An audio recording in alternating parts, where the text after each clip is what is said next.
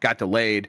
That human flip-flop that someone left in the Teenage Mutant Ninja Turtle ooze previously released the mod Retro Chromatic, which is an FPGA Game Boy Color. Now it seems like he is going to be actually releasing something called the M64, which is probably going to be the equivalent, but for the Nintendo 64.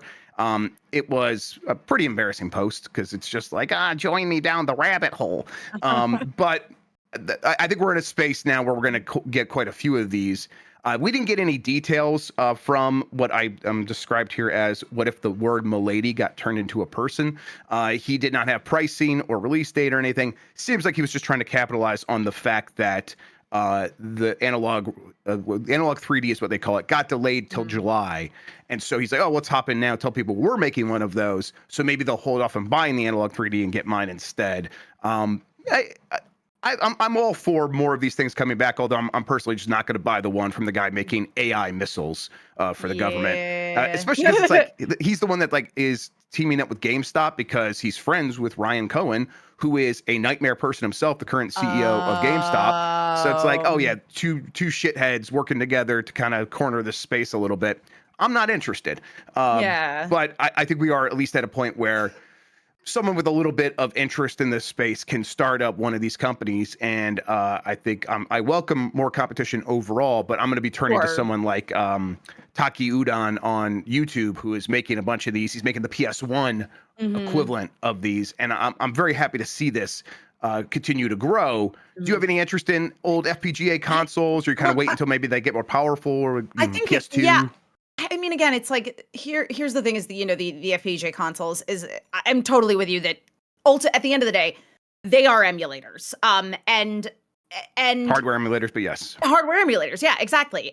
And I came into the emulation scene pretty early on, using emulators on like a Super Nintendo emulator on the PC when I was a kid, because we didn't have a Super Nintendo, and it was beyond Super Nintendo's era at that point. We were already into the PlayStations, the N64s. We might have even been on the cusp of like PS2 at that point that my brother and I were using this emulator. So it's like this stuff is all fair game, but and in this case, as you say, it is actually emulating the hardware itself so that you can play the games that you can play, like the physical games, rather than like running ROMs of the games on the emulator.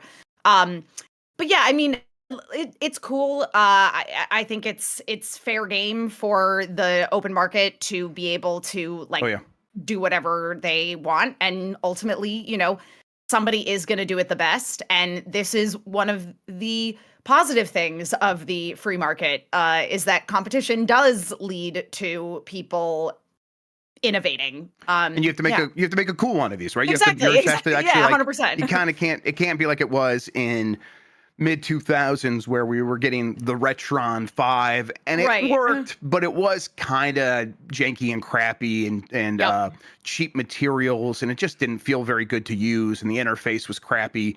But it was the only option if you wanted to just have a cheap one of these things you could plug any cartridge into, or maybe do some hacking to play off of an SD card or something like that. And it was cool for the time, but now we have come a long way, and because there is so much interest in this and there is money to be made, a company like Analog can just full-time employ someone from the scene of producing these FPGA cores, which I mean, a quick explanation. I always feel like I should explain FPGA. Hardware emulation just means there's a field programmable gate array chip. That's what FPGA stands for. And you could just tell that chip to behave in a certain way to mimic the behavior of something like a Nintendo 64. That's what the Mr. device is all about. Now, these companies are making their productized version of it so they could sell it to consumers, and it's a little bit different than the open source projects that the Mister is, but there's some benefits there, like having a full-time employee of Kevtris, who is the guy that is a savant at creating these cores, and he's getting paid to do this work, which is, I think we all benefit from that in the long run. He often puts out his work as like jailbroken source code later, so that's where the benefit comes from. But so I enjoy that, and then also I do think like this Analog 3D looks very cool. They do a really good job with the materials and stuff like that. And then the Superstation from Taki Udon, which is the PlayStation 1 equivalent, same thing. They just look so handsome, and that like they feel like they could capitalize on this because there is so much nostalgia and so much interest in these things. And yeah, like you said, more competition in the space is probably going to lead to even better innovations and improvements and lower prices. And maybe they buy enough of these FPGA chips that the companies that produce the FPGA chips say, okay, well, let's start a new round of more powerful FPGA processors that can eventually lead to a world where we do get the equivalent for a PS2 or a GameCube or a Dreamcast, which are all a bit too much for the current crop of FPGA chips that are achievable to be acquired by these companies. There probably are powerful enough chips, but not ones that are affordable enough. These are all pretty expensive. And for a while there, they like the Mister was using a subsidized one. I think Intel was that company was subsidizing the chip so people would get used to using these things. And it's like if that subsidy ever went away, they wouldn't be able to do this stuff anymore unless, we make so many of them that the scaling begins to kick in. And that's the hope with all of these devices. So I continue to be very interested in these things, even as I find other ways to play old games, Emma. I mean, there's a million ways to do that now. I'm using my Steam Deck still. I'm using emulators on the PC still. I use RetroArch like once a week at least. I'm buying shoot hardware. I'm buying the real hardware, and I got a RetroTink on the way, the RetroTink 4K CE, which is an upscaler. I'm planning to plug the real N64 I got right back here, and the GameCube, and the PS1 that I just got out because I have to play Overblood next week. So there's a lot of ways for me to play old games. Yeah. But I think this work still is important, and I think it's maybe one of the easier ways to get a really good version of the N64, because N64 emulation actually is still kind of problematic. Yeah, and the other thing too that I sort of think about this in terms of kind of the future of where this goes is if you do end up with a market where you have all of these really good FPGA driven hardware and you're able to play the physical copies of the old games, does that then put pressure on the companies who originally published the games? Would it perhaps revive their interest in preserving these games? Because it is a real issue that there are so many video games that unless you have some sort of hardware and a physical copy of the game and the hardware that can run it, it is lost to time. Yep. So, and also there's sort of the interesting side of the used game market, which is the Japanese used game market, where they're a lot less, because like, I feel like in the US, a lot of the time, the used game market is very much like a collector's market. Yeah. And in Japan, the same is true. However, they're not as like precious about it. Like basically you can go to, any given sort of game store in Japan, of course, Super Potato being a super famous one of them that, has these retro games, and if they're not in like some nice pristine collector condition, like if they just basically exist as a game, they're not expensive to buy. Yeah. And so if you have the hardware that can run it, I mean, obviously the games would be in Japanese. So I'm curious to see like how this influences the retro games market and just the general preservation of retro games overall. Yeah, it took the Nintendo and Sega and those companies quite some time before they hopped on the very cheap computer that can emulate old game consoles and just turn that into a product. They were 5 to 10 years behind, maybe longer. It's like when that would have made sense. And they're like, okay, finally now these companies are like, oh, it is $5 for one of these chips that we could put in a box that looks like an old NES. And then we just put, 500 megabytes of storage, cold storage on this thing, put the games on there, and we got something that we could build for $15 that we could sell for $100. Yep. And FPGA is a long way away from that. But again, it is a process as these things become more popular, more common in devices. If it does hit a certain scale, in 10 years, this current crop of like FPGA could get to a point where it does make sense for Nintendo to be like, okay, now we will do the N64 equivalent of the NES and SNES micro consoles that we made. And that would, I'm all in favor of that. But, in the meantime, as you say, like, what do they do to set themselves apart when they are doing their own retro offerings? I think they've kind of tapped out what they could do with what they've established as their retro games so far. It kind of feels like they need to start adding, for the Switch 2 at least, adding other options in there. I would still be kind of surprised if they did GameCube, despite the fact that those rumors have been out there that they've considered it. I mean, I'm just of two minds about that. It could happen. I would just still be surprised because I think they want to sell us GameCube games still individually that they remaster, but there's probably a lot of GameCube games that aren't really on the table for that. There's like middle of the road ones. They're like, we're not going to remake Mario Golf, the GameCube one, right? We're just going to make a new game or a new Mario Golf. Right. So maybe they like put those kinds of games end up in that sort of thing. But again, I would just kind of be shocked. But that, like, they have nowhere else left to go to like really sort of beef up the Nintendo Switch Online retro offerings, right? So then they might have to get into that game, right? Yeah, absolutely. We'll see. As you say, it's it all is positive. I don't really see any bad side to this particular practice.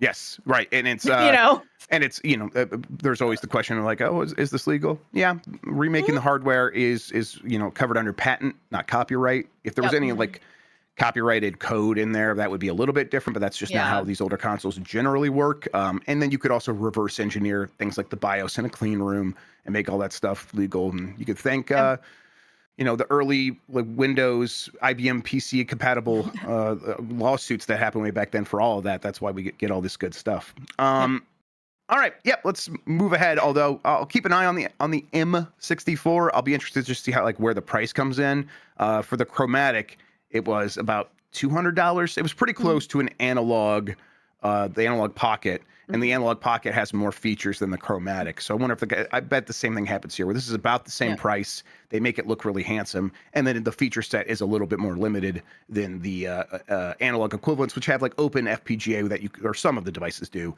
that you could put other cores on. So you could emulate other consoles on your like Pocket, for example, which can do a bunch of stuff. And Chromatic just can't. All right, Plants vs. Zombies Reloaded has been rated in Brazil. This comes from Mustafa Mahmoud at Kit Guru. As discovered by the publication Gamatsu, a new game listed as Plants vs. Zombies Reloaded has appeared on the Brazilian ratings board, said to be coming to PS5, Xbox Series consoles, Switch, PC, iOS, and as well as Android. Little else can be gleaned from the listing currently. Plants vs. Zombies Reloaded, it says, interestingly, for the game, while the PS5, Xbox Series, and Switch would be getting the classic for the first time, Plants vs. Zombies has been available on PC since 2009 and on iOS and Android since 2010 and 11, respectively. That said, the current version is rife with ads and various in-app purchases, and so hopefully the Reloaded release serves as a nice way to play the original Plants vs. Zombies with little to no interruptions at a reasonable price. I really enjoyed Plants vs. Zombies, and it is a franchise that has a very huge global audience. It really caught on in China. It was very popular in China. So I've been surprised that they haven't done more with it. Do you think this is like like a gesture, like a sort of let's just do something with Plants vs. Zombies to keep it somewhat relevant? Or do you think this is at the start of them like, hey, let's go all out on this series again and maybe get another one of the shooters that were like surprisingly popular and things like that?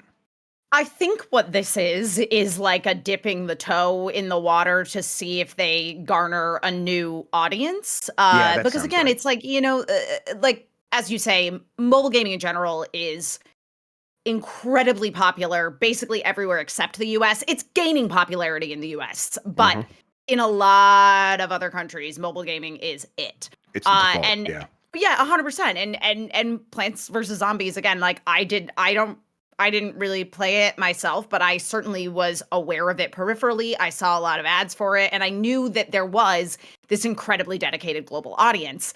Now, I like the idea of it. I think it looks like the art is cute, and it seems like it is, one of the more solid mobile titles that was in kind of that earlier crop of saying, oh, okay, well, these mobile games are truly video games. Like I am somebody that I'm a huge proponent of. If you play the, New York Times Spelling Bee or Wordle or Connections, like those are video. You're playing games. I saw BDG on Instagram making that argument, Brian David Gilbert, and getting shut down. And I wanted to rush to his defense and say, absolutely, Wordle is a video game. Absolutely. He said, what's the other, the Fitbit? That's a video game. Yes, he's right. It's a video game. He's totally right. He's totally right. It's go check out what's the show called that they were having that conversation on, Emma? Actually. Actually, go look up that clip on Instagram, or just go watch the show, everybody. Yeah, it's a great show. Stay tuned later this season. Myself and Bailey Myers are on the same episode. It's already my favorite episode. I haven't seen it yet, and I can't wait. It was a blast. Boy, yeah, we had a really good time. But yeah, I mean, again, it's like I think that now that the mobile games market is getting more respect in the US, why not try again with Plants vs. Zombies and put it in such a form that it's like, okay, I can pay $20 and just play this game. Because that was a lot of my frustration with some mobile games that I did try to get into. I have huge issues with the creator of this series. She should have just tweeted every once in a while, Hagrid hopes all the little witches and wizards have a great summer, and just shut up. That would have been much better. Yeah, it would have been much better. But there was this Harry Potter mobile game, I remember, that it took place before Harry Potter was at Hogwarts, and you were a witch wizard whose like brother was in some kind of trouble, blah, blah, blah. Like I remember Nymphadora Tonks was like of your age. You were like in the same kind of like class era as her. But you made your own original Harry Potter character, and it was super fun. But you had to like earn gems to play more. And I was like, can I just pay somebody $20 and play this game instead of having to like wait for stuff to regenerate? And I don't even think they had the option of in-app purchases. So if you are going to make mobile games in such a way that they can function like a Nintendo Switch game, in that I can just buy it and play it, that is interesting to me. I mean, we talked about this a little bit with Animal Crossing Pocket Camp coming back, and how it's like, I'm going to pay for the promotional deal just in case I want to get into that. Yep, because I just have it for $10. Yeah, exactly. Yep. It's I think I'm with you that this, with the sense I get here is that this will be more of a console game that they are also releasing on mobile than a mobile game that they're also releasing on console. And by that I mean, I think we're going to be able to just pay for this game and it won't have all the microtransactions. Or if it does, they won't be as in your face with the advertisements and things like that. It'll be toned down so that it could feel more like what PopCap games originally were, which were video games released on the PC. I think it's the history there is a little bit muddled because I do associate Plants vs. Zombies with mobile. But no, it came out on PC first. I know. Just like Peggle. These were casual PC games that had a huge audience among the hardcore gaming crowd. And we were worried about, I remember at the time, like talking when Jeff Green went to go work at PopCap. I had a conversation with him at PAX where like, come on, man, these games that you're now making for mobile, you guys are going to go crazy with microtransactions, right? And he's like, he kind of like danced around it, but that's exactly what happened. Yeah. And now PopCap is this mostly forgotten thing among the crowd that once really cared about it because they just haven't made games for us in a long time. So I think the hope here is that take Plants vs. Zombies, the game that we had back then, remaster it and release it as a, quote unquote, real video game with a premium price. And I think that we would all welcome the return of that. And, do Peggle next. Let's do Peggle. And Peggle 2, Peggle Nights, do a collection, a big Peggle HD collection. I think that could also hit very hard as well. And then do a new Peggle that brings in some of these new features that have happened in a lot of the Peggle-like since then, where it's like, let's turn them into RPGs and things like that. I mean, there's space for EA to do more with PopCap, clearly. And I hope they could sort of walk this fine line of taking these casual games, making them appeal to the audience that once loved them, while still making enough money, I guess, to justify them without crossing that line into every 30 seconds you're getting an ad. Because most people aren't going to pay for this game. I don't know if that's the world we live in, but I'm glad they're trying, even if we're maybe talking about the most hopeful version, because they have not officially announced this and we don't know the details yet. I feel like the Gen Z kids, they must all know some way to hack around the various ads that you get in these games, because they are just pros at not paying for stuff. Yeah, so you could use like your like a retro Pi, like the Raspberry Pi to like turn into a Pi hole and capture all ads that like, so when it like sends out a call for ads like in the app, it'll just it'll reach nothing and it will return back. Now this breaks some games, or like I have to set up on my kids' devices because I don't want them inundated with this stuff. Of course, yeah. So but then they'll hit the one button. It's like, hit this button to get free gems if you just watch this 30-second ad. And they're like, Dad, this isn't working. Nothing's happening. I'm like, oh, all right, let's just turn on ads for a second, I guess. And then you can watch it real quick, I guess, and then I'll turn it right back off. Yeah. So it's not perfect, but I definitely recommend that. I had so many of those games of the click on this ad and you get gems or stars or whatever it is you need to continue to play when I was babysitting for my downstairs neighbor's daughter, like, because she always wanted to play games on my phone and they were always awful mobile games. So when I would find one that didn't have ads every 30 seconds, but then she would like con me into buying her more like packs for this hair cutting game. They love the hair cutting game. They love the hair cutting games.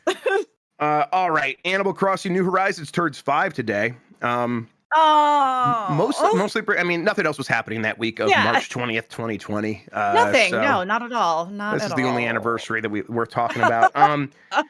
A crucially important game for a very weird time. I think the way this conversation usually goes with people is Animal Crossing New Horizons, that game that Nintendo made and then abandoned. It's like, well, that's how they make Animal Crossing games. They make them and release them, and they have some extra content, but they're never going to be live service games, or at least they have not been so far. Mostly bringing this up, Emma, because I continue to be like, that next game is probably not as far off as we're thinking. And we could be getting a new one of these like within the next year even. Do you think that Nintendo could do, like, do you think Animal Crossing could be a launch window game for a new console? Ooh, well, I don't know that it's going to be that soon, but I could see it as something that we get within the first year of the new console's lifespan. Because as you say, this is not really a live service kind of game. It's like, here's the game, and, you know, make your bells and, you know, you unlock all of the features, and then the people who are really, really good at designing islands and are really, really patient, they continue to play and they have a great time. And I would visit their islands and be like, dang, I'm actually bad at Animal Crossing. That's right. Same. But yeah, but as you say, that means that does give the team behind Animal Crossing the time to be developing this. And if you think about kind of the life cycle of other games that came out at approximately the same time in 2020, i.e. Final Fantasy VII Remake, Rebirth came out last year. So it is very likely that there is a new Animal Crossing that it could be one of those, you know how Nintendo Directs a lot of the time, I think of the example of Super Mario Brothers Wonder or the most recent Zelda game, Echoes of Wisdom, and how both of those were games that were revealed in a Nintendo Direct, and they're like, it comes out in 6 months. Mm-hmm. I feel like that's what we could be getting with an Animal Crossing. Yeah, I think we could go into this Nintendo Direct, which is 13-ish days away. Soon, really soon, yeah. Yes, within 2 weeks. And we get all the details about the Switch 2, and I think, you know, Mario Kart definitely, I think, is the launch game for them. And if they have other launch games, I think they won't be of the biggest scale. They'll be like the 3D Mario team, almost certainly working on a game, but that could be the holiday game. But I could see them being like, I just think there's a good chance, a strong chance that they announce Animal Crossing during this Direct. And it is for, you're right, the next 6 months to a year. Yep. And that's sort of the window we're talking about. Not immediately, but I don't think they're worried about having enough consoles for that game, because what they saw with Animal Crossing New Horizons is that is one of the games that sold by far the best month to month throughout the entirety of the Switch's life cycle. Like better than just about any other game other than Mario Kart. You know, there's a few others that would frequently outsell it, but if you kind of like do the average month to month, I think it's like probably that, maybe Zelda Breath of the Wild, and then Animal Crossing, but it's right up there. And honestly, I think it's sold more than Breath of the Wild at this point. So yeah, it is a massive success for them. So I think they're like, this is something that could be a perennial hit, and might be the kind of thing we need to like establish that blue ocean audience that we have maybe found a way to get to without having to have the gimmicks of the Wii with the Switch, which is this is going to have family games. It's going to have games for a variety of different tastes, and that is a euphemism for women and families. Yeah. And Animal Crossing is like a game where it's like, okay, we can get that audience, let them know right away we have something for them, and then it will continue to sell forever. We can do bundles every holiday forever. I mean, I just it feels like one of those games that is super crucial to them selling a Switch 2 and making it a success out of the gate for them, or at least making the promise that it's coming soon. Yeah, absolutely. Yeah, as you say, Animal Crossing is such a broad audience. I argue Animal Crossing is for everybody, but certainly there are people who play Animal Crossing, and they play Animal Crossing for 800 hours, and they have those most immaculately landscaped island and perfect neighbors and decor everywhere, and they're like, I'm a casual gamer. Yep. Nope. Come on. You are maybe the most gamer. That's what I think of. Like the people that play The Sims the way they do. I'm like, you are more hardcore than I am. Like, come 100%. on. The way that you obsess over this stuff, I'm impressed. We need a different name for non-competitive gamer. Yeah. Like just, the self-expression gamer, like the way that they just can like go in there and really make the game their own. That to me, I continue to be more impressed by that than someone who's like really good at games. If you like have a mastery over like making a game your own, that's way cooler in my opinion. I played The Sims for 3 hours and I was like, this is deep. Yeah. you could go really deep into this. I want to, a fun gamer, says Dr. Ryan. Yeah, a single issue gamer. Frantic Finesse, that's real great. Good. The real quick, Animal Crossing is a game from Nintendo's EPD5 team. EPD is like Entertainment and Planning Division. That's the name of all their studios. They just have a number behind them. EPD5 does Wii Sports, Splatoon, and Animal Crossing. They have a few other things, but okay. So maybe the reason Animal Crossing doesn't happen right away is actually Splatoon might be even more important to them because that is a cultural phenomenon in Japan, and they might want to have Splatoon 4 ready to go. But the last Splatoon did happen. Splatoon 3 happens like in between now and Animal Crossing Horizons, right? So I think they probably would have flipped back over to Animal Crossing. I would agree. In the meantime, so we'll see. I'm just glancing at this list I have of all the other teams and what they might be making. I wonder what the EPD4 is, which is, I wrote down here, is the Weird Team. They made Game Builder Garage, Labo, Ring Fit Adventure, and Brain Age. That is the Weird Team. I hope they have some real weird shit ready to go for Switch 2 launch. That honestly, that could be the team that did that online playtest MMO game that they tested for a few weeks, which I think is probably going to launch with the Switch 2 as well. I hope it does. All right, let's keep going here. I got to get back to my list. Actually, you know what? Let's take a quick break. Then we'll come back. We'll talk about Microsoft's commitment to TV and movies and a whole lot more right after this. Fade into black. Coming back up on y'all in 3, 2. All right, let's get right back into it. Microsoft is committed to more Xbox TV shows and movies. This is from Eddie McHugh at GameSpot. While Microsoft's Halo TV show did not become a huge success, that hasn't stopped the company from seeking to adapt its franchises for film and TV. The next release is a Minecraft movie, which comes to theaters on April 4th and looks like a hell of a thing. After that, there's season 2 of the Fallout TV show on Prime Video.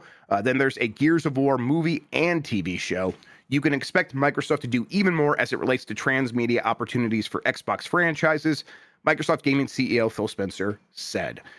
He was talking to Variety when he said all this.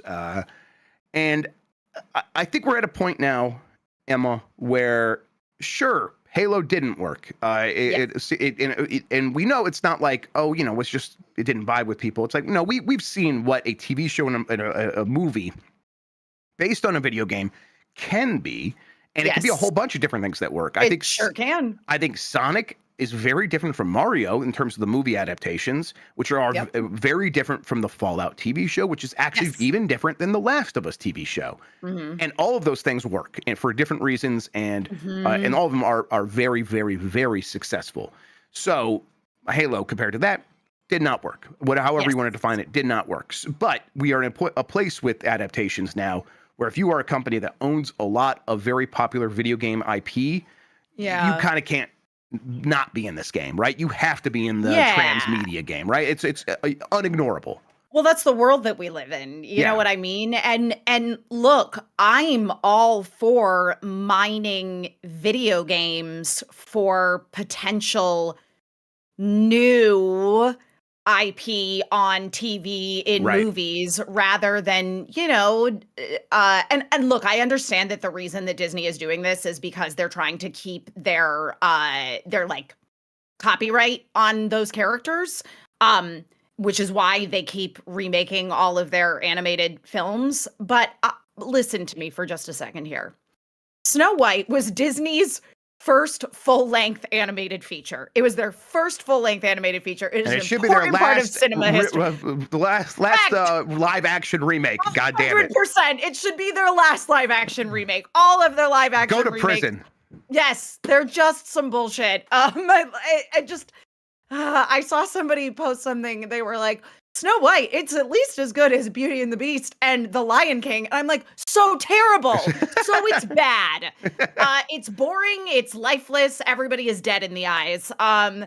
So again, it's like, look, if we can do things so I look at Fallout as a really good example of taking something where the world is extremely interesting and the stories within the video games are just fine. They're fine. Yep.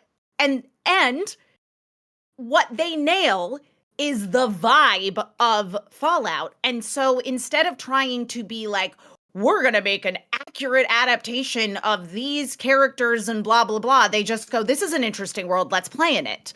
And I think that there's a lot of opportunity to do that. And then you do take something like The Last of Us that has an incredible narrative and you just make a good adaptation of that narrative and people are really happy. How have we fucked up Resident Evil so many times? So again, it's like this totally makes sense to me from the point of view of Microsoft leaning into because this is one area where Microsoft can gain some ground. Obviously, they're hugely established within the PC market. They have a large contingency in the console gaming world with Xbox, even though they're really in the market of selling Game Pass, not Xboxes. But you know what? That's working for them. And so, TV. What else? Where else are they going to expand to? Novels? There's already a bunch of Halo books. Exactly. Yeah. And it's like, that has worked. So clearly it can be adapted to other mediums. All right. So like some of the big name Microsoft or Xbox Game Studios properties, I think we could expect Bethesda stuff would easily translate. They could make an Elder Scrolls show for Prime Video, and you could just easily imagine that. But like, let's say Forza. Could you imagine a Forza show or movie, and what would that look like? So I'm like, I would take that like a USA Network Characters Welcome show, like based on people hanging out on an island, having to like trying to put together the big event and stuff like that. That could work for that. It could totally work. What about Sea of Thieves? What should that be? Sea of Thieves. Oh, man. Okay, so what we really need, you know what Sea of Thieves should be? It should be a really good week-to-week in the vibe of like a Xena warrior princess, has a good sense of humor. You know what I mean? Like an episodic show. We don't get episodic shows hardly anymore. Some sitcoms. But it would be really fun to have, just like an adventure of the week, Sea of Thieves. That I would totally that one feels like what would actually happen is they would partner up with Mr. Beast for some reality game show or something like that. That's just Sea of Thieves themed. And you see that tweet from that man about the people he's got locked up in rooms so they can win money? I don't look at Twitter. Yeah, it was like, I got a pilot living in a jet for like half a year to win $500,000 and a fat person in a gym until he loses 100 pounds for $500,000. I can't wait to share these videos. I'm just like, how did we get here? How did we get here? We have messed up bad somewhere along the way. All right, let's keep going.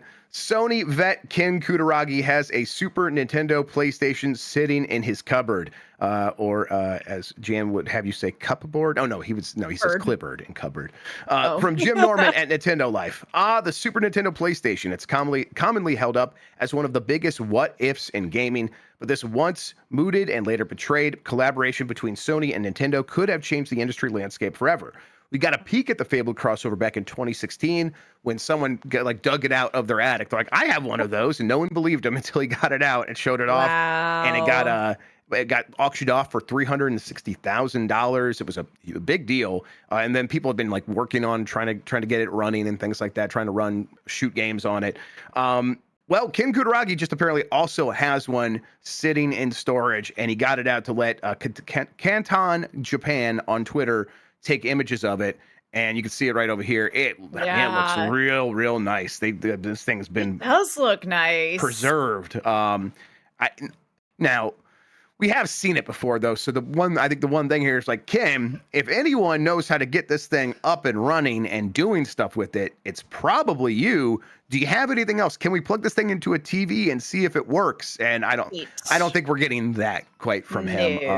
And really, the reality is, there probably isn't enough there to actually get it to do much, even if you do get it plugged into a TV and quote unquote working. I was going to say, does it have games? It's going to have some prototype stuff, something, and that's it. Yeah. Yeah.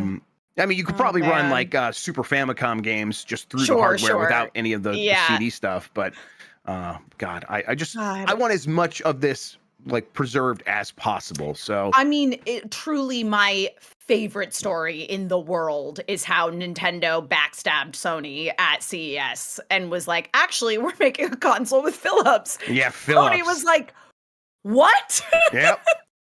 And it's we're gonna let them license some of our stuff, I guess. Yeah. Yep. Yeah. And then the PlayStation happened. There you go. And the PlayStation happened. I mean, I don't know if history would have been all that different, because the way the PlayStation was going to work, the Super Nintendo PlayStation it was going to basically be a Sony thing, and with a Super Nintendo built into it, and Sony was going to get all of the licensing fees. I don't know. They might have split some of it with Nintendo, but I think they were supposed to get the bulk of it, if not all of it. And I think that's the real reason Nintendo pulled out is, wait, why are we doing this? They were going to give way too much to Sony. Yeah, absolutely. Yeah, they're going to take all the money. We hate this, actually. And also the CD thing, the load times, we hate that. And they hated that through the N64. Yes. Yeah, very cool just to see this thing, though. I would look at pictures of this device for a long time. Dan, you're in chat. You went to the Super Nintendo or the Nintendo Museum. Did they have? I doubt they have one of these at the Nintendo Museum. I'm sure that this is buried in Nintendo's. What are you talking about? We never were gonna work with Sony. Right, because it's a Sony device, really. So it just would not be at the Nintendo Museum. Yeah. All right. Up next, Hollow Knight Silk Song gets surprise mention by Xbox. Will it finally release this year? Is a headline you are allowed to write, but I get it. This is from Liam Doolin at Nintendo Life. It looks like we've got a small update on the status of Hollow Knight Silk Song, and this time it comes from the world of Xbox. Fans of this long-awaited title have been given some hope recently with the ID at Xbox director Guy Richards acknowledging how the title is still part of the company's future lineup. Unfortunately, there's no mention of an exact date or time frame as to when it might drop in this latest Xbox Wire post, but hey, plenty of fans seem to appreciate the shout-out, regardless. Here's what they said. Xbox said, looking ahead, our lineup is incredible with upcoming games like Clair Obscur Expedition 33, Descenders Next, and FBC Firebreak to play across the whole Xbox universe. And of course, Hollow Knight Silk Song 2. Also is what they mean there, not 2, a sequel to Silk Song. To Silk Song, the game that does not exist. It's not real. Right. I know. Go ahead. I'm just wondering what your initial reaction is to this. I know that Mike Minotti claims that he has seen and or played some of this game. I still don't think it's real. I mean, I don't trust him. Yeah, is Mike Minotti even real? Very good that's the point. larger question. Yeah. I I like Hollow Knight. He says in chat, I played it. No, there's no. There's, yeah, it was a shared hallucination between him and several others, I think. Yeah. So yeah, I mean, anyone could say their game was a Hollow Knight Silk Song. He just played some like knockoff game or something, and he's been lying to us ever since about it being real. Look. I mean, the whole story here is people freak out when they hear this thing even mentioned in any official capacity by anyone that has a job at a video game company. And whether it has nothing to do with the people making the game at Team Cherry, Microsoft said the game. And you know, are they allowed to do that if it's not coming out soon? It's like, well, yes, they mentioned it a long time ago and it hasn't come out this entire time. I'm going to continue going back to Team Cherry, as with any creative endeavor and any team that made something that people love and they're following up, they have almost certainly put an entire world of pressure on themselves and they want to get it perfect. And who can blame them? Because, you know, there will be backlash if it's not perfect. There just will be. That's how people are.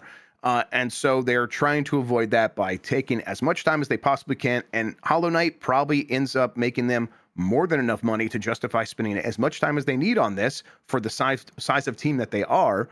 The game is always selling and it's always on sale, and then people buy a million more copies all the time. So why not take as much time as possible? But do you think we will be playing this game this year? No, absolutely not. Most people agree with you, I think. I saw a poll on YouTube this morning that's like 85% think the game is not coming out this year. I don't know. It's at a certain point, it's like, man, if it's not coming out this year, is it ever really coming out? And I think it's a lot of people are like, no, it's never coming out. And they just don't want to believe anymore. Yeah, I do think that you do bring up an extremely good point about the pressure that is on this game to be spectacular. It's kind of like when a musical artist puts out an album that is just so good from top to bottom, and then they kind of do some side projects and flounder around because there's a lot of pressure for their next album to be perfect. And obviously perfection is not real. It's but I do feel for the team that is working on this game. Yep. And I also feel for anyone who puts together any sort of showcase for anything, because, you know, as always, I'm guilty of it just like everyone else. It's like, this is the thing that probably has Hollow Knight's Silk Song in it. That makes a lot of sense.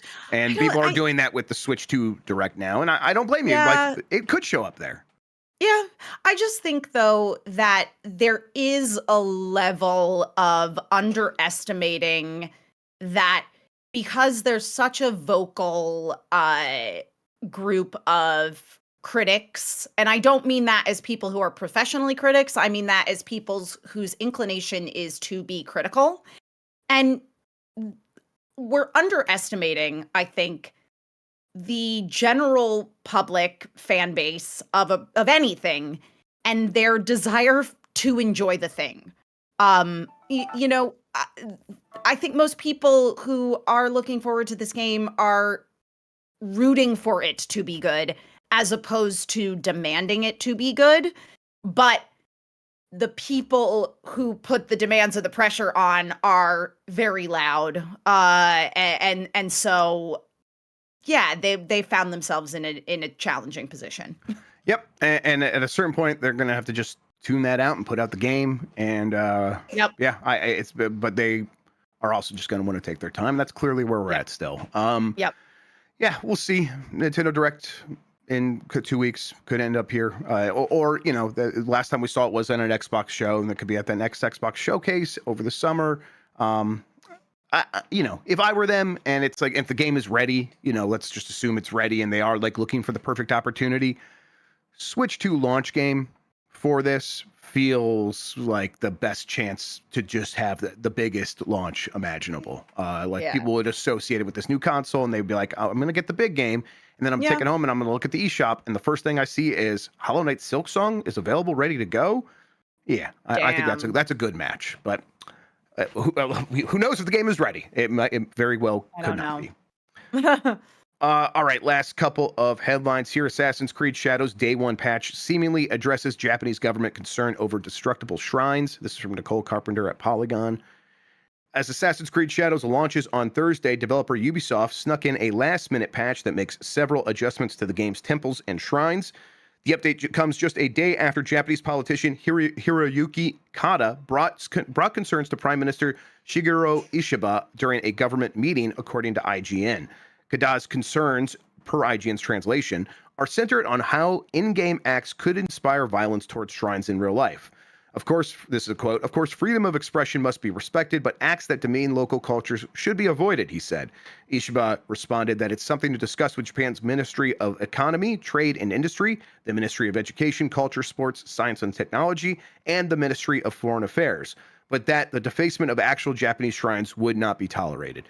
Ubisoft has gone in there, it seems like, and made a day one patch seemingly to address this exact concern. Players will no longer be able to destroy shrines by like hitting it with a sword or running into it and things like that. And I mean, here's the thing: you play that game, and all these shrines are replicas of real life shrines, and they have the history in there where you can like find a little shimmery object. I was talking about this on the Bombcast, and when we were when Sean was playing it, it's how I'm playing it now, is a tool to learn about Japanese culture and history.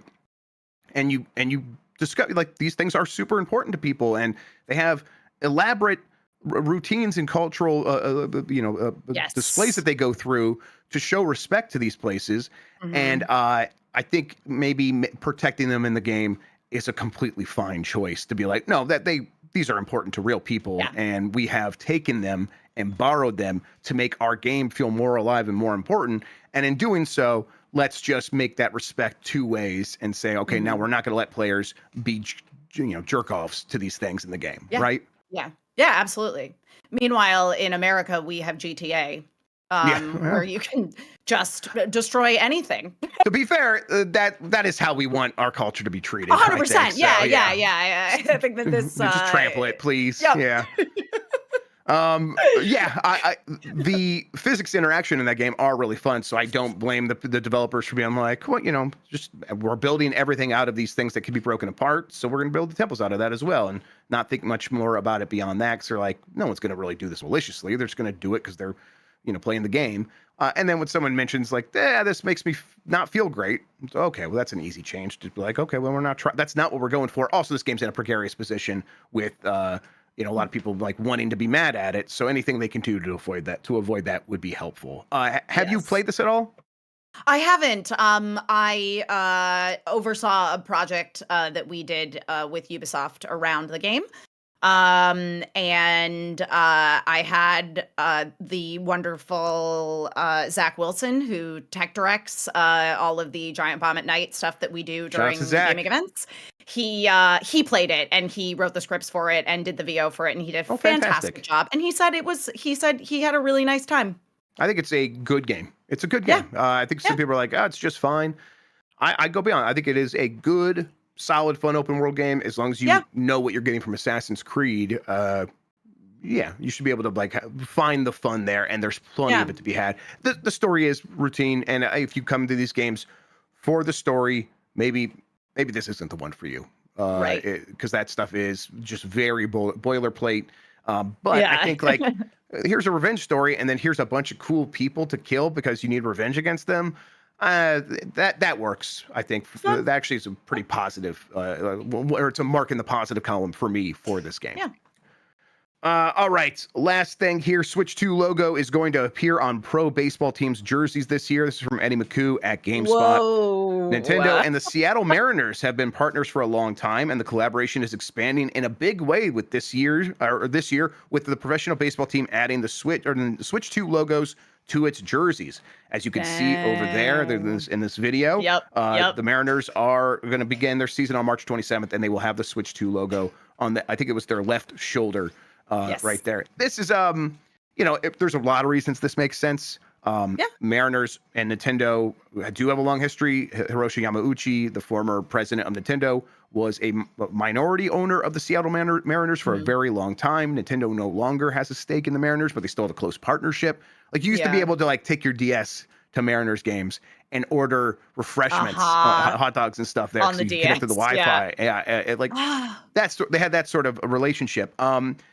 But it also makes sense because baseball is one of the most popular sports in Japan.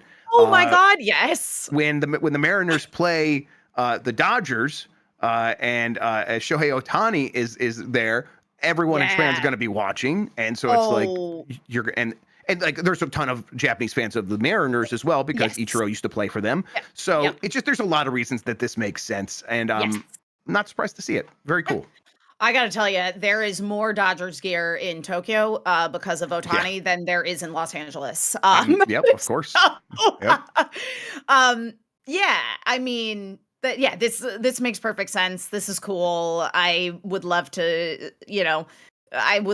see more gaming companies getting involved with professional sports teams because I think that there's a lot of crossover there actually that I think would excite gamers and perhaps entice gamers to be like, oh, baseball is cool or whatever the sport may be. So I'm just saying.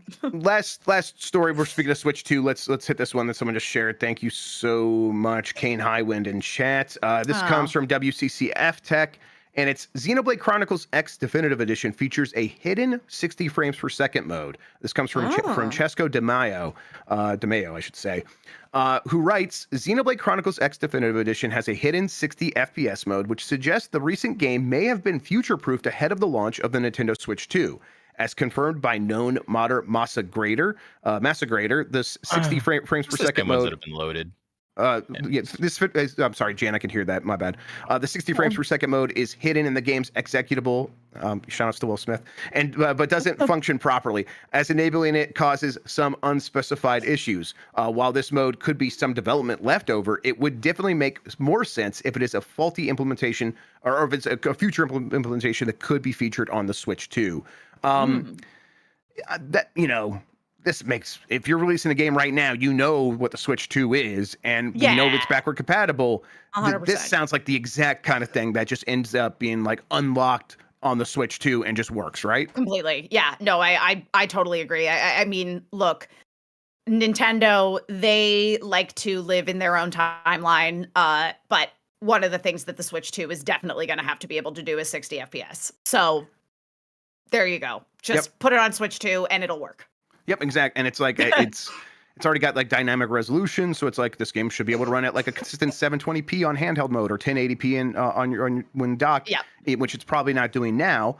And then maybe also 60 frames per second as well in this mode that doesn't really function. It's weird on Switch 1, but maybe it's weird on Switch 1 because it makes more sense for Switch 2 maybe it is a development leftover and it won't work at all. That's also a possibility. I don't want to get people's hopes up, but if I'm buying Xenoblade Chronicles X Definitive Edition right now for the Switch 1, I'm doing so with the expectation that it's going to run better on the Switch 2. I think that's a fair expectation to have.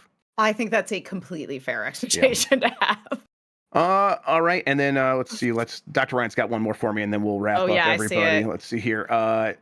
2 year. Okay, so it says someone found the registration of a Persona 4 remake website this morning. That feels inevitable. That feels right. That's inevitable. Every time someone mentions that game came out on PS2 originally, every time I say that, it drives me crazy. That can't be true, but it is. Yeah.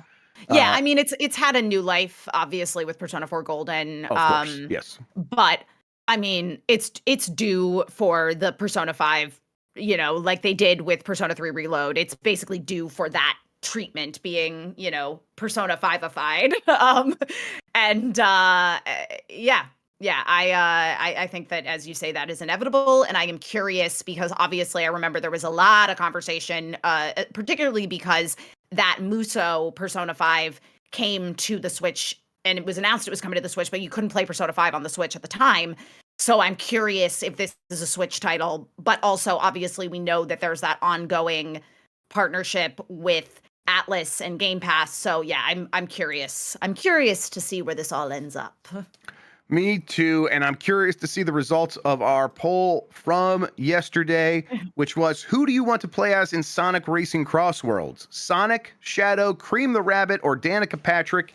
And 44% went with Danica Patrick, 27% went with Cream the Rabbit, 17% went with Shadow, and 11% went with Sonic, which just goes to show you that polls are not reliable, because the data from Sega yesterday said the exact opposite. It was number 1 was Sonic, number 2 was Shadow, number 3 was Cream the Rabbit, cream and cheese apparently, and then Danica Patrick's not in the game, I don't think so. So there you go. But most people in the Giant Bomb audience want to represent Danica apparently. All right, new poll question here in a second. Before we get to that, Emma Fife, why don't you tell people where they can find you on the internet, what work you have going on, or where they can catch you anywhere?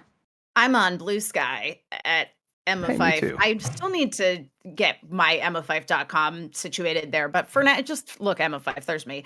I'm sort of back on Instagram. I don't really look at it very much. I just generally am not super participating in social media, and it's real nice. Yeah, I got lots of, if you click on those fandom.coms, chances are you will see my face in a video, because I've done a lot of things for our partners, a gaming news thing for Verizon that might still be running.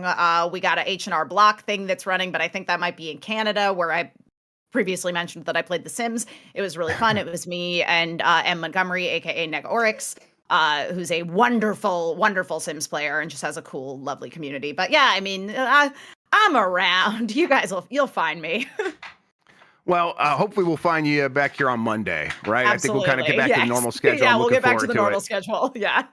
Everyone can relax and be like, okay, no, it actually is Monday. It really is Monday. The next time. Not this time, everybody. Not this time. It's Thursday. Still not Monday yet. Yes, exactly.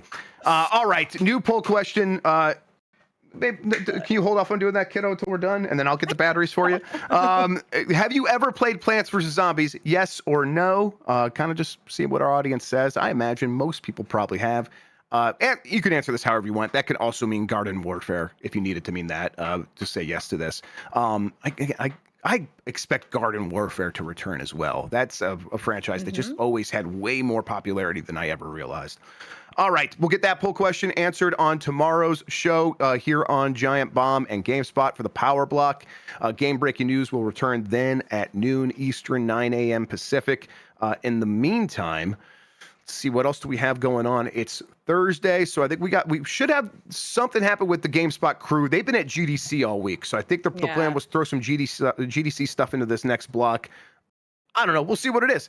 And then later today, the voicemail dump truck will be happening. That is today, right, Jan? I think so. I think next week is the one where we might not be doing it on Thursday. All right. In the meantime, thank you all for watching and listening. Emma Fife, thank you so much for hanging out with me and talking about video games. I really appreciate it. Thanks for having me.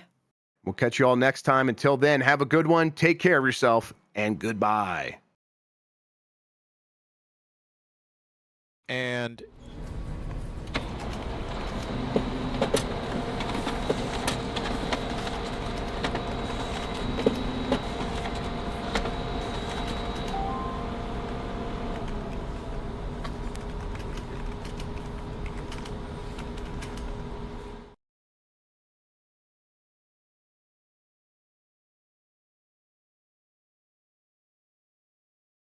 on the next Games of Our Lives. You don't understand. That is not the Lucy you think it is. I can't let them find out I don't play video games.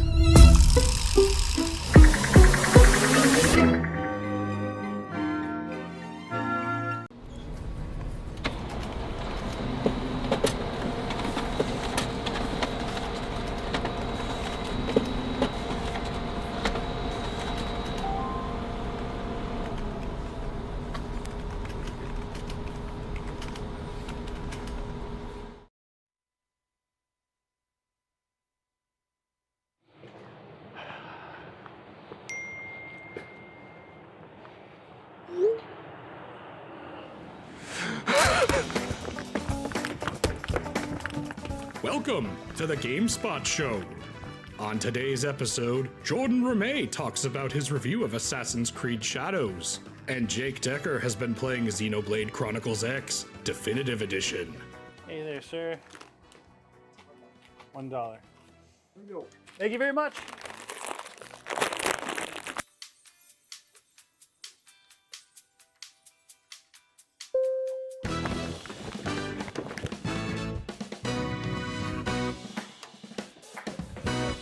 And now for your host, Kurt Indovina.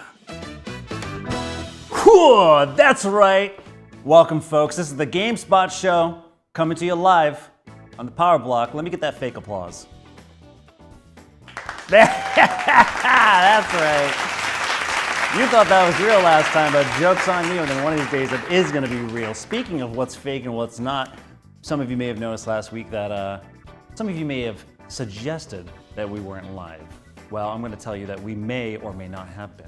But to prove that we're live this time, I have it right here. See? I can see chat. I don't know if anybody's saying anything, but look, bam! Can't even see it from here. We're alive. We're coming at you. So for those of you who don't know, this is the GameSpot Show. This is a place where we talk about video games, previews, reviews, and all the most exciting things in the world, where we have our very own cool cats coming on to talk about those things. Like today, we got Jake Decker talking about Xenoblade Chronicles X Definitive Edition. Can't add any more syllables. They just need to just keep smashing them in there. The last of the Wii U trickle, is that a thing? The Wii U's trickling on over? But most importantly, right now, we're going to talk about Assassin's Creed Shadows with its very own reviewer, Jordan Ramey. Hey, Jordan. Oh, wait, what? Hold on. I talked to Jordan. Oh, that was yesterday. Of course, I must go back into the Assassin's Creed ancestral fucking encyclopedia, wherever the Animist or whatever it's called, and talk to him from yesterday.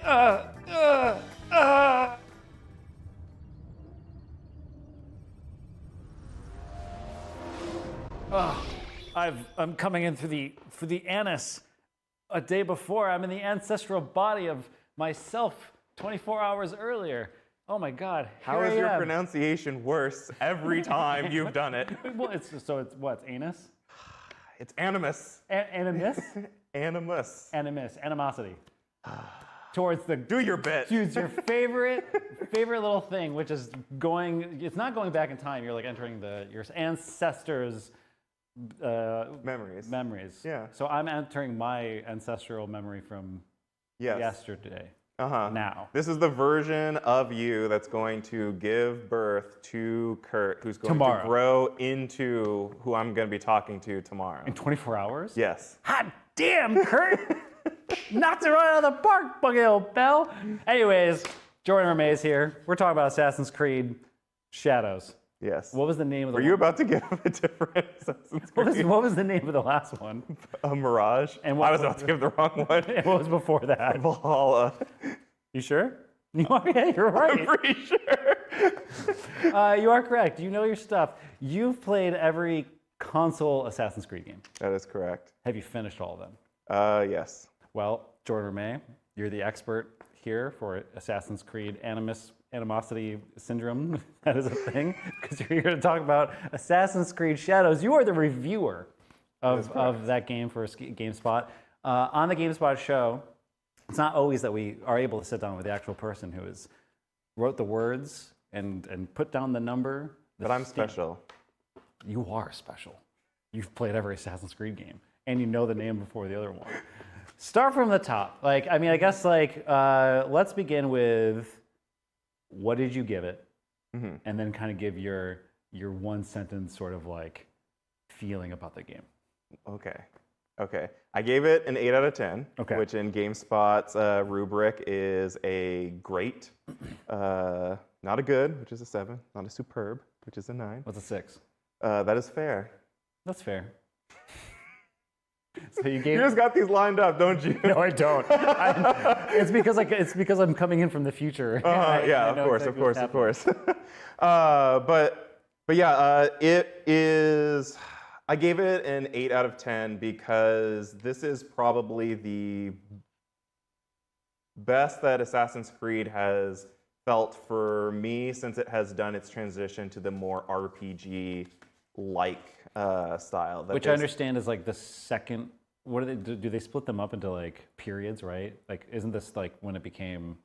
Yeah, I mean it's all weird and messy now because they started in 2017 with Origins moving to the RPG, but the last one, Mirage, was technically closer to the old school The style old period. of, yeah. So now they're kind of, it feels like they're going back and forth, but yeah. And this one is your favorite of that era. Yes, that is correct. And why is that?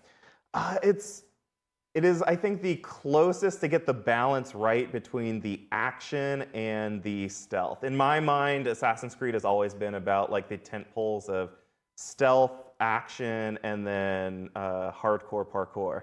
Hardcore parkour. And the past few games, they've had the parkour, they've had the action, but the stealth just hasn't really been there. I've enjoyed them. I really like Odyssey. I like being a demigoddess as Cassandra, but I've always been kind of missing that stealth element. And playing as Naue, the shinobi protagonist in this one, you can go prone, which sounds weird to say, but they've like, never done that in a stealth Assassin's Creed game like before. Full, like lay down, full lying on the ground, going through the dirt, going through the grass. You can latch on to the ceiling as guards kind of go underneath you. You can like throwing stars at lights to kind of blanket the space in darkness to make it harder for guards to see. They've done a lot more in this game that obviously a lot of other stealth games have done already, but they haven't done it in Assassin's Creed, which is why it's so important. So I mean, why is that special though? Like, if they haven't done these things in Assassin's Creed games, but you've seen this style of stealth in other games, is it that you just haven't seen? Has another game not done the combination of what Assassin's Creed has like founded itself for, big open worlds? And yeah, I mean, it's one of those things that I never go and tell people. I'm like, oh, Assassin's Creed, everything it does, it's better than every other game out there. But I think the thing that it does well is it kind of takes these aspects of stealth, of parkour, of action, and does them at a fairly like good level where each one is pretty solid, not enough to stand on their own as a game, but they intermix together in a way that you don't really see in a lot of other franchises, which is why I think Assassin's Creed has managed to kind of exist for as long as it has. And Shadows, I'm getting the feeling is like the best, it's the best mixture of that stealth thing. That, yes. Except that this game has two protagonists. It does. With two different gameplay styles. And here, if you were sitting here and you were just telling me like, this is I hear a game that you love for all those little things. But based on that little review of yours that I read, there's another part of this that doesn't quite hit the same as one character. Yes. So this game has two protagonists. It does. The other is Yasuke. Yes. Who does Yasuke's gameplay like match other Assassin's Creed games in the way that like Origins or Valhalla or any of that jazz does? That sigh, that I've gone so back and forth on this. Yasuke is the first protagonist that's an actual real person. In Assassin's Creed? In Assassin's Creed, specifically. All the other protagonists have been people that Ubisoft has made up.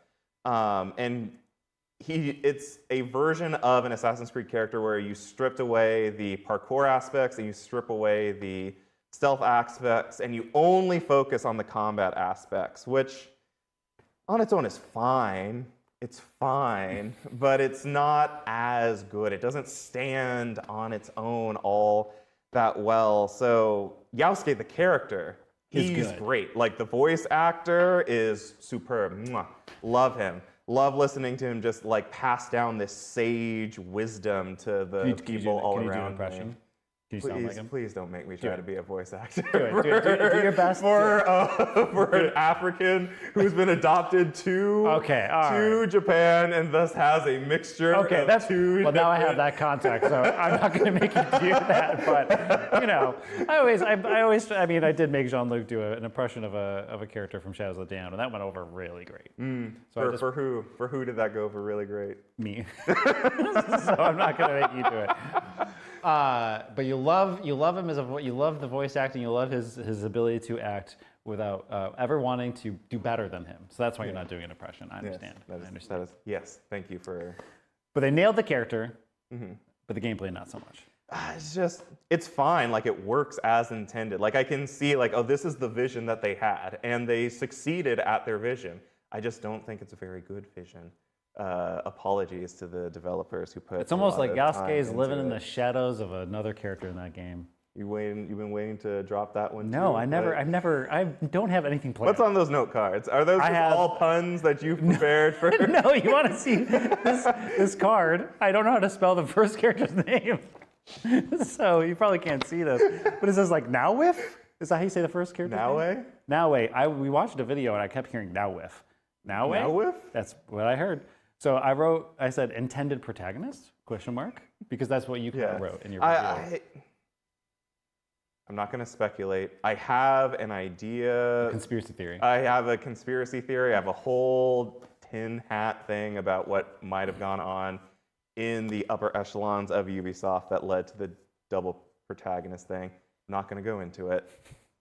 I will say it really feels like Naoe is just purely looking at the game of the intended protagonist. You start off with Yasuke, you play him for an hour, then you switch over to Naoe. You start with Yasuke first? Yeah, okay. And then you play as Naoe for a good 10, 12 hours before Yasuke even gets reintroduced back into the story. And there's just a lot of setup for her arc and her story. And Yasuke is primarily there to like help her with what she is trying to do. It really feels like she's the main character of this game.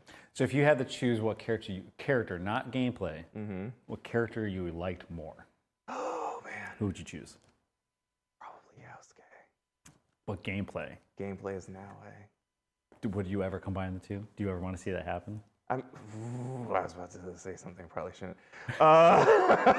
You want to see them together? Yes, I do. I would have loved if Yasuke had played a little bit, I guess, more like the obvious ghost in the room, Jin Sakai from Ghost of Tsushima. Who had like a little bit of samurai, a little bit of shinobi. But that is I mean, I'm glad you mentioned that naturally and organically because it's like, it's impossible in a way to not make these comparisons. And Ghost of Tsushima in its own way is a very interesting attempt at kind of a similar, what I assume is like an Ubisoft style sort of like world where you like go and you to these places and you clear them out, wherever the hell it is you do in those games.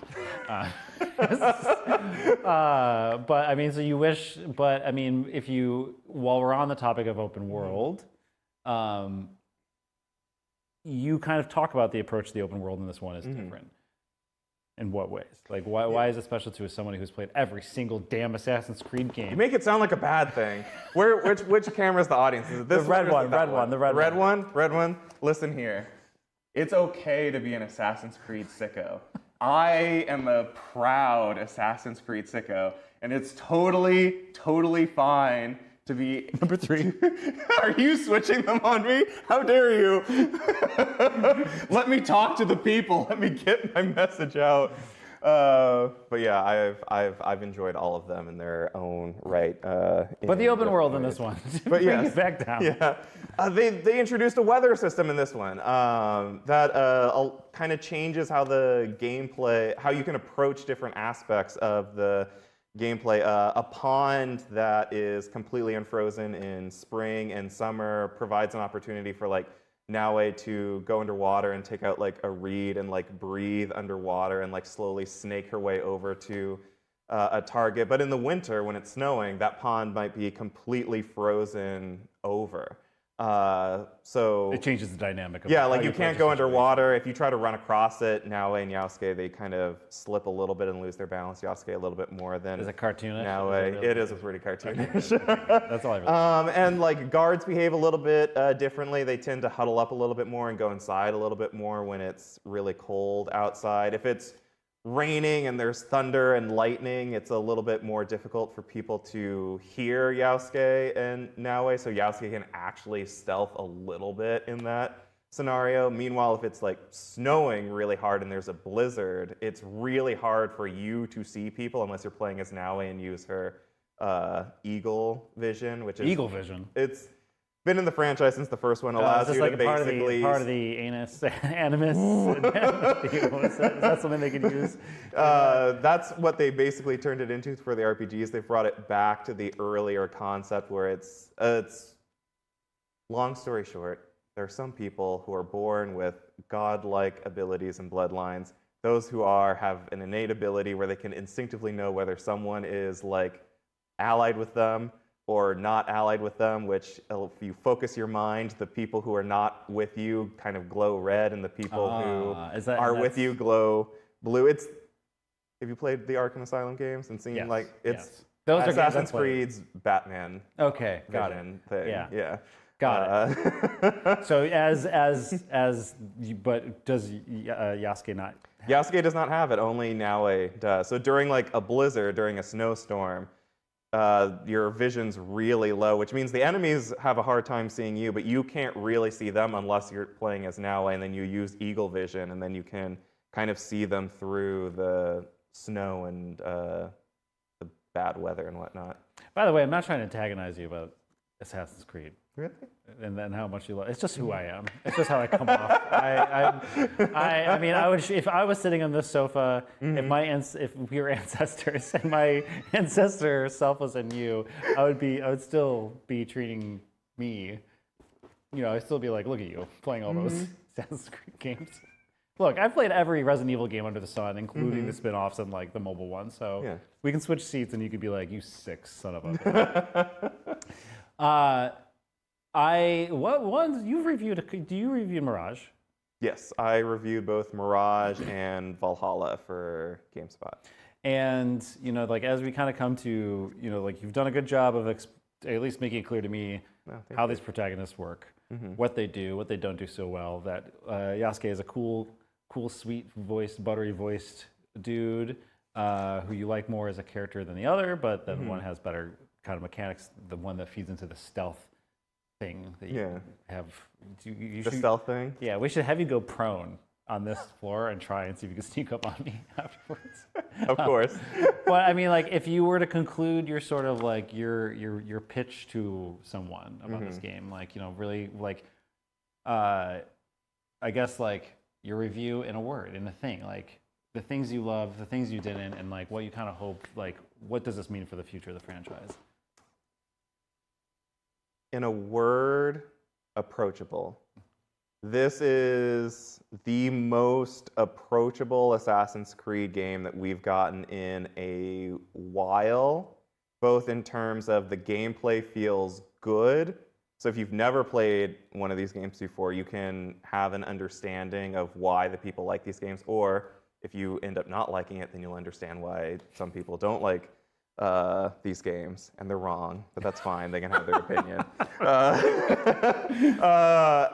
But at the same time, this game takes like a very large step back from a lot of the really, that I in my sick brain love, lore that kind of like has really expanded out, because this is the period of Japan where they're exiting isolationism.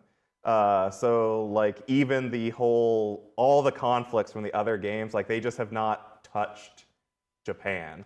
A lot of the history and stuff from the other games have not really touched Japan as of this moment. So this is the game that kind of feels like it's a little bit separate from the others. So approachable. If you're a little bit worried about trying an Assassin's Creed game, this might be the one to try. Do you think they should continue to have multiple playable protagonists going forward? No! Why do they keep doing that? I'm so annoyed that they keep doing that. They've been doing it since, 2015 with AC Syndicate? And Jacob was awful. They should have just focused it on Evie. I'm so mad about the dual protagonist. The duality of you being like, it's an approachable game. If you're a little off guard and you just want to play it, you should try it. What are they thinking? I've been so angry about this for so long. Well, that brings this segment to a conclusion. However, we do a little thing on the GameSpot show called the GameSpot Powerboard Ranking System, something or another that might change tomorrow or the next week, where we now give you an opportunity. Get up. We're going to move over here. All right, we're going to rank this game among the other games this year. And here we are. Okay, so these are all the games this year. This one is on the side because I think it was a review in progress, but I don't know if it still is. It is a review in progress. Jess Howard is on it, and it released only part 1, and we're gonna finish it. So that's why it's over here. So now, I need to write down this game actually. How would you? So what we're gonna do is basically you have to rank where Assassin's Creed Shadows goes in this list, and it could only Like, and I can't change like the order of the you list. could only put it in between somewhere. You think about that. Oh, this has like Tam and Lucy's influence all over it. Like just. So now this one's called Assassin's Creed. Oh God, why is this so long? I'm not gonna fit this. You should have just done like AC Shadows. All right, smarty pants. Okay. You have to take that. Mm-hmm. And where is it gonna go? All right, so this, I assume this is going from like best down. Correct. So it's going Split Fiction, Monster Hunter Wilds, Like a Dragon, Kingdom Come Deliverance 2, Cabernet, Avowed. Oh, whoever did this, thank you so much. I don't know who that was, but thank you. I actually fought for this. I have not played it. Hell yeah. I just know that it was... This is a great game and you should all play it. I just know that you gave it a 9. I was like, well, you know, I think Tam Dynasty Warriors Origins, Eternal Strands, Immersive, and Sniper Elite Resistance.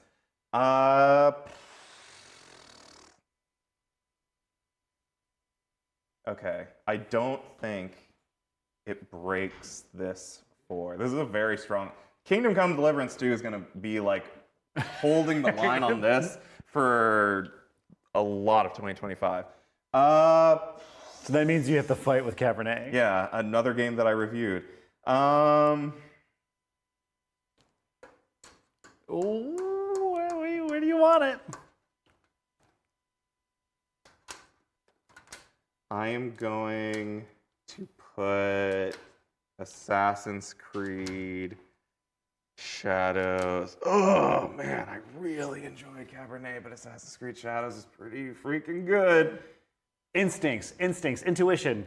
I'm gonna put it above Cabernet. Ah, that's it, you're done. I already hate myself for doing this. Why do you make me do this? Well, it's not over yet because we have a surprise for you. Because now I want you. Oh my God. I want you to rank all these Assassin's Creed games on this side. Revelations, 3, Black Flag, Rogue, Unity, Syndicate, Origins, Odyssey, Valhalla, Mirage, and Shadows. Okay. Do this as fast as you can. All right. Up here, starting up here. Starting up here? Yep, top one up here. I'm going to make so many people angry. Put it up. Go. Syndicate. Odyssey. Because Cassandra makes this entire game. Come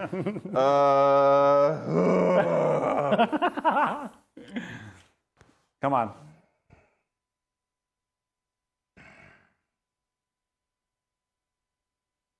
Oh, okay. Down that way, so now you have to fill that gap. Mamma mia. Christ. You can do it. You're moving fast. Flag. The parkour in this is great, but the story is awful. Origins. And the story in this one is great, but the game isn't all that good. So how do you even make that distinction? Okay, you know what? We're gonna do Revelations, and then I'm gonna do Unity. I'm really proud of you. I'm gonna do Rogue and Why is 3 important? 3 is important because it was the first game to be like, you know, the assassins aren't good all the time. Sometimes a little control is a good thing because they establish it's like, oh yeah, if you gave the American colonists what they wanted, the freedom to do what they do, they decide to enslave black people and take the land of Native Americans. That's a really good sell of that game. I'm sorry, Valhalla. I probably, with more time, would have put you higher, but... Wow, 1 is not that good? No. Or at least, you know, not it's one of those where it's like, oh, it set the stage for everything, but it's also the oldest game. Like, mechanically, it's the weakest of all of them. Jordan. I'm really proud of you so much. Oh, it's an honor. It's such an honor. All right, now I'm going to escape from this the peril of my ancestry, and goodbye, so long.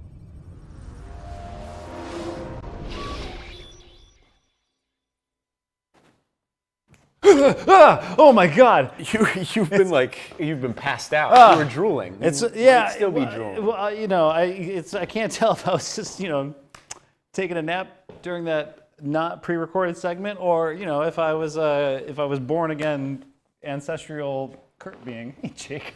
How's it going? Do you need your cards? You just threw them everywhere. No, I don't need them. Not for this segment. I'm gonna just you're throw them around. I mean, kind of like what they do with certain Wii U games. They just keep throwing them out until they land on the Switch. Are there any Wii U games left? Zelda, the Twilight Princess, Wind Waker HD. The remakes. People really want those remakes of Wind Waker and Twilight Princess. There's probably other exclusive Wii U games that haven't made it. Did that game? I'm trying to think what else. The hero, little heroes that you draw into shapes, and they. Oh, Wonderful 101. Is that the game? Oh, Wonderful 101. I think that is on Switch. It is.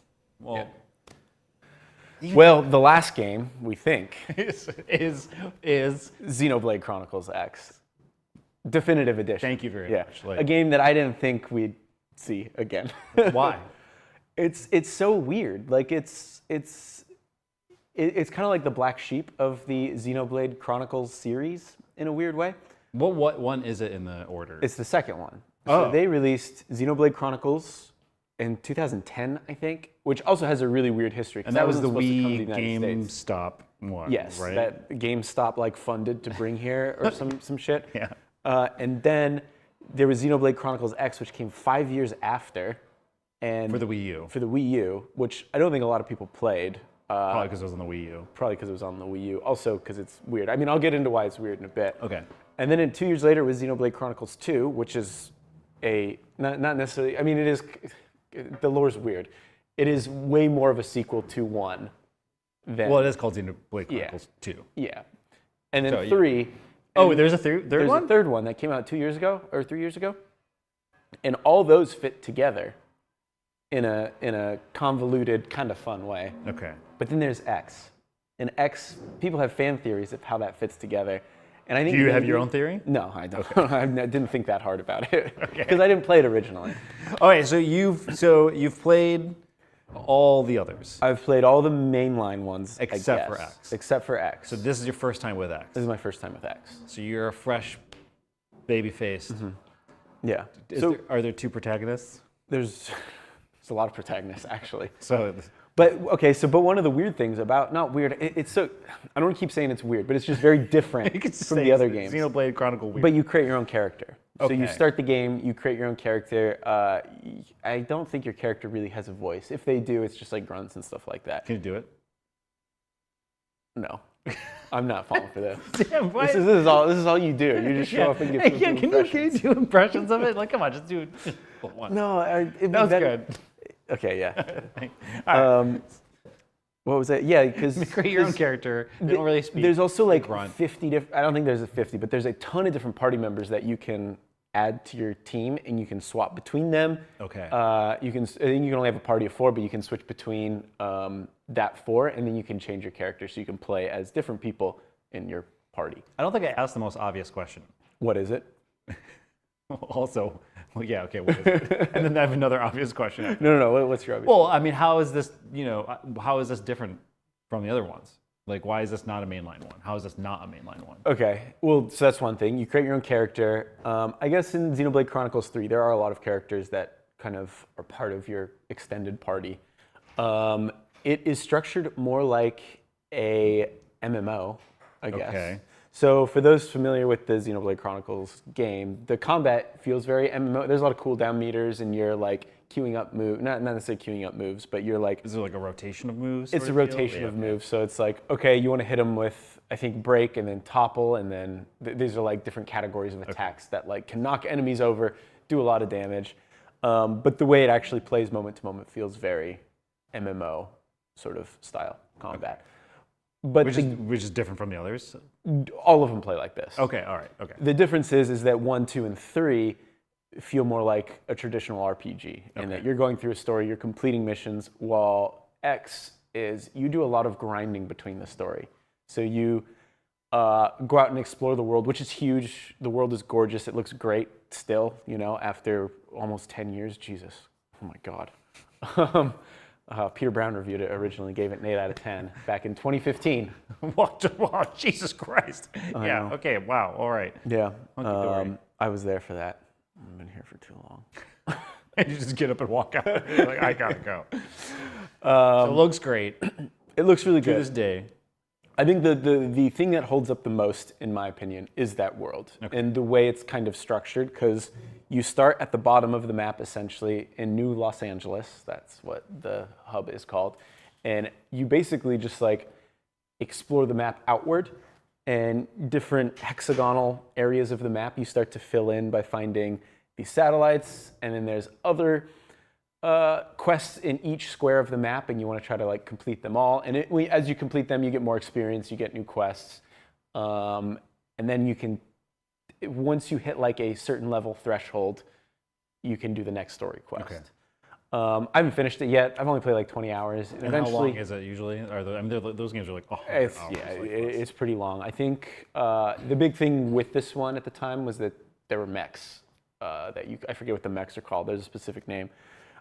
Big you dudes. Could pilot these mechs and you customize these mechs, but you don't get to that point until like 30, 40, 50 hours into the game, depending on how long things take you. The last thing I'll say about why this is very different than the other Xenoblade games is this has multiplayer. Oh, okay. This has like multiplayer cooperative missions, which I haven't been able to test in this version.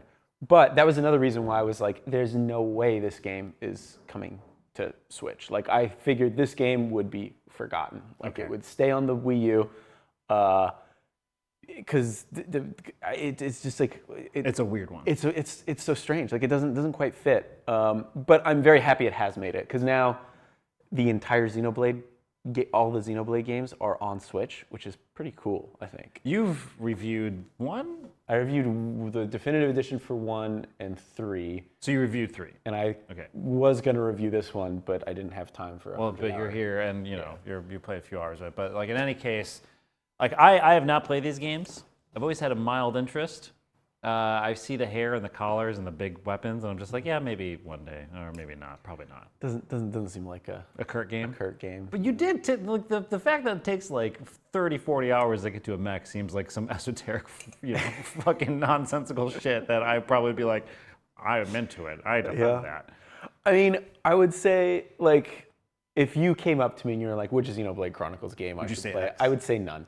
Oh, but cool. If you were like, that's not a good enough answer, I think I might say X, because I feel like that one, like it starts out and there's like story, but I feel like the story kind of takes a back seat, at least based on what I played, because there's those moments of grinding between story missions. Right.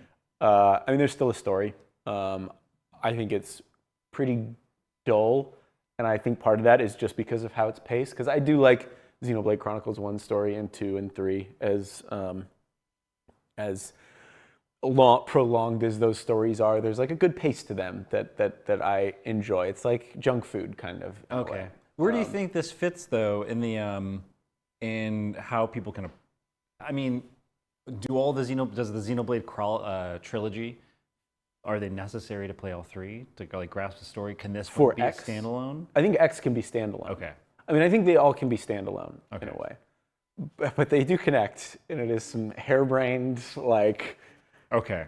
Yeah, it's I mean, yeah, I won't get into it. But in it, the Wii U, was like, only sold like 11 million units or something like that, and like, who knows how many units of the original Xenoblade Chronicles X had sold, but now this is on a platform that has over 100 million units, and now has a much broader audience to be able to dig into it, and probably people who have maybe, most likely, never played a Xenoblade game. Yeah. But you as a freak... No, you're not really a freak. I'm a freak. Because you didn't play X. Okay. But now you are. Yeah. Now you're freak factor, X factor. But as a Xenoblade person who's like in the thick of it, how you feeling? Like as entering this as a fan who's played all 3, who's reviewed 2 of them. I don't love it. Oh, okay. Yeah, all right. I don't love it. I think for me, the reason I enjoyed 1, 2, and 3, especially 1 and 3, is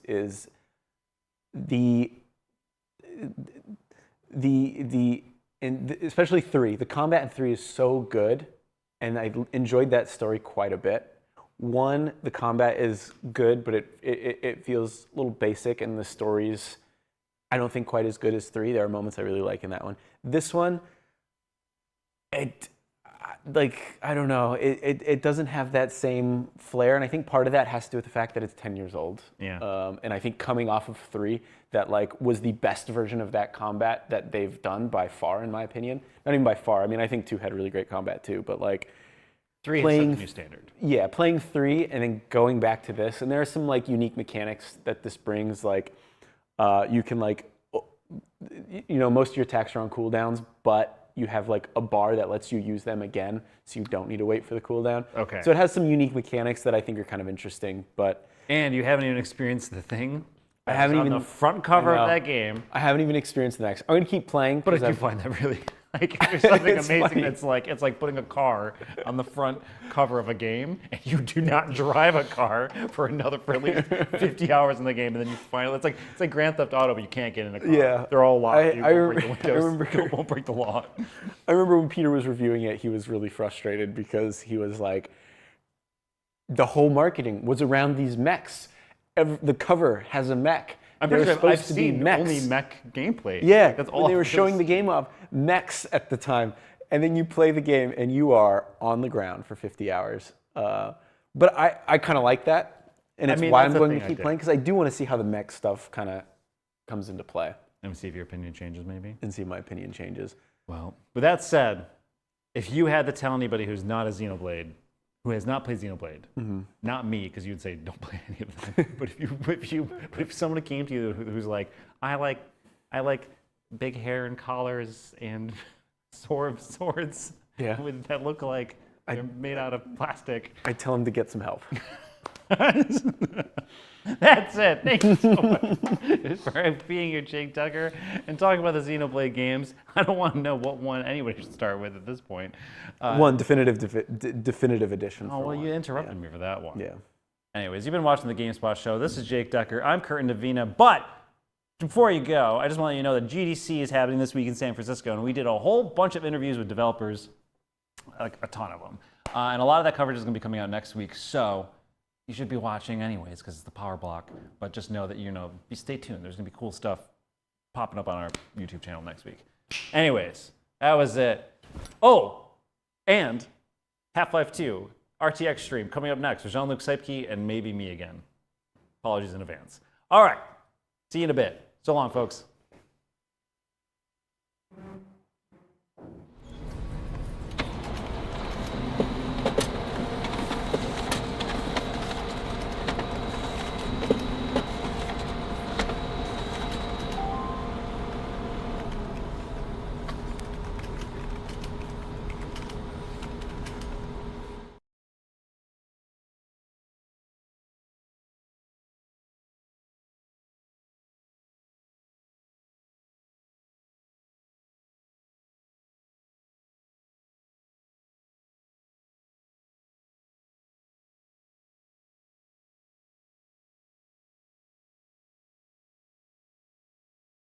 Yeah, Kurt, I think, at least from where I'm standing, I know that, everyone really appreciates your work, your vision. Right, I don't think there's anyone else here that can touch the kind of, unique sort of voice that you have, and it's definitely special, for sure. I'm always wondering, what happens if you change everything about your sort of look and style? Get a haircut, shave the mustache, take off the denim jacket, and just, go to Nordstrom. Go to the rack and see what fits. If you can. I know you have, a strange kind of body shape. I'm not supposed to say that, but... Well, look who decided to show up. Come on in. I'm Curtin Davina, and welcome to my crib.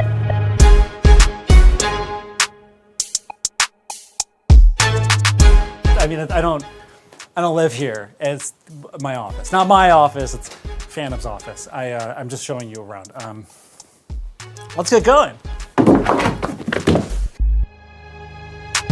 Look, It's Tamora Hussein playing our sweet, cool cabinet here in the kitchen because we're gamers. You think video games are cool? You think Tamora Hussein is cool? Have you seen these scones? You know who brought them? Perkins. Thanks, Perkins. The thing that everyone's always asking us is, hey, GameSpot, what's in your fridge? Well, now's your chance, because this is where all the secrets are hidden. This has been in here for a few weeks. Oh, isn't it Lucy James? Hi! Who are you talking to? Oh, this is my good friend Ichiban Kasuga. What were you guys talking about? Stocks. I'm a senior video producer at GameSpot, and I'm a creative producer at Giant Bomb. What's your favorite thing to do on a day-to-day basis? Play video games and talk about them with people who also love video games. Who's the coolest person who works here? The coolest temperature-wise, or by vibe? I have to say my good friend Kurt Indevina is the coolest employee at Fandom.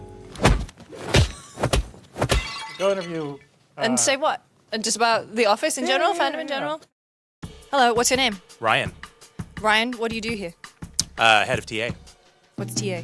talent acquisition. Oh, how do you like the new office? It's awesome. Hello. Hello. What's your name? My name's Perkins. Hi, Perkins. Hi, my boss's boss's boss. How are you today? I'm doing fine. How are you doing? I am doing very well. The new office looks great. Doesn't it, though? What is your favorite part about it? My favorite part is the arcade machine in the office kitchen. Is this your way of saying that you would challenge anyone who comes into the office to a game of Street Fighter? Oh, anybody who comes in the office, I will challenge to a game of Street Fighter, and I will lose horribly. He brought in scones. Oh, they came from you! I did bring scones. That's one thing I'm good for is food. Let's talk to Tamora Hussein. Come on, Lucy James. I guess I'm doing this now. Hey, Tam. So did you just hear that our CEO Perkins Miller will challenge anyone who comes in to a game of Street Fighter? I've seen that guy play his chump. Chump change. I could be one-handed. This video's only supposed to be 2 minutes, so that's enough. Thank you. Hi. What's your name? My name's Greg. What do you do? I am the head of facilities at Fandom. What's your favorite facility? Gotta be San Francisco. It's our newest one. What are you looking at there? This is one of my favorite wikis, Elevatorpedia. Who are you? I'm Becky, the head of SEO here at Fandom and GameSpot and family. What's your favorite thing to be a fan of? Currently, I'm into K-dramas and K-pop, but it's also been Elden Ring, D&D, Baldur's Gate. Do you like Def Leppard? The band? They're okay. Okay. It's Richard Lee. Yo. Who are you? My name's Richard Lee. What do you do? I eat snacks at the office. Cool. What's your job? Eating snacks at the office. That's a cool job. Now let's go see where the magic happens. So the cool thing is these are little meeting rooms, so you can go in here and have whatever conversations you need to have about work. You can pretend to work like I do. But my favorite room is this one because it's not a meeting room, but it's actually our voiceover booth. And if you look, it's nice and cushioned. So when you're in here, no one can hear anything you're saying and it's really private. So I can do whatever I want here. No one will hear a thing. Now this may look like a wall, but it's actually a door to a wonderful place where all of our dreams come true.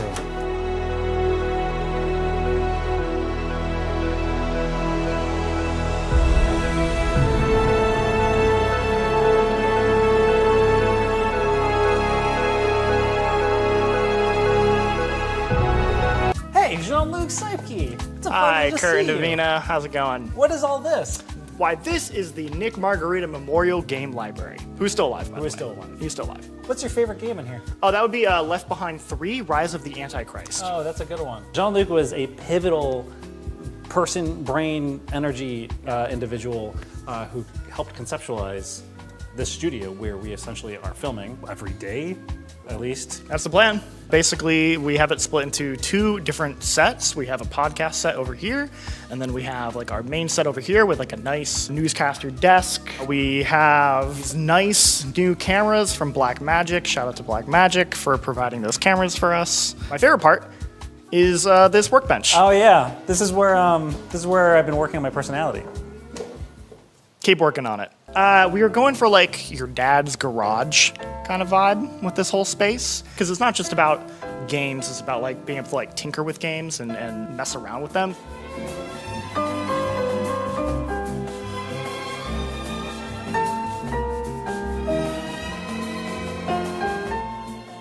Hey, Tam, what are you playing? Basketball. The studio is fantastic, but my favorite part of the studio isn't actually this at all, but it's some stuff that's actually back here. It's gonna be real cool, I promise. Come on. Come on. It's too freaking dark back here. Gotcha. All right, no, this is too narrow, so we gotta go back the full way. Hey, so this is the control room. This is Max Blumenthal. How you doing? Hi, what's up? What do you do? Nothing. How does this work? How does this work? Yeah, what is that? You do the sound. Whoa!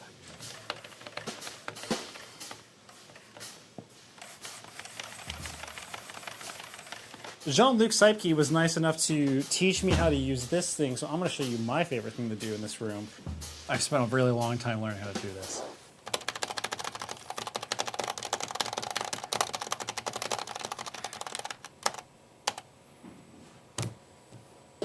Are you done?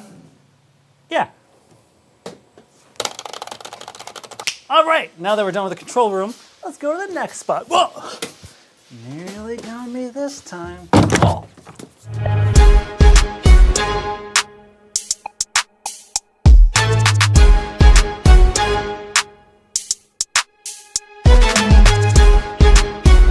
And that concludes the office tour of Fandom's SF office. We got a lot of cool things here. We got a new studio. We got a lot of cool cats. Anyways, I've been your host, Curtin Davina, and now it's time for you to get out of here.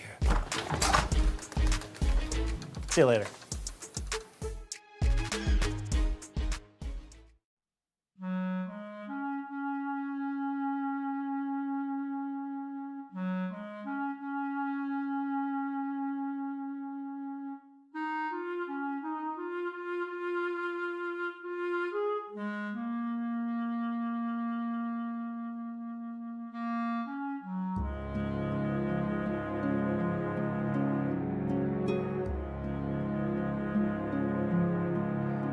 Isn't it rich?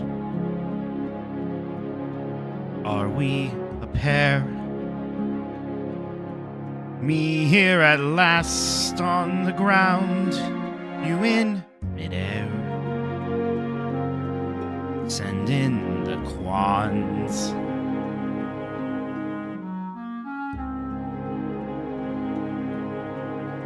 Isn't it bliss? Don't you approve?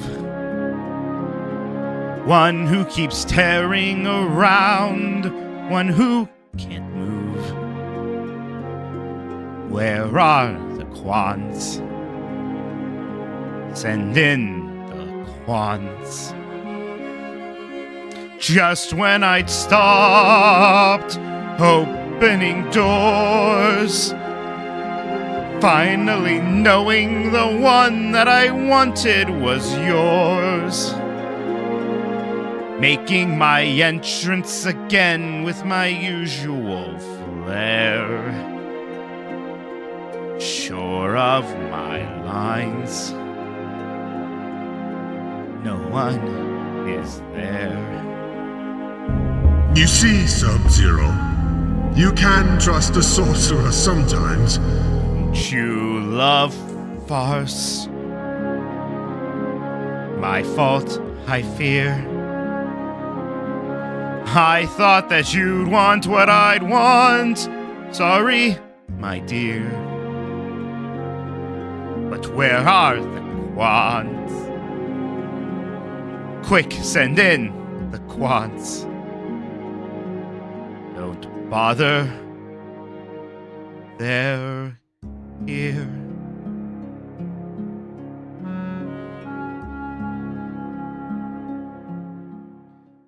Hello, I'm Howard Scott Warshaw. I did Yar's Revenge, Raiders of the Lost Ark, and E.T. What did I do for video gaming? Yar's Revenge is one of the top games of all time. E.T. is the worst game of all time. Know your history. G4. It's TV for gamers.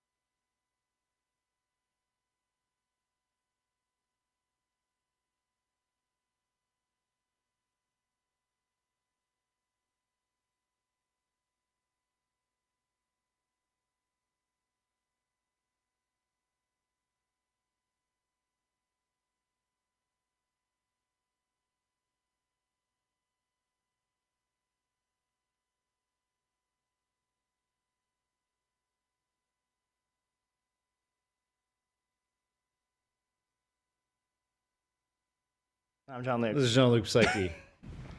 We don't normally do this. Do what? Do what? Talk to each other. I was breathing in the same room. Yeah. Sit next to each other. Usually I just scream at you through a window. Yeah. And I try not to look at you for too long or I'll turn to stone. Yeah, we record what we need to record, and then Kurt gets in his Lamborghini and just like goes home and never talks to us. Yeah, I can take all my clothes off, get in the Lamborghini, leave my uniform on the ground, so when I come back, I get out of the Lamborghini, put all the black clothes back on, and then come to work. That's really weird. I know. Anyway, what up, folks? So, Half-Life 2. Kurt, have you heard of it? Oh, is that the game where you pick up the baby doll in the playground, and you can kind of like the game with the physics? Are you talking about Half-Life Alyx? No, in Half-Life 2, there's like a busted ass doll you can pick up at the playground. And I think that's also in Half-Life Alyx. Well, I remember doing that in Half-Life Alyx. They all bleed into. It's all the same. They all thing. bleed into my memory. I've heard of this game. Mhm. I played it once or twice, maybe 3 or 4 times. Cool. There's a period in my life when I used to play it every single year.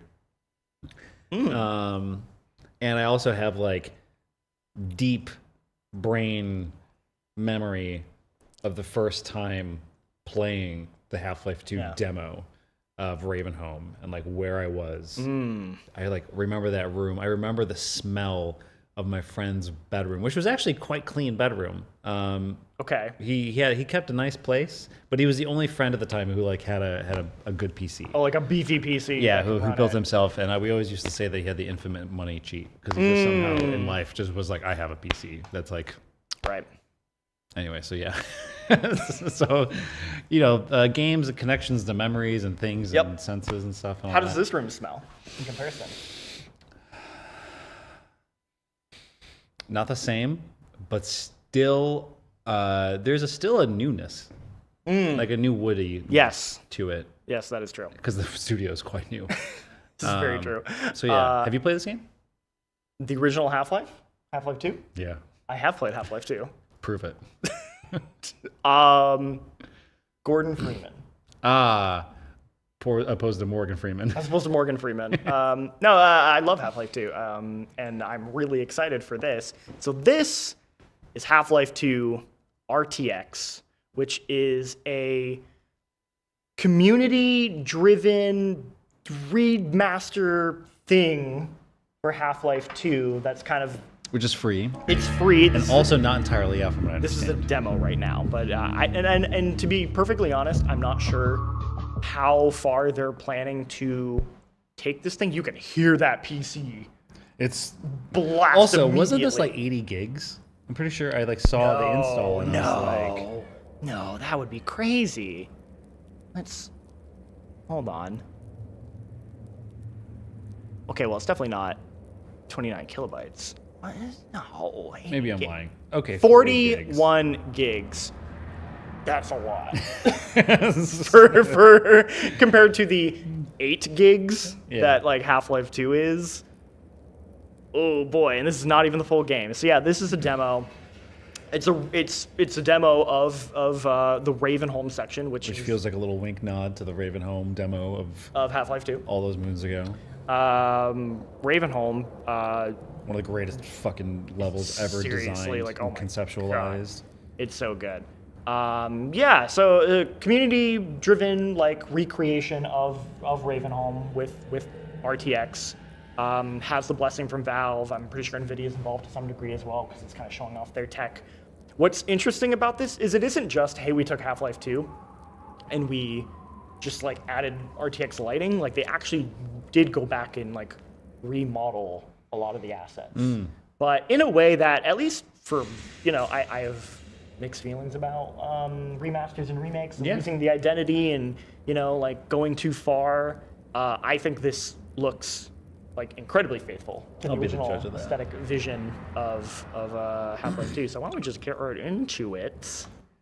By the way, we don't have chat up right now, but there is a TV that chat could maybe magically show up on. I'm saying that for the people in the back if they want to do that. Come on, Jan. Also, we have no sound right now. I don't know if we want to get some sound up here. But in the meantime, you can just look at those swinging legs. Look at those legs swing. Woohoo, baby! See, I will say, from what my memory recalls, I'm not hearing anything. The mystique. I remember it being so much more dark and terrifying. The light, it feels more illuminated. Yes. Oh, 100%. Yeah. Like it's not a harsh lighting. Yeah. It's not softer. If my memory serves me, I know that our brains. I mean, I can almost guarantee you the grasp was not this detailed. You sure about that? In the original. No. 2004? Do you think it would make a difference? Do you think it makes a difference if the grass is detailed? I think it's one of those, like, I'm not sitting there being like, oh my god, look at the grass, wow, like, but I think it adds this overall, like, bigger picture improvement in your brain. What's going on? We have some technical difficulties. What's the audio? Oh, okay, hold on, folks. I'm gonna just don't worry, I'll be right here. Let me show you a thing or two about how you do this. Ooh, that nice sound. Oh yeah, look at that. I'm gonna do my favorite thing in the world. I don't even care about these RTX. Hey, Nikki, so come sit with me. Have you ever seen a couple dangling legs do a kickflip before? Whoa! Make him do a pop shove. Gosh! Wait, I can do that. Oh fuck! Jesus Christ! Oh yeah, that's the old classic. Where'd the guy even come old from? classic. Do a pop shove it with the severed legs trick. Kill his ass. Hold on, I want to listen to a bit. Oh, okay. I want to see what. Do a pop shove. Oh fuck! Here, can you do a pop shove it? That was pretty good. Yeah, I know. Just like Tony Hawk. Coming your way, Tony Hawk Pro Skater 3. What about this guy? How does this look for the RTX All right, bye. for you? All right, see ya. You'd think that the gravity gun would allow you to like pull out teeth. Oh my god. That'd be horrifying. Don't you think?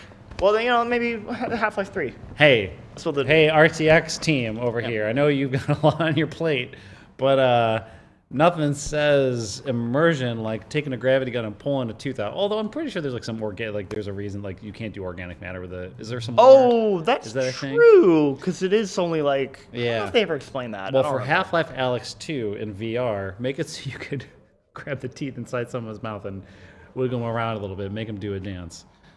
Anyways, I don't know if you saw, but we were trying to make that guy do a pop shove it with the Raven Home sign. Oh, okay. Cool. Were you successful? Oh, yeah, that was sick. Okay, that was a cool kickflip. Oh, yeah. Yeah. It's great that all these years later, even despite playing this game a million times, the distraction, the design of distraction still worked. Where I was like, I'm gonna make this guy do a kickflip, and that was enough time for me to be distracted for, a head crab man to be like, give me a hug, and it fucked me up all over again. Yeah. So, look at this guy. I just want my drink. I mean, hey, like it. All right. Does this look better? No. I think it looks fine. It looks fine. I mean, look, it looks good, but that's because the original game looked good. Sure.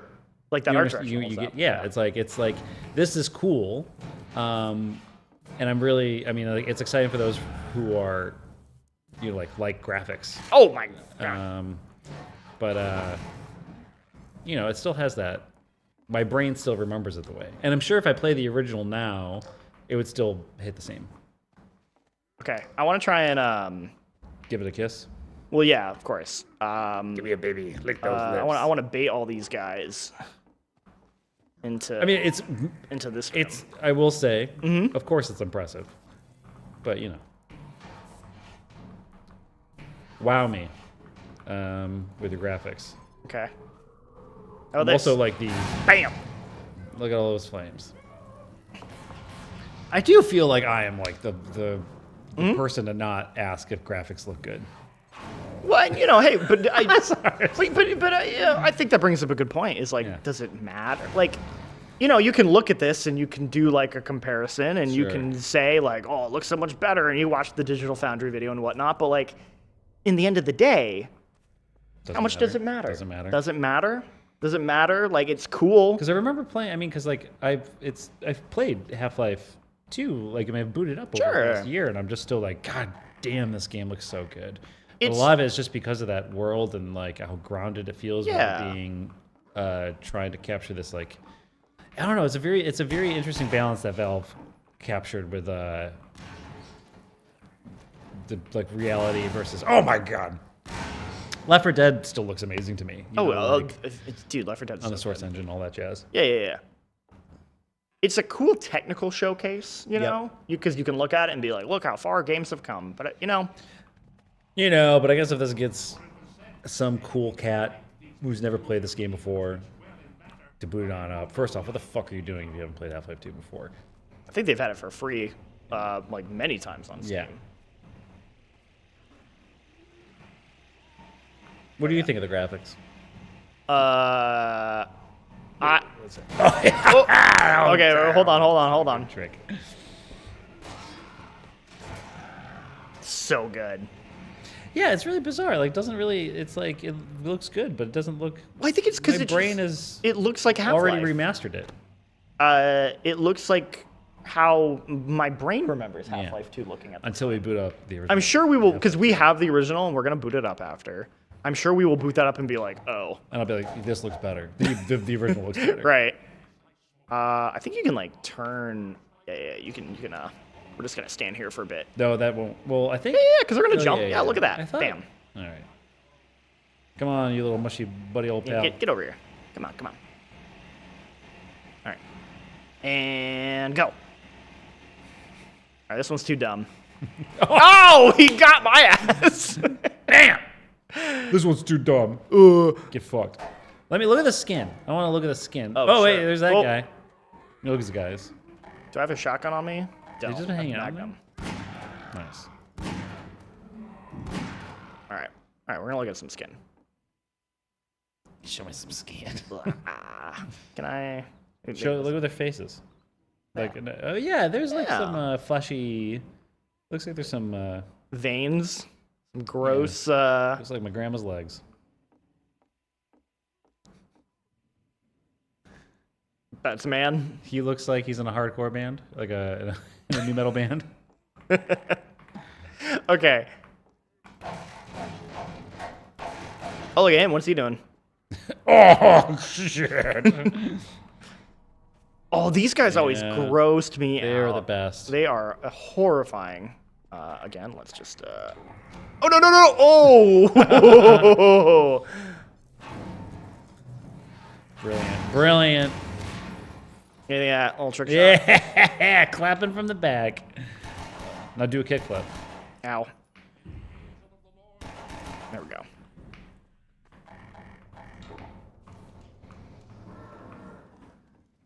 Where's the button?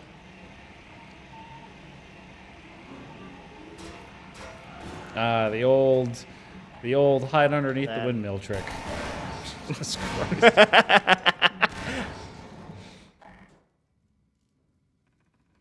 What's your favorite graphic? My favorite graphic? Yep. If you had to choose a graphic you like in a game. A graphic. Yeah. Like that's like a texture or a lighting I'm not technique. giving you any more details. Well, I'm trying to think of like a game that. Oh, you know what? Here we go. Here's my favorite type of graphic. I love the harsh. Oh, I know you're harsh shadows of Xbox games. Yes, baby. Of that the OG era. Xbox. Yes, like that id engine. The id engine era games what like was that? Was id Tech 3, I believe. Tech 3. So yeah, Doom 3. Doom 3. Chronicles of Riddick. What else we got? Splinter Cell had that kind of lighting. Those are not all id Tech games, but they all of that era had that. Fear. Fear had that. Yes, that harsh. Oh, it's my favorite. I want to see what he looks like in the light. Oh, that was. Come on, baby. You can barely see him now. See, this is what because you of like lost. the smoke. You've lost because you have to have graphics and foggy illuminate, whatever the fuck it's called. You're losing the ability. You can kind of see him a little bit. You lose the mystique. That's what I was talking about earlier with the lighting. Sure. Here, let me play this. Okay, yeah. I'll show you what it's like. Yeah, okay. Okay. Wow. I'll show you what it's like to be a real gamer. Gordon Freeman. Yeah. Here, are you? Did you want this? Fucking too bad. Oh yeah. Oh hey, how you doing, pal? Here, watch this. Mm-hmm. Come and get me. What are you doing? I'm gonna see if he follows me. Yeah! Yeah, that's what I thought, you sick son of a bitch. Oh! Yes! That's what I'm talking about.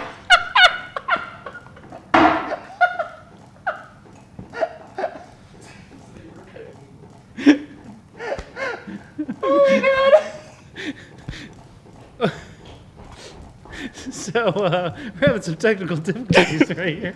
Oh no, the game crashed too? Yeah. Why'd the game crash? Because I did something way too cool.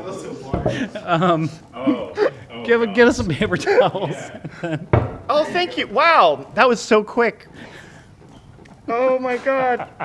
I don't know if the camera caught that, but the whole coffee table.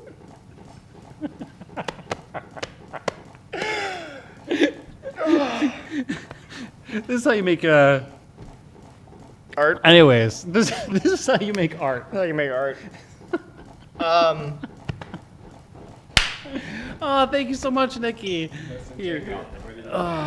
Well, you still ran and brought them in. Oh. How'd the game crash? Because something way too cool just happened. I don't understand. Let me just do a little dance and a jiggle right here. Oh my God. Well, I think we should call it. We'll keep going. What do you mean? We've been going for like 15 minutes. I don't think we could come back from. You're probably right. From something that's sick. Yeah. All right. Well. That was just that was a warm up. A cascade of things that just happened there. That was incredible. Holy shnikes. Wow. Are you both okay? Oh yeah. There's a lot more liquid. Oh yeah. Yeah, they are correct. Are we gonna? You'll stay. Thank you. Okay. Thanks, chat. Great. Oh God. Well, I guess that's. Could we need going forward? We can only have Capri Suns and juice boxes and sippy cups whenever we stream together. All right. I assume the legs on this just completely broke, right? They're right there. Woof. That was fun. So we want to try that again? Sure. Yeah, we could try it again. I just created something so cool that the game was like, "You're done," and the table was like, "It's over. It's over. We're good." And then the studio shut down. The lights all broke. Well, there's a Jan. Okay. All right. Okay. We're readjusting. Oh, they where is this? This is Nova Prospect, isn't it? Is that also in this demo? Holy It is. They also have Nova Prospect. Should we just skip to that? Or should we go back? We could speed run the Raven. Yeah. Let's just do it. Let's just do it. We're gonna speed run this shit. All right. Oh, and it just starts you with a ton of guns. All right. Yes, that's how the demo. Oh, that's right. I played that original Half-Life 2 demo. Can I help? No. Okay. I don't know because I. You're working. Are we? We're all working. We're all working. Well, yeah, dude. Jean-Luc is. Yeah, dude, go. Jean-Luc. We're just gonna Jean-Luc, the master. Bust on through this. Prove to everyone that you've played this game more than once. Are you speedrunning it right Yeah. Yeah, we're just blasting through this. We're pushing this RTX to the nth degree. All right, just go. Oh yeah. You don't even the deal. Well, no. I have to at least turn it off because otherwise I will. No. Yeah. I'm sure there's actually a way around it. Yeah. There we go. All right, show Valve how they should have really designed their game. Also, hold on. Here's the setting I need to change. Where is it? Keyboard? And it's fast weapon switch. There we go. Is that Q? No. It's just like it doesn't pull up the little thing at the top. Okay. You just tap so you them. could just like yeah. less information on the screen. Go. Don't just need go it. through it. Just get through it. We don't even need the guys coming. You don't even look at them. Don't look at them. Just go. It's good. It's good. Oh shit! You looked at them.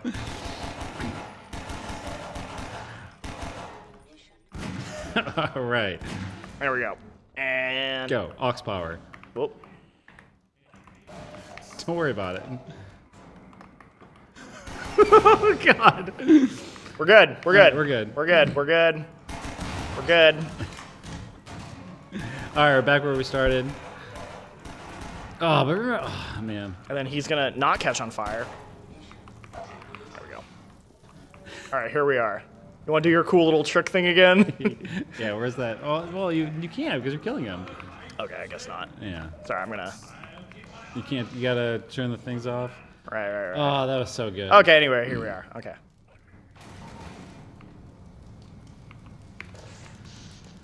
The valve. Valve for valve. There we go. And then you can right, because lure you can... turn it back on. Don't hit the spark yet. Yep. All right, RTX. Let's see how you do with this one. I think we got something behind you too. Oh! Yeah, just go through. You're good. You're good. Taking the fumes. No. Wait. No. No. I did it wrong. I did it wrong. No, it's fine. We'll make it work. Here. Yeah. We're gonna kite him. We're gonna cut him back. Well, you can just go up the ladder at this point. Oh no, catch because him the on- thing's I still wanna on. catch him on Yeah, fire, no, you still though. gotta- Yeah, you're good. You're good. Don't do that because you'll die from electricity. Look at this party squad. Yeah. Just wonder where the bathroom is. All right, All right, okay, get the okay. gas on. Yeah. The gas All is on. Patience. Okay. Okay. Now. The sounds they make? Yeah, no, it's awful. Genuinely horrifying. As a young boy, when I first played this, Mhm. it was it affected me. Now I'm a burnt out old man. Wait a minute. So could you have gone up the ladder, or could you not? Or do you? Is there a valve that you still need to turn off over there? No, you can't do this. No, yet. you can't do this yet. Look at that guy jiggle. Wait, look. Turn back. I want to see RTX make that man. What is it about me? Oh, I feel another song coming on. Oh, I just one leg though. RTX really makes those butt cheeks look. Oh yeah, like Should we- two rocks. Isn't there a zoom in button on here? Yeah, I think it just might be Z. This is Z. Yeah. Let's look at those like just two fists, just two stones. The whole body is just made of rock. Oh yeah, that's that. Yeah, that's that RTX volumetric lighting or whatever the fuck it's called. Yep. Body. What do they call it? Like when you aspire to have a body. A body yaddy yaddy. So it's to your left. You got it over there. Thank you. Oh yeah, you can like. This is when you learn. This is like teaches you how to do it. Like it's that Valve game design. Where did you ever listen to the commentaries? For the very first version of this game, didn't they put out more? They've done one for Half-Life. They've done one for Portal. And they did one for Half-Life 2. Oh yeah, Half-Life 2. Well, the Half-Life one they actually added in. Yeah, I listened to it years ago. But the one that I probably spent the most time with was Left 4 Dead commentary. Yes. That was the one where like they kind of showed you like at what points they add noise to your screen where it's just like subtle enough that you're not paying too much attention to it. Oh, you get this one off. What are we doing? I'm trying to turn this one off, and I'm trying to remember where's the valve. Or shows how many times we played this. Sure. Where's the switch to turn the electricity off on the ladder? Oh no, it's in the building. I have to get into the building. So wait, so you The got electricity's in there. Oh, so I have to get in the building. Right. So turn up, look up, to, like that bridge thing. So Yeah. how do we get there? Is that through the flames? Is that through the fire and flame? Through the fires and Oh. the flames. Wait. So do can't I fucking go up here? remember. Blow that shit up. Wait. Oh yeah. What a waste. No, because you. Are we okay? Oh. Oh. For fuck's sake, Jesus. Or stupid. I play this game every single year. Yeah. Mm-hmm. I knew that. Now that's some good shadow. Well, That's a that is good that. use of Oh, it. that's pretty cool. I think that's in the original. I Probably. guess we'll find out. Oh. There's a really good little scare coming up. I remember in this part. Sounds just like my brother. I'm not gonna comment on that. Okay, doesn't that mean there's like a cache nearby? Right there. Oh. Oh, it's Gordon Freeman's favorite sport. Jump on top of the generator, true sport.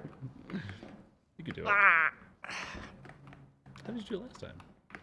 I just did. I believe in you. Ah! Ow. All right. I'm a gamer. I play video games. Yeah, RTX, fix this. All right, that's enough. Shut up! No, I'm gonna. No. Are you sure We're gonna this is be like here a for the box? next hour Here, and go. a half. Wait, why don't you go right there? Okay, that worked better. Yeah, all right. All right, now let's see how RTX handled these tin walls. Handle that, you son of a bitch. How's that, NVIDIA? Nice. That's a grenade. Oh, wait, this just took me outside. Well, no, you got special stuff. Oh, okay. But I want to be outside. I gotta go. What? No, use your little gun. My gun? Your Oh, gun. right. I forgot I have that. I'm like, what are these boxes? I can't do anything.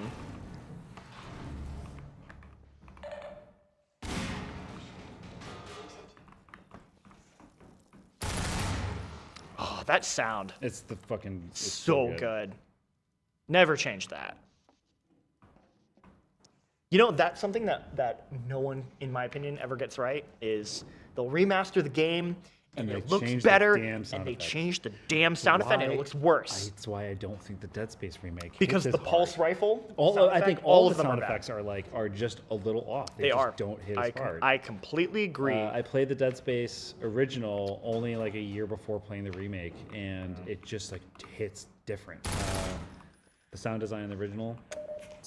So don't ever fuck with this sound design. Yeah, I completely agree.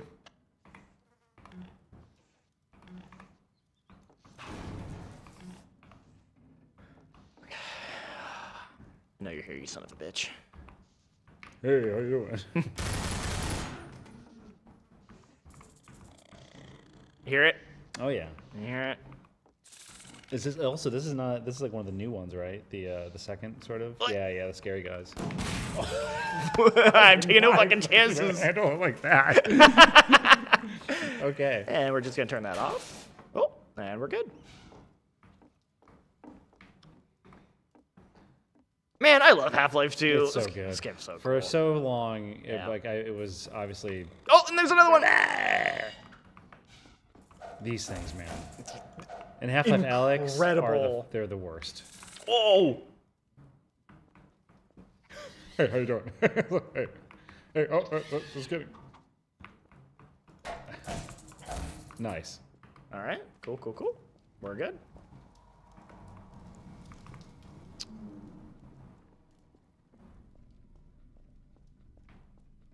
No more. Oh wait, where's the man? Oh, okay, there he is. Is that Jim Carrey in the mask? Look at his face. Smoking. He moves slightly too. I don't know why. Because he's still got a boogie in him after hanging on the fence. I will say, one thing, Valve. Oh, the whole the ladder. You get stuck to it, and it's like, games are just doing a jig on those. Holy shit! Whoa! Where are his pupils? Oh, there they are. Oh, there they are. He's just waking up. The RTX lighting took away his eyes. Oh. It is cool how clearly you can see his eyes. Nice. Oh, except he's still looking up. See ya. Goodbye. Just do the moonwalk out. Turn and be like, I'll be here now. Oh, great. Okay, so I just hop on this thing. Boop. Oh my god. Relax. What? Nerve-wracking movements. I know. What's the there's like a walk button, right? It's not that one. That's probably the opposite. caps lock, maybe. Tab? Shit, no. Doesn't matter. It doesn't matter. Okay. Whatever. Oh. That didn't get anyone. Wow, you really braved this, just jumping into the thick of it. Okay. Cool.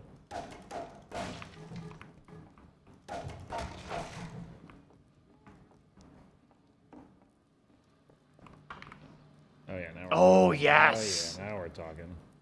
Hello, friends. Well, it's that one, right? Oh yeah, no, you're good. You're good. You know you're doing. Oh!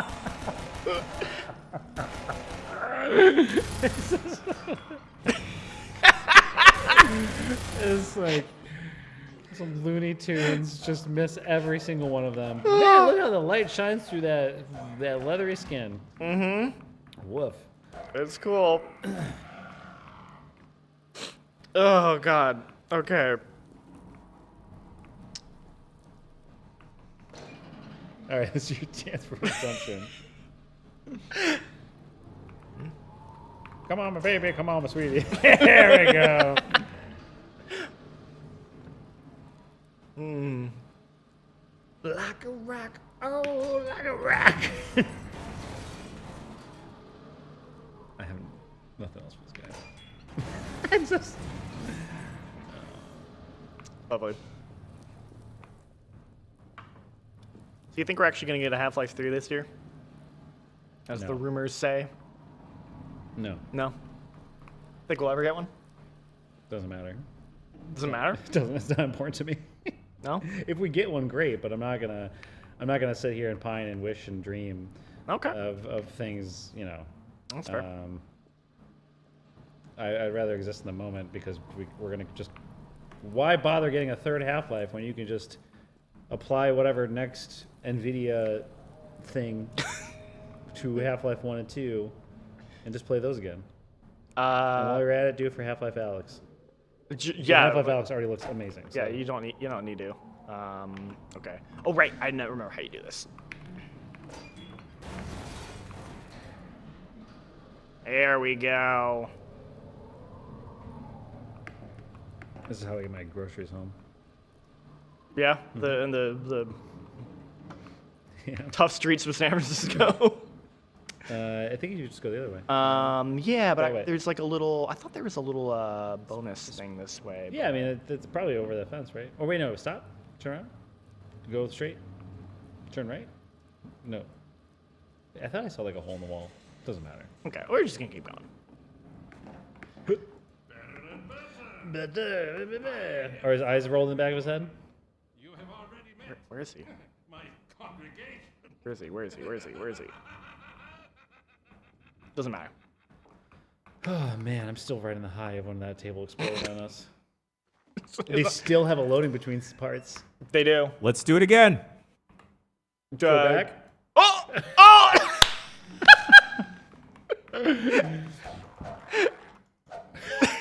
And it just disappeared that time. I like that. Do you think that's for authenticity? Do you think to keep the experience of the original? I think it's because this is just being built off of the existing Half-Life 2. Come on, do it one more time. Wait, take a barrel with you. Oh, okay. Come on. There we go. Wait. Wait. Oh, all right. Okay. Wait, hold on. Okay. So I'm gonna. Am I out of all my ammo? I am.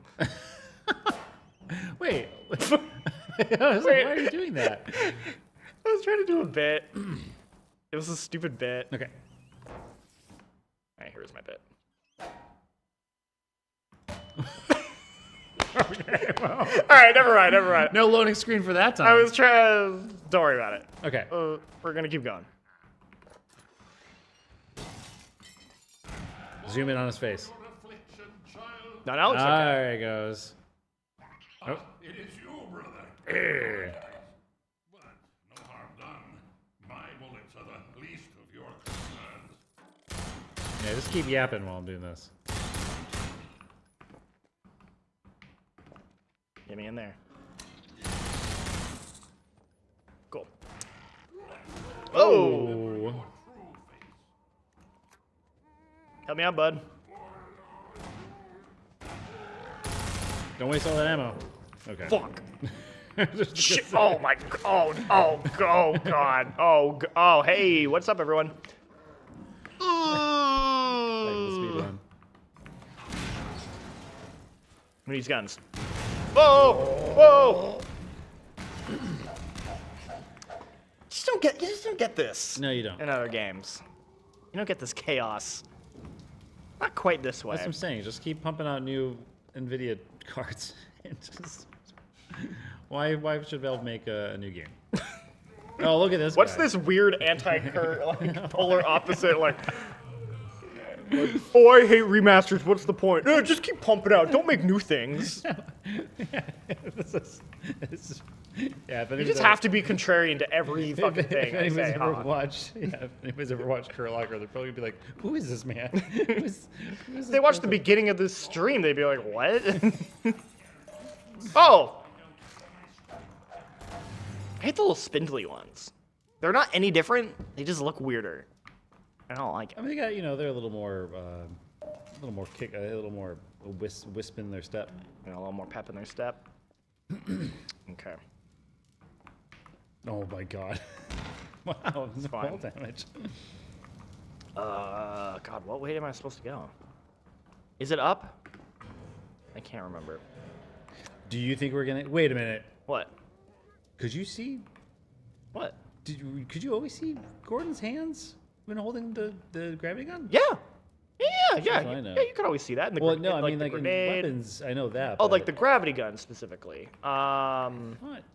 Maybe you could. Actually, you know, I don't know if you could have seen that. Look up. Like the knuckle.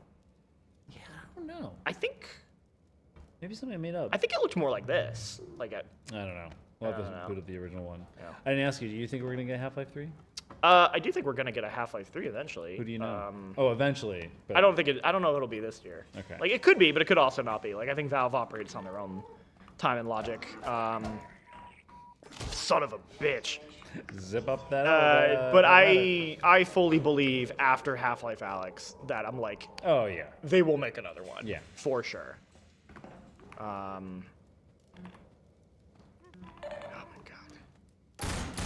If I do have the have any speculation, and I don't know if it would work though, because I was gonna say like if Valve did a Half-Life 3 as both, you can play it flat or you can play it VR. I wouldn't want that. But I don't think that would make sense when they're locked in like how they design things. I think that'd it would be too compromised. Yeah, it would be, and I don't think Valve. Exactly. That's how Valve operates. Yeah, no. As I was saying, I was like, that actually doesn't make any sense. I don't think it is.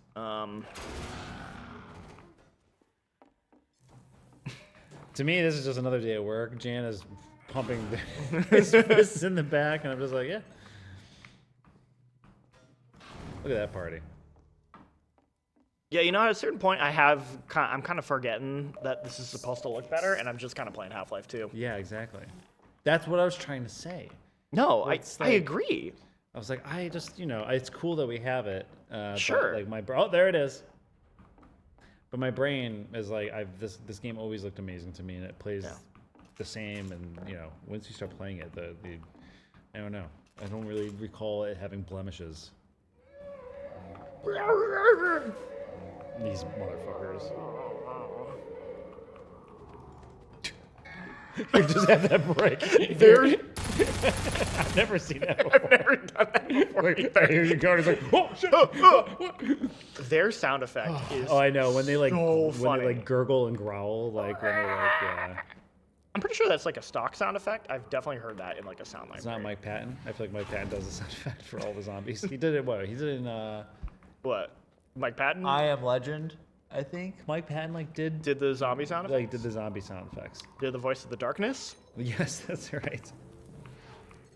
Great game. Oh,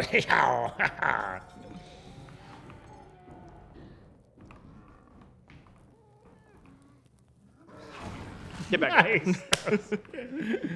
Oh, where's my man. brick? I gotta use my brick. It's worth it. Nice shot. I remember I would do this where I would just like, this is my brick. This is I would pick like an object Yeah, and and be like, there you go. I'm gonna That's what I'm beat the taking. whole It's our level time. with just this. Where were you when you first played this demo?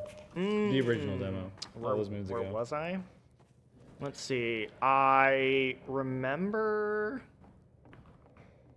I mean, I think I just played I don't think the story is very interesting because I was just, I don't know, in my house. Do you remember what you were wearing? What I was wearing? Yeah. Probably some fucking video game T-shirt. What one? Let's see. It would have been 2004, 5. Because I didn't actually play it when it came out. I think I played the game. I do have a story of. I remember the first time I knew what Half-Life was. I had no context for Half-Life because I didn't really pay attention to like video game news that actively at the time.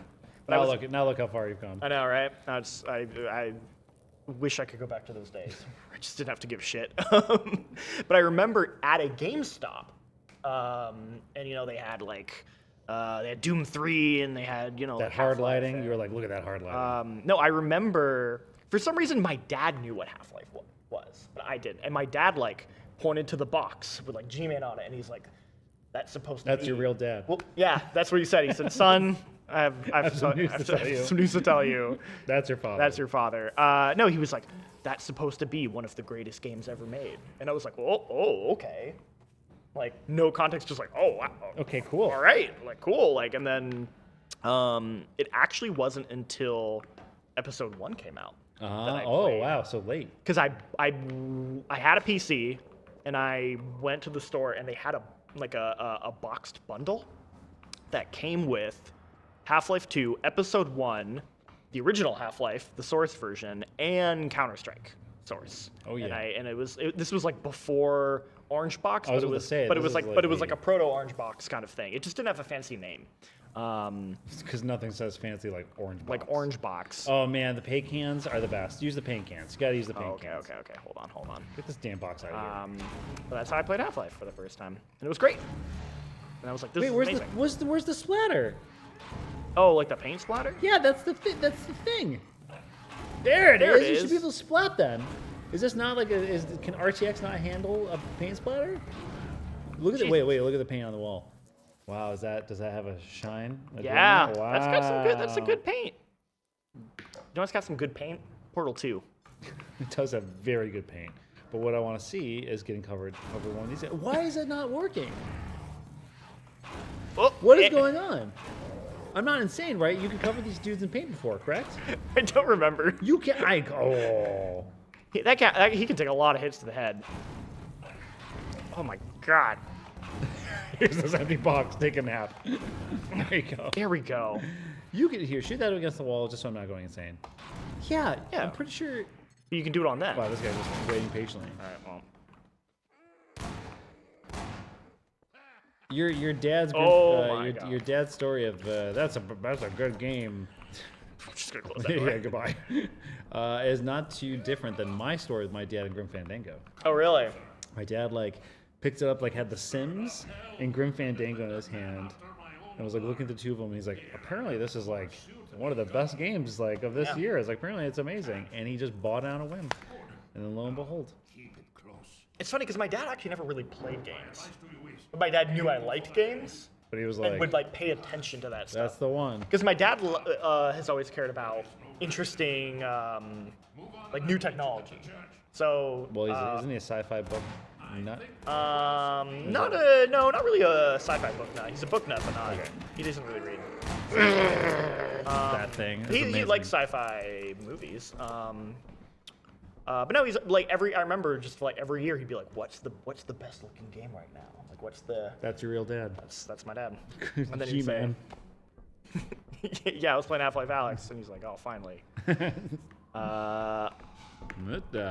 so good. That was close. Ooh, a little bit. I love how you can do the little mid-air. That's the auxiliary power of your suit. Mm-hmm.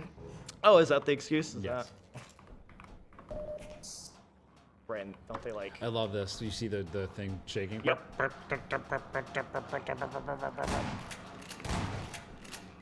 Oh! Yeah. He's like, I don't want to do this. I gotta go. That was a sick flip. Dude, the ending? Oh, I'm excited. Right up there. Oh! Yeah, that dude. Oh. They gave me enough. It's fine.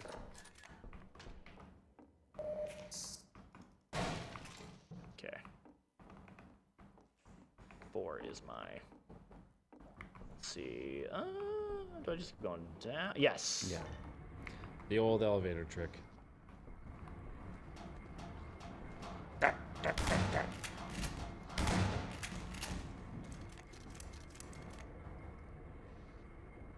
That's so clever. How you could have to go and hit the elevator and then wait and then that a little more come up.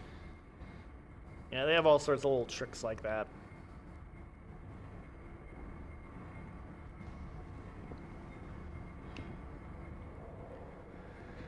Oh my god! And then now we're just taking a nap. Just waiting for an elevator. All right. God, Valve.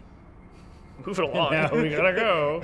Gotta make sure that this is in today's standards. This would probably be a loading screen, as in going down all the assets you're loading instead of smushing yourself through a crevice. You know, there is. I do think VR games Missed good. an opportunity. Well, they are good. I like VR games. Oh, I love this guy. Carrying groceries actually, home. hold on. This is also how I get my groceries home in San Francisco. Wasn't that one of the dudes they changed the models of? Or like updated the models of? Oh, is it? We can take a look at them. Yeah. These ones look. They don't look as black. Yeah, I don't they like look a little more specky. I don't like that. Speckly. I like the. Yeah, what happened to Grandma's legs? Let's see. Let's look at him. I'm just carrying the head crabs. Oh yeah, he's real gross looking. But that's what I'm trying to say. There's like a small mystique loss when you add more details to worlds when. Oh sure. A game was designed, the direction of that game was made in a certain era. Yeah, and it was supposed to look to a certain lean way. into the tech that was available at the time. Right. So you know, yeah, it's fine. Yeah. Understanding the intent of what they were trying You get the to volume. accomplish. The volume. What is it called? Volumetric lighting. Is Sure. that what you get with the fog and the mist? You go over that, don't you? Where you heading? What? Where you heading? We're heading? Am I going the wrong way? Yeah, oh, you I just go over there. this? Yeah, Okay. yeah. I don't know what I'm doing. Oh, yeah. Here we go. Here we go.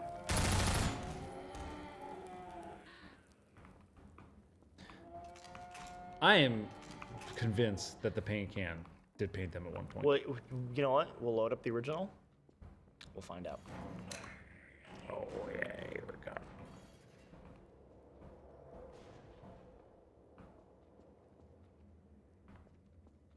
We good? What's going on? Just in case. Yeah, let me Oh, just yeah, hold this an is exploding about it. barrel. Well, you still gotta check out the prison. Or Nova Oh, that's Prospect. true. That's true. We're just gonna hide out here for a minute. Until. There it is. Look up. Oh, right! Yeah. I forgot! They Yep. get you! I can still do that, though. Yeah. Oh, shit. I forgot about that. Shit. Oh, no. You haven't got hit by one of those yet. That's right. I think there's another one over here. Oh! The old look over the flame barrel trick. Yep. Damn. You good?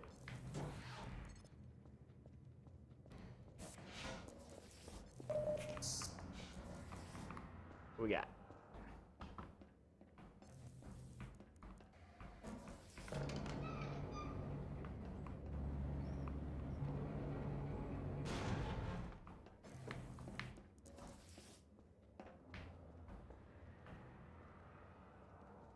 I really like how I capped out today.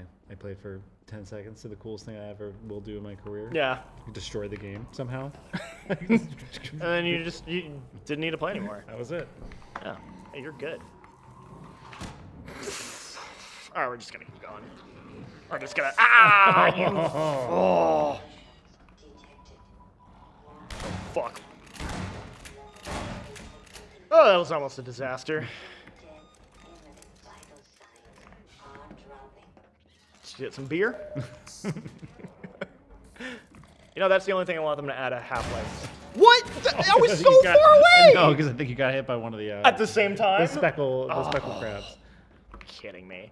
It's the only thing I want them to add at Half-Life 3 is when you pick up a beer, like, drink it. an incredibly detailed animation Yeah. of Gordon Freeman downing it every time. But that's it. He also, and then he goes, fuck yeah. And that's the only time he talks. And he goes, like, fuck yes. And then he starts throwing money at strippers. He just turns into Duke Nukem. Yeah. I mean, Gordon Freeman doesn't speak, so who knows what kind of what's actually going through that man's mind.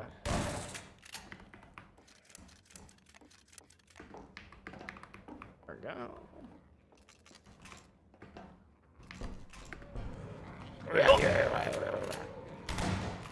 Oh!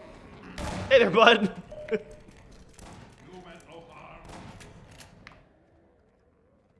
Sorry, me? Whoa! Oh, that's right. Okay.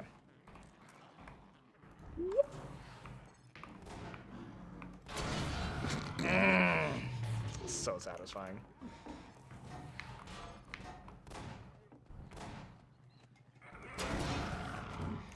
Ah! got me. Oh my.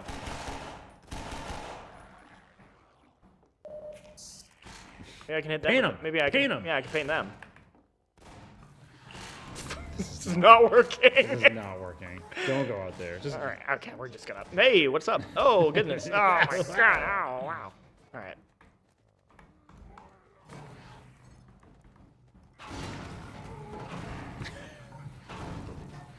There we go.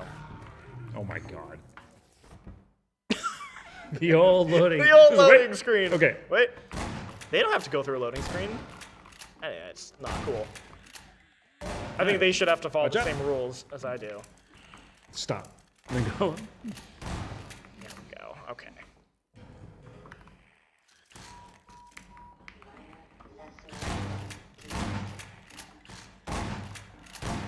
Nice. Thank you. That poor guy. He was just like, just trying to hide. About 10? Okay. Well, we'll probably only do this one then. Yeah. That's okay. I'm gonna be honest. I don't think Nova Prospect is nearly as good of a level. Yeah, but you haven't seen it with the RTX. It's true. Did you go backwards? Or I opened up a shortcut, I think. That's what happened there. So I think you go down. No, you were there. Yeah, I go up this door. Over here. All right. Let's see if we can get to the big fight, graveyard. 'cause that's so good. You were just about there, aren't you? I think so. I'll wrap it up. Oh, fucking Jesus Christ!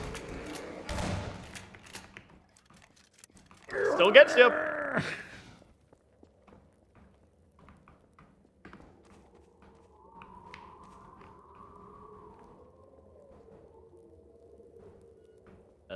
Right down. Oh. I think you go turn around, right, left, that way, to left, right. Then you turn right. Again. You go left.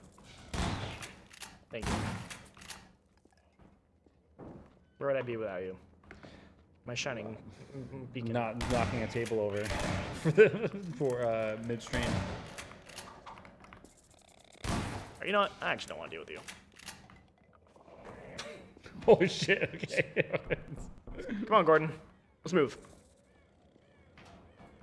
I've wasted all of my shotgun ammo. Hey, you get a bunch right before it. It's true. You do. How much a revolver here? Hey. Ooh, baby.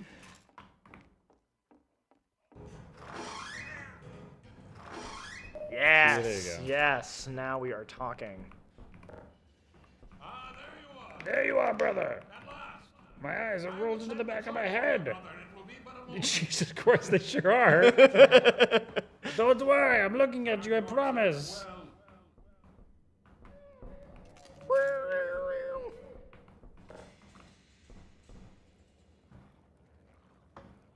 Oh, here they are. Look at them. Watch out. You are dangerously close to the edge.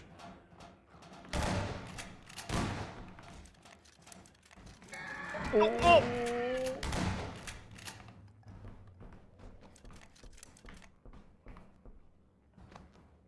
We good? Oh.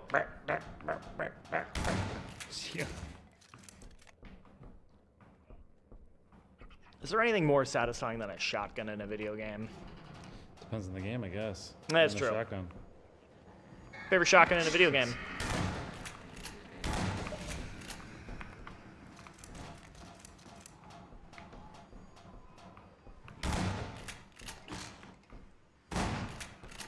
I find that very difficult to answer. There's certain, like the shotgun in Blood, the double barrel shotgun is great, but mostly just because of the animation, how fast you go through it. Yeah. It's everything else around it, not just the gun itself. But I would say nothing really hits harder than a good, close shotgun blast in Resident Evil 4. Ooh. Like when you're you have a herd in front of you. Yes. And you just switch to your striker in that moment and let it rip and see everything just dissipate in front of you. I would say that's pretty good. Oh, you don't even get to do the. Oh, that's a bummer. What a bunch of bullshit. That's okay. All right. Well, I guess if we have a We minute. can take a look. Let me play this. All right, Let me show you how it's yeah, done. Yeah, okay, all right. I'm going to show you how Okay. real people play Nova Prospect. I'm going the wrong direction. Wow, look at all this Yeah. volumetric fog. I don't think we're even using that term correctly. I think we're just saying words. What are you talking about? It's my favorite graphic. I know. And volumetrics. Yeah. All right, watch this. You ready? Are you ready? Mm-hmm. This is how people play. Can't go through there. And go this way. Yeah, it worked. All this lighting. What way do I go? Can't even appreciate it. We're just zipping I right know. past. Oh yeah. Oh yeah, the little ant lines. Oh wow. It looks. I mean, my brain made it look good in the past. Right.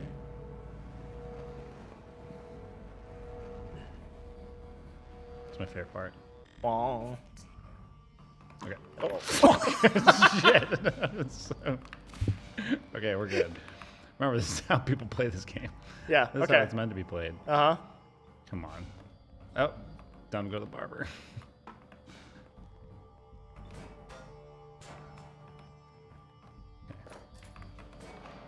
You are Playing a game.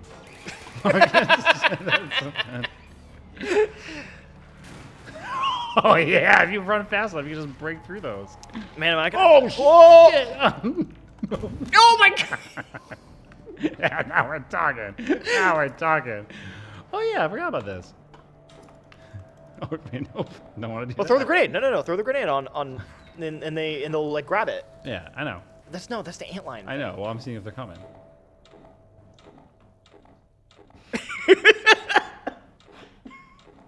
Go back. Here we go. We're good. We're doing good. Get me out of here. Fuck you. Yeah. Where did they go? That's what I'm talking about. Hold on. Who should? Oh. No one's gonna get me in this time. I'm okay. Watch this. Here we go.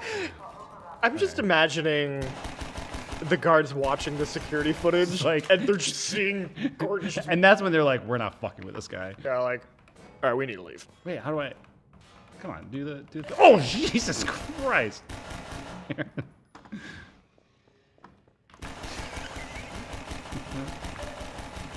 You're really showing me, Kurt. I know. My hands are sweating. Like a true gamer. I gotta give him a show for the last. Can I see? What's the flashlight? There we go.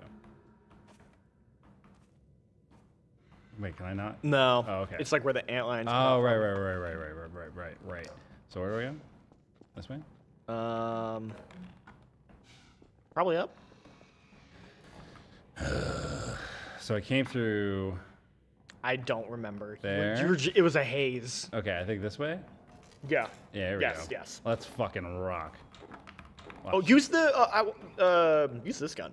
No, I'm gonna use this one. Okay. Shit. No, hold on. We're going. It's like, wait, no, we're good. We're going. I know. I know what I'm doing. Yeah. Oh yeah, this is where good. we started. We're good. I'm gonna get back there. Don't you worry. Okay. Okay, and then we go this way. Yep. No, I have to go back to the second floor. You have to go up now. Okay, we're gonna use the gun you like.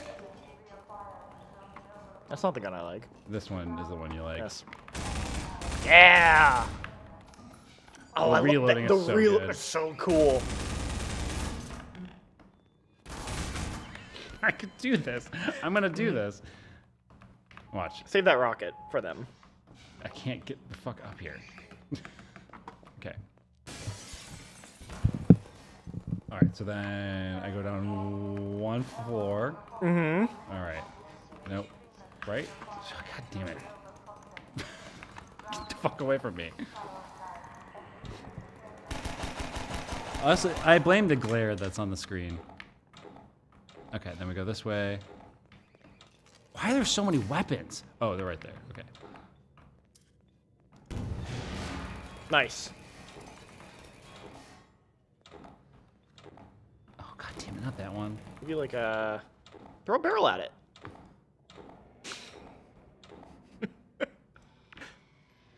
Watch this. Yeah. See you later, pal. All right, now we got, what's my favorite? This is, oh wait, not this way. Here we go. I love that you don't use the shortcut keys. Where am I supposed Like a true gamer. Yeah, I know. That's how gamers play. What am I doing? I assume you go oh, up here, this way. yeah. Okay, yeah. Oh yeah. Now we're talking. See that RTX working now? Thank you. Okay. Nice. All right. All right. I guess we're wrapping up. Yeah, I think it's time. All right, friends. You've been watching Jean-Luc Seibke. Hi. Yes. Play a video game well. That is true. And you've been watching Kurt and Davina play it not better, but differently. You know, like a true gamer. The true gamer experience.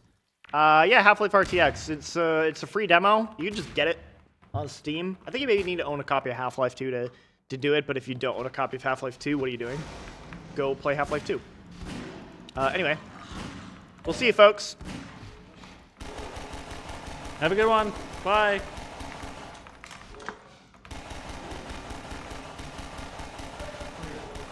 Hey. Oh my God.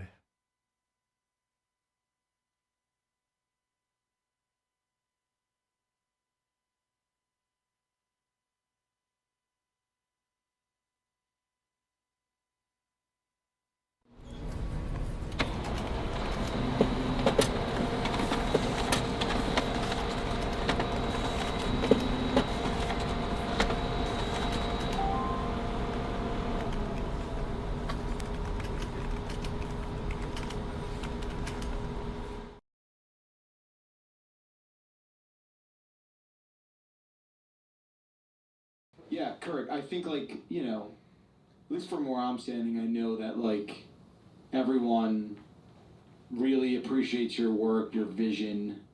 Right. Like, I don't think there's anyone else here that can touch the kind of like unique sort of voice that you have. And it's definitely special for sure. I'm always wondering, like, what happens if you change everything about your sort of look and style? Get a haircut, shave the mustache, take off the denim jacket, and just, you know, go to Nordstrom. Go to the rack and see what fits. If you can. I know you have, like, a strange kind of body shape. I'm not supposed to say that, but... Well, look who just...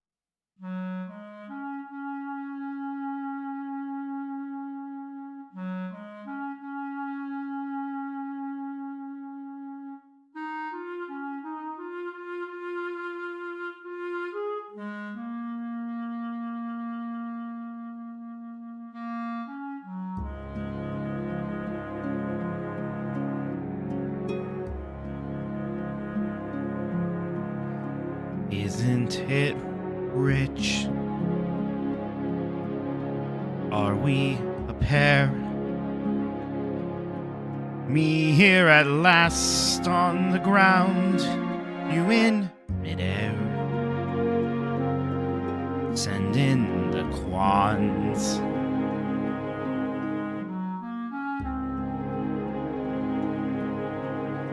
Isn't it bliss? Don't you approve? One who keeps tearing around, one who can't move. Where are the quants? Send in the quants. Just when I'd stopped opening doors, finally knowing the one that I wanted was yours. Making my entrance again with my usual flair. Sure of my lines, no one is there. You see, Sub-Zero, you can trust a sorcerer sometimes. You love farce. My fault, I fear. I thought that you'd want what I'd want. Sorry, my dear. But where are the quants? Quick, send in the quants. Don't bother. They're here.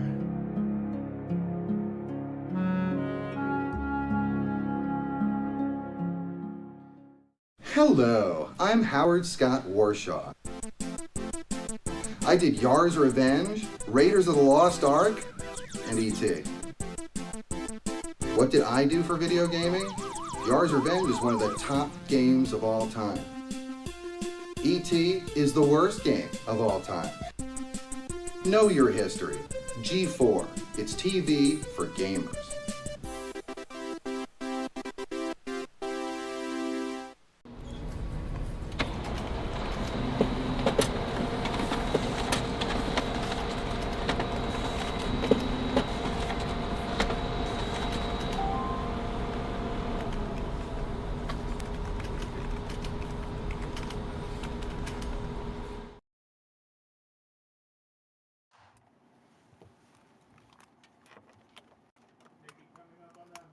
We're coming up on you in now. We should be up.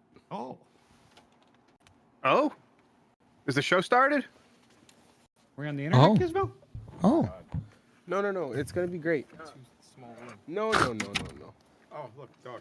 We're on the internet. We're on live. Hi, everybody. Look at you holding a dog like that. Yeah. What's weird about this? Most dogs don't like it, but this one seems pretty fine with it. Oh, yeah. Gizmo is absolutely fine with it. Grazer would freak out, but Gizmo. Okay, yeah. Well, right, there you go. He doesn't have a skeleton. There's smashed potatoes in there. Look at Puppy. Smashed potatoes. That's a good Yeah. hair. Oh. I something about this. I don't. Oh, it's terrible. Precious dog. What are you talking about? What's wrong with Gizmo? Oh, Don't nothing's listen wrong with to Gizmo. him. I like your dogs. I like your Gizmo. No notes. Fantastic. Yeah, I like your dogs. I just there's I don't like something you. about you holding a dog like a baby and then That's speaking the only way. What's wrong? There's nothing wrong with that. and then This speaking dog clearly likes gibberish. it. Look at this dog. I'm not Again, again. Roses in chat says it. Too wholesome for Dan. Yeah, there's something that's just not tracking here. Like there's just Don't something. listen to him. Don't listen to him. They're mean. They're being mean, buddy. It's not again. This is not a criticism. He's just but I not think working right now. everyone should be encouraged to speak up when they feel bad about This makes you feel a thing bad. they see. This Dan, makes you I'm feel just. bad. There's something I can't put my finger on it. Something ain't right. Wow. There's something's not. I love dogs. Buddy-duddy, You know I right? love dogs. Buddy-duddy? He sounds like You know I love dogs. How does everything look Yeah. and sound, everyone at home? Hey, how's my keyboard sound? I'm writing the quick brown Jeff runs over the lazy Jeff. Grub, I'm convinced there's a microphone inside that keyboard. That's what it sounds Man, like. there And should it be. sounds like shit. Yep, It's I like loud. it. It's Everything bad. is loud. It's rough. And it's not the keyboard Oh, sound you you're want, talking let me about tell you. Oh well. Oh, these are the old 2000s era keyboard sounds. We don't do those anymore. Back then, we didn't care about key switch acoustics. We were just kids. No, I hate those. Really? We were just kids back then. Why? I don't like them. These are good. linear though. Well, I am far from the mic. Can you three hear me? I hear you're fine. Yeah. Yeah. Okay. We sound bad. If you like, you're not. Are you planning on like using it? Because that's gonna be tough, I think, for you. The keyboard? The mic? No, like sharing that. It's up. It's, Oh. Yeah, you just sound different. Like you sound far away. No. What about this? This How's is that? fine to me. I mean, you don't need to like. No, you need to. Thelma and Louise that shit. Lady in the Tramp. I think you mean Lady in the Tramp. Yeah, wait, that's not what Thelma and Louise is about. They're not driving they into gotta the Grand hold hands Canyon. and go over the edge together. Come on. That's the Grand Canyon, right? Is that what it is? Yeah, They're they still drive falling. in. Yeah, exactly. They go back in time or what? They go back. They drive through into the canyon and go back in time. Yeah. That's what I thought. They hold hands and Oh, then they say. you know what? Oh. I know why the audio is weird. Is because I haven't checked everyone's mics yet. Jeff Bakalar. Yeah. What's up? What is the last thing you held like a baby? Probably my nephew, cause he's a baby. Oh man, I thought you were gonna say So- he's 30. Easy. That was a layup. Yeah, he's 39. You know. Still likes it when I do that. Hey, course. I won't judge. Who wouldn't? Who wouldn't? Right? Exactly. Jeff Grubb. Hi. You enter a bar. They give you a QR code to scan the menu. There's no cell reception in the bar. What do you do? I just say, can I have a gay Bud Light? Because every place just has that. So, and then they love that. They love that bit. So it always goes over well. That's and then still landing, Hunter huh? Schaefer's gay Bud Light. Yeah. That's like how it works when I ordered one in Kansas last time, where it's like a record scratch, the music stops, and everyone in the bar turns and looks at me. Yeah. But I just said Bud Light. They heard the gay.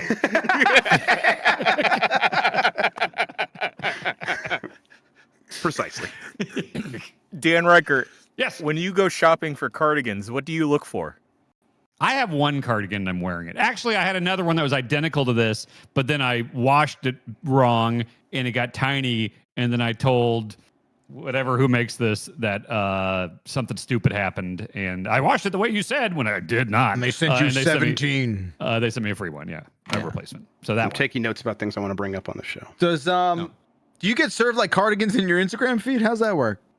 I do. No. No? All my stuff is like for neck pain. Oh. Okay. Yeah. Oh my. Okay, Grub. You're just. That's just gratuitous. You're just having now you're making a meal out of it. Uh-huh. All right. Folks at home, let me see some yums if you think we're good to go. And we're not recording, yeah? No. Oh, I'll figure it out next week. Jump. No recording? Hell yeah. Or in Hell 2 yeah. weeks. Why? What does that do for you? Just feel unburdened. Yeah, wait, it feels like we're podcasting without a net, and Yeah. that makes me more alive. Yeah, absolutely. It's called- like it's reality. Robin's equivalent- Family, right? Yeah. It's the equivalent of Yeah. podcast edging. That's what we're doing. We do that every episode. Yeah. Okay. Why is this marble? I don't know why this table's marble. There's one marble table in this. It's probably the same reason my paycheck's not as high as it should be. I spent all the money on marble. Is it really marble? It's not marble. Come on. Solid gold. I think it might be. No, come on. What's a marble? podcast table being marble? What is that? What would the fake word for marble be? Build this part of the office. Marble. Marble. my son's name is also Marble. I can see the adhesive Murbul. seams. Marble. They've beaded it a couple of times here, so it's kind of shoddy workmanship. Wait, but so is Beaten it collect marble. water? Is it collect water in the worst way possible? Not yet. Spill some water All on right. that. Fade into black.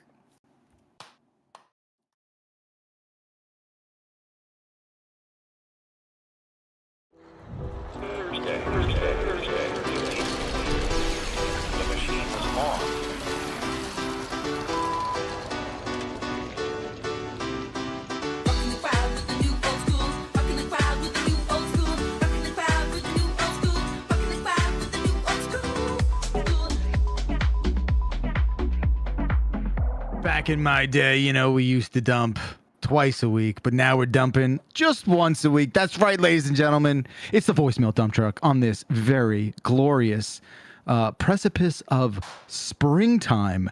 Thursday, March 20th, 2025. We have a groovy fivesome for you today on the dump truck. That's right. Don't make a funny face. You heard what I said. A groovy fivesome. That's right. My name is Jeff Bakalar. I'm joined by the dodgy cardigan wearing Dan Reichert. Dodgy? Define dodgy in this context. What was that bone stick? That's a Theracane. You'll find out. There's more of that to come on this program. Nikki Grayson, how are you? I'm okay. I didn't like Dan's bone stick. It looked like a therapeutic dildo.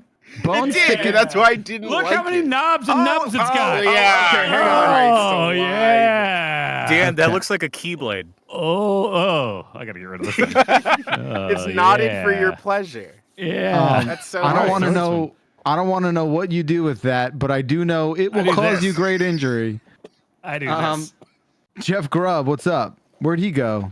Where the hell's Jeff? Oh, Grubb? he's got the same fucking thing. Yeah. Jeff Grubb also has a cane. What is that? Look at yours. You're the oldest.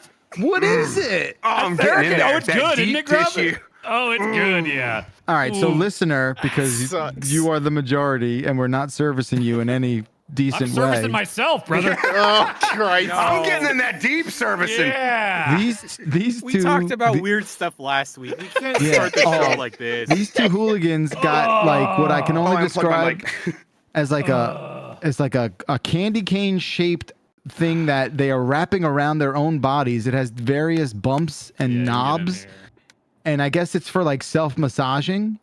Is what it's meant to do. I don't know. Jan Ochoa. Vibrators. It's back masturbating. You could just say what it is. It's Baxterbating. Yeah. Now I'm on board with the good Theragun. stuff. Yeah. Oh yeah. They've got so many attachments for this. Yeah.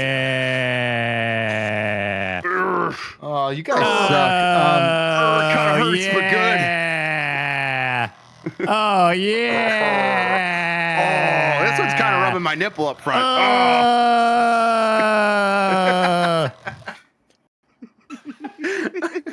Should we start over?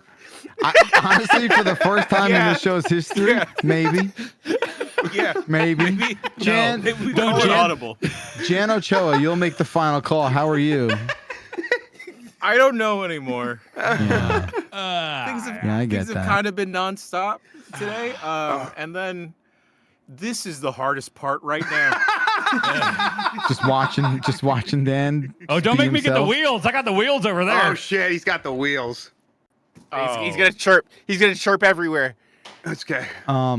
Yeah, there you go. go. He's arcing his own back now. Okay, I'm deeply uncomfortable. I hate it. I hate all this. You know what? This was a mistake. Man, I just don't know what that little nubbin's for. That's what I'm not sure about. I'm not sure about this one right here. This was all the a rest I mistake. know where to put them. This was a mistake. Oh yeah. Jan left. We lost Jan. I don't know where he went. He said, "I'm leaving," and then he shoot left. Someone important caught this section of the power block, and if this is the last thing we ever put out there, it's been a great ride, folks. It all depends on how you look at it. Because on one hand, you could be like, "Ooh, I don't want to get to that point where I need to use those things." But on the other hand, you get older and you get to use them. Yeah, Ooh, yeah. Owning one of these things is just very normal, and you come on, you want one. They're still doing this. Yeah. Should They're we, good. They're good. Should we make Giant Bomb branded Theracanes? I would like that. Yes, yeah, just with my And face it's like, on every it's nub. our faces on. Yes, our faces are on the nubs. Yeah. I want to be the unknown nub. You had a what's that double. one for? I didn't know Grub had a double ender. I just got one. Yeah, the double-ended therapeutic dildo. Oh, I just They're got. not- I feel like I'm in the 30s. What the hell? Yeah, come on. Technology's advanced so much since your Theracane. I guess I have two ends, but it's like only one of them's like curved like this. You Yours gotta, looks like S it's shape. also a police baton. It could be, yeah. Okay.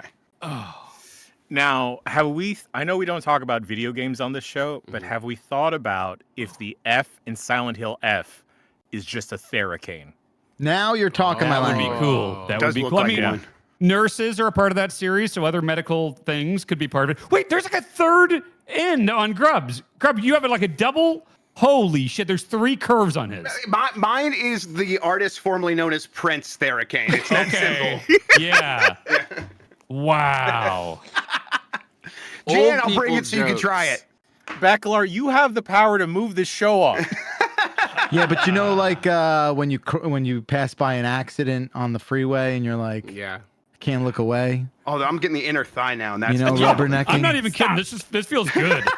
All right, listen. You're right. I do. You know what, Jen? You know what, Jen? Take that back.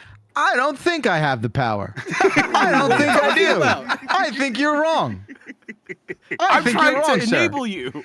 I appreciate You're letting it. these two oppress you. You bumped me, and I should just spike it. with it. I should Oh, just let's do spike feet it. stuff. Oh, I got Hey. a foot massager here I could pull out. Dan, do you what's think up? this is helpful? For who? Yeah. Okay. You have to be more specific because it's helping me a lot. Because there's different answers to that question depending on what we're talking about. If it's helping the show, I can't tell you. No, it's helping me. I Yeah. can't tell anymore, is what I can't tell. I've lost the thread. I've lost track. I can't tell anymore. All I know is that our bodies are a wonderland. Yeah, you know what? Like, I don't find myself gaining anything from those types of things. I think it feels good in the You're moment. not using them right. Yeah, it's not gonna like fix a thing. It's not So, gonna like fix your body, but it's gonna feel good. The Theragun, I felt that way, and then I learned I was doing it wrong. Just completely and entirely. Your technique. You kind of want to blast yourself until it hurts a little bit, because that means that the fascia is actually being moved around the muscle, which is the thing that you want. Otherwise, you're just kind of... If I walked away and came back in this room holding like 6 Theraguns, would you all be impressed or worried? I wouldn't be surprised at all. No, I know why. Because I know why, and I respect it, Grub. Yeah. No, what do you mean? Cool. What do you mean? You know? Oh, wait. I I can just know like go why. in the other room and get like 6 box Theraguns and just walk back in this room. Because this is like your Amazon scam, right? Exactly. Yes. Allegedly. Marketing. Yeah. Yeah. Listen. No, Yeah, we're it's all. different. It's not Yeah, a that's scam. the totally. And don't that's worry, not the people being SCAM there deserve it. So don't worry, everybody. Yeah. Yeah. Right. Exactly. This This is a like the win-win. Robin Hood of Theragun Exactly, scams. Yeah. Well, that's a different... Totally. Yeah, that's true. That's true. That's scams too. That's scam. That is scams. Yeah. So, Stace has this like one she wraps around her neck, and it's heated. Mm-hmm. Got those two. Man, that thing's doing all the work. It's doing the kneading and all that stuff. And Yeah. Yeah, that's good stuff. They make one for the face now, which I want very badly. It But just is beats up your extremely face? Expensive. It doesn't beat it up. It mostly vibrates it. It And it's vibrates your got face. like heated and cooled like Coils? components in it. And it just kind of You do have a lot of muscles in your face, right? I would like those to be like loosened up forcibly. It's kind of crazy. Now that I think about it, maybe this is something I don't need to share with the public here, but that's here just I what we go. do here. I just think like Stace uses a lot of those things like all the time. Like, is that bad? Well, she seems happier than you. Oh, yeah, definitely. Without a doubt. No, I don't know. So does your son and your dog. No, Marty doesn't know where he is. He doesn't know if he's happy or not. You'll be there soon. What's that? You'll be there soon. You mean when he dies?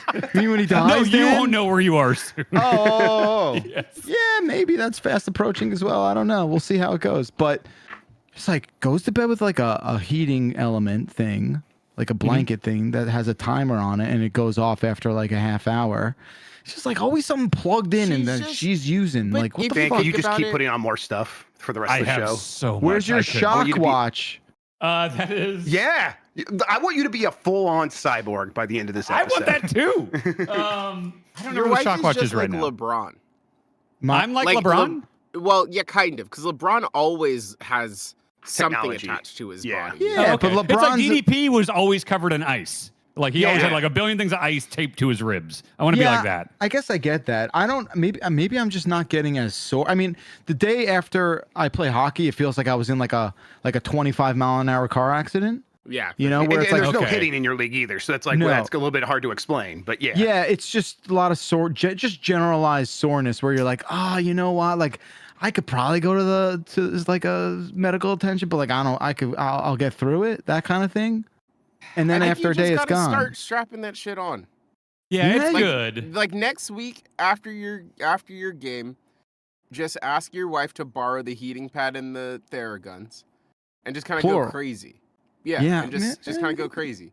What's gonna happen? You're not gonna die. No, you'll feel better. I'm not worried about dying. I just like You're worried about You feeling think joy. it makes your body Yeah, weaker yeah. because you're treating it? oh my god, you're You know extracting the worst possible thing. There's no You're no. saying it sounds like what you're saying. I'm is not you a- what he's think that saying, I'm not like an everyone uses a anti- Theragun. No, I'm not against it at all. I Seed just oils. like yeah, maybe I need to see some results myself. I've I feel never like given I'm it. can opening my hip right now, and I don't know if that's good or bad. Yeah. I need them all the time, I think, because I oscillate constantly between the least healthy lifestyle ever and then also training for a marathon. Yeah, so that's I think my true. body is just like, what are you doing, dude? Pick a lane here. You have like a chronic whiplash within You your wanna body's keep that chemistry. Like, elasticity, though. You want to be able to go to both extremes. That's actually the most healthy you can be. Thank you. Yeah. Okay. Yeah. That's what my doctors don't say. But yes, you will say it, and I think you're right. brave. And man, I'm the one in front of you right now, so who's more important? I'm sure there's a doctor out there that'll endorse that kind of lifestyle for sure. You know, you If could your find that. doctor was important, you would talk to them every day. You ever think Right. about that? Oh, that's true. Mitch, Yeah. I mean, that's how don't. Mike Minari lives his life, so I guess one person's doing it right. Yeah. He You doesn't know? talk to his dad every day. Come on. We could. Yeah. Glad you don't have my dad's number, Dan. I can find it. Yeah. you Yeah. Yeah. Oh man, yeah. All right. Look, it's a good. Getting old is a good thing. Okay, use your Theracanes, use your Theraguns. You know, Jan, I can tell Jan fears it. Jan is just shaking his head. Yeah. No, I Yeah. don't want any part of it. All right. This has been like the worst week for my body. Like after the bombcast on Tuesday, I laid on the floor for 4 hours. Oh yeah, how's the back doing? Terrible still. Yeah, you know what? I could tell by the way you're sitting. You all right, bud? My back is covered in like Tiger Balm right now. Oh, okay. And like I took in a leave and I don't feel shit. Dan, you got any Wait, Tiger you Balm? don't I didn't know feel about shit Tiger as Balm. in you don't feel pain? No, I don't know Tiger Balm. Is that the stuff that Cody put over his back before he set himself on fire to try to get people to cheer him? No. Okay, different thing. Tiger Different thing. Balm is like Bengay. it's like Bengay or Is it like icy hot? Oh, I know icy hot. Yeah. it's Icy one Hot? of those. a good gimmick. I think Tiger Balm is either less or different chemicals. Asian Okay. chemicals. It's Asian Asian chemicals. chemicals. Yeah. Okay. So Got good MP3. chemicals. Jan, do you They've think also your got different flavors. Jan, do you think your back feels better or worse than John Moxley's today? Oh my God! Why would he do that? I That haven't. was the grossest I know, I need to shit see I've this. ever seen on wrestling television. Like he drove 11 hours to do that. To impale himself on a spiky bat that got stuck in his spine and could not be pulled out. Wait, And then his little friend tried pulling it died? out.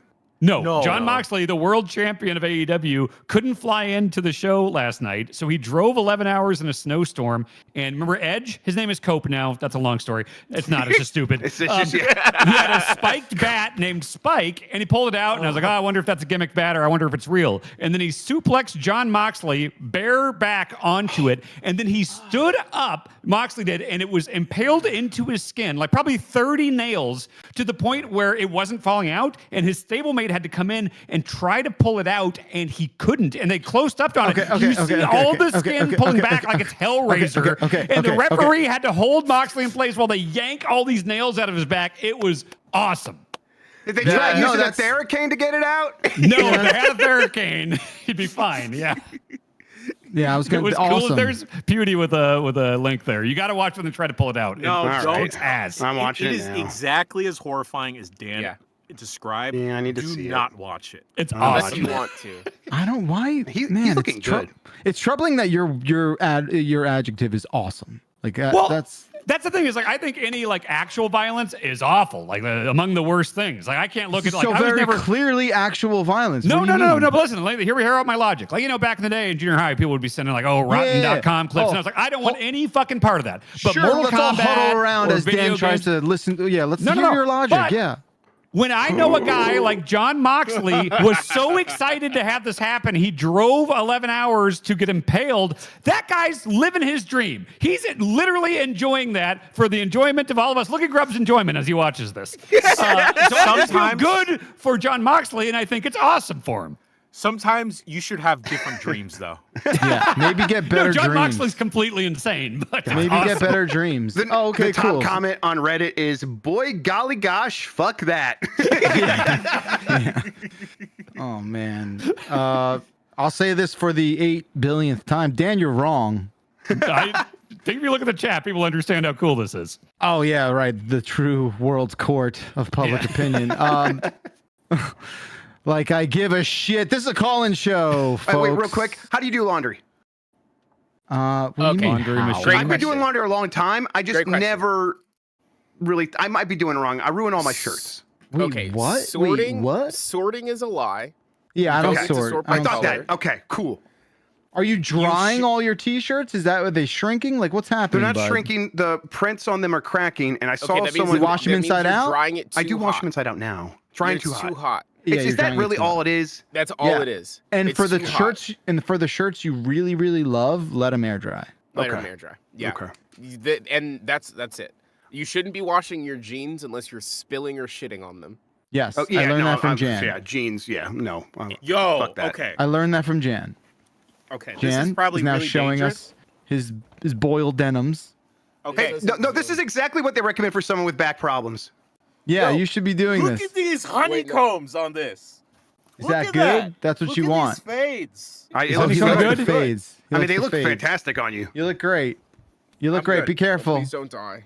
Help him down, Nikki, please. I'm not audio an old listener, man. She stood He's on a alive. swivel chair. You're not an old man. You just been talking about your back pain for 14 years. It's fine. I just didn't want him to die. All right, so That's what- less heat in the dryer, and I'm gonna Nope. try that. I think Yeah. I'm a bad Or, dryer. honestly, if the shit's already starting to crack, just start air drying those. No, I am. I know. Okay. Yeah. Okay. Good. What did I say? Call-in show. Call-in show. Call-in show. Call-in show. 707. Exit Backla- Flu. What, Dan? You said it too many times. I'm discording you the things you should watch. Cool. Deleted. I don't care. I don't give a shit. That was the Hey, Dan. easiest thing I've done all day today. Dan, by next week, do you think you can trick him into watching it? I just think he should. I think he should treat himself and just watch it of his own accord. Okay. Yeah. Look. I don't care. Okay, I'll watch it. Sure. I'm not gonna watch it right now. I'm not- Okay, it's two parts. There's the initial thing, What do you and then mean there's two parts? They're both like 30 seconds. Why are they two parts? Well, 'cause Because there's the- he there's had it stuck in him for a going long in and then it time. coming Yeah, out. I haven't asking seen him try to questions? pull it out. Yeah, I'm gonna watch that now. Yeah, Why watch am I okay, asking- Greg's gonna watch the one where they're pulling it out. Yeah, go ahead and it's Making it very full important. screen. It's two very different feelings you get out of it. There, you look at Grub's face. Yep. Oh no! Bacalar, get in on this. No, I don't want to Shit, hit it's that. twisting. I'm not hitting that. This aired on TNT or TBS. Well, if it was truly gruesome, I mean, there's a delay, right? They could have. I know that's what I'm saying. That's why it can't be that bad. It aired It's on not bad. TBS. It was. Yeah, sure. did. No, It was of cable course. violence. And they've got standards, right? There's a whole yeah. office about it. It's America's Network or something. Oh my God! He is really trying to hold. The referee's really holding him. Okay. Call-in show. 707 Exit Flu. I gotta Nice, say, cool. this is the most disappointed I've been at this point in the show. At this point in the show, We did it! A historic episode. Ring the bell. Where's the siren we have to fire? Because I am down right now. The vibes are low. It is It's 1 out of 5, brother. Wait, will it it? is a Will this help? collectively bad day. Yes, Will this Nikki. help? What's I up? picked the voicemails this week. Oh, Jan honestly, has no that- idea what the voicemails are, and that I helps. picked them. There That is not a helps. single bummer in here. Sweet. Okay. Let's do it. All right, we're on the up and up. Therefore, Nikki. And also, Oh, whoever's God picking him damn for it, next what? week, don't do anything weird for Samoa Joe, like asking about like the nut hairs and stuff that we did last week. Oh, there were a lot of those. Okay. For what it's worth, I was helping produce the Half-Life stream right before this. Nikki was graciously listening to the voicemails. And then at some point, they just stop and they look at me and they say, "You do this every week?" Oh my God. People share too much. They'll don't just say whatever into They'll that just, phone. let's say whatever. After Mr. Joe listens to this episode, I hope he still comes. Okay. Oh, he's more excited than ever. If we He do record, definitely owns a Theracane. oh yeah, that part where he did the drop kick on the concrete steps. Yeah, he's needed one just for like handed 20 him one. years. If I can get Adam Copeland to suplex me on a spiked bat next week and we record it, can we air it on this show? Yes. Dan, you'll It's the die. internet. I would just get You impaled would like a die. Mortal Kombat stage fatality. Yeah, That'll be All the the end way of you, through. yeah, bud. it would. Yeah, You're just dead. yeah, that's true. John Moxley's a lot tougher than me. Yes. Listen, I have plantar sorry, not to go fasciitis. That's not crazy. nothing. As if that It's was so up for fun that they debate. had just a piss shitter of a match 2 weeks ago. And they said, we can do better. Yeah. Well, We can just well, fix it. I think they probably wanted to do a crazy death match thing, but the ladies kind of took the that and makes ran sense. with it. So it's like, Oh my we'll god! save Oh that my one. god! I blacked out for a second. Call and show. Call-in got him show. again. I don't care. I don't care. I don't care. Shut up. Shut up. Shut up. Shut up. Call-in show 707. He doesn't want to start the show, or else he would have just picked someone to read a voice power. Nikki, you picked them. Give me Dead Tuba for Thank 200. you. Hey, duders. Speaking of Mike, I think it's muted the Discord thing there. Oh God.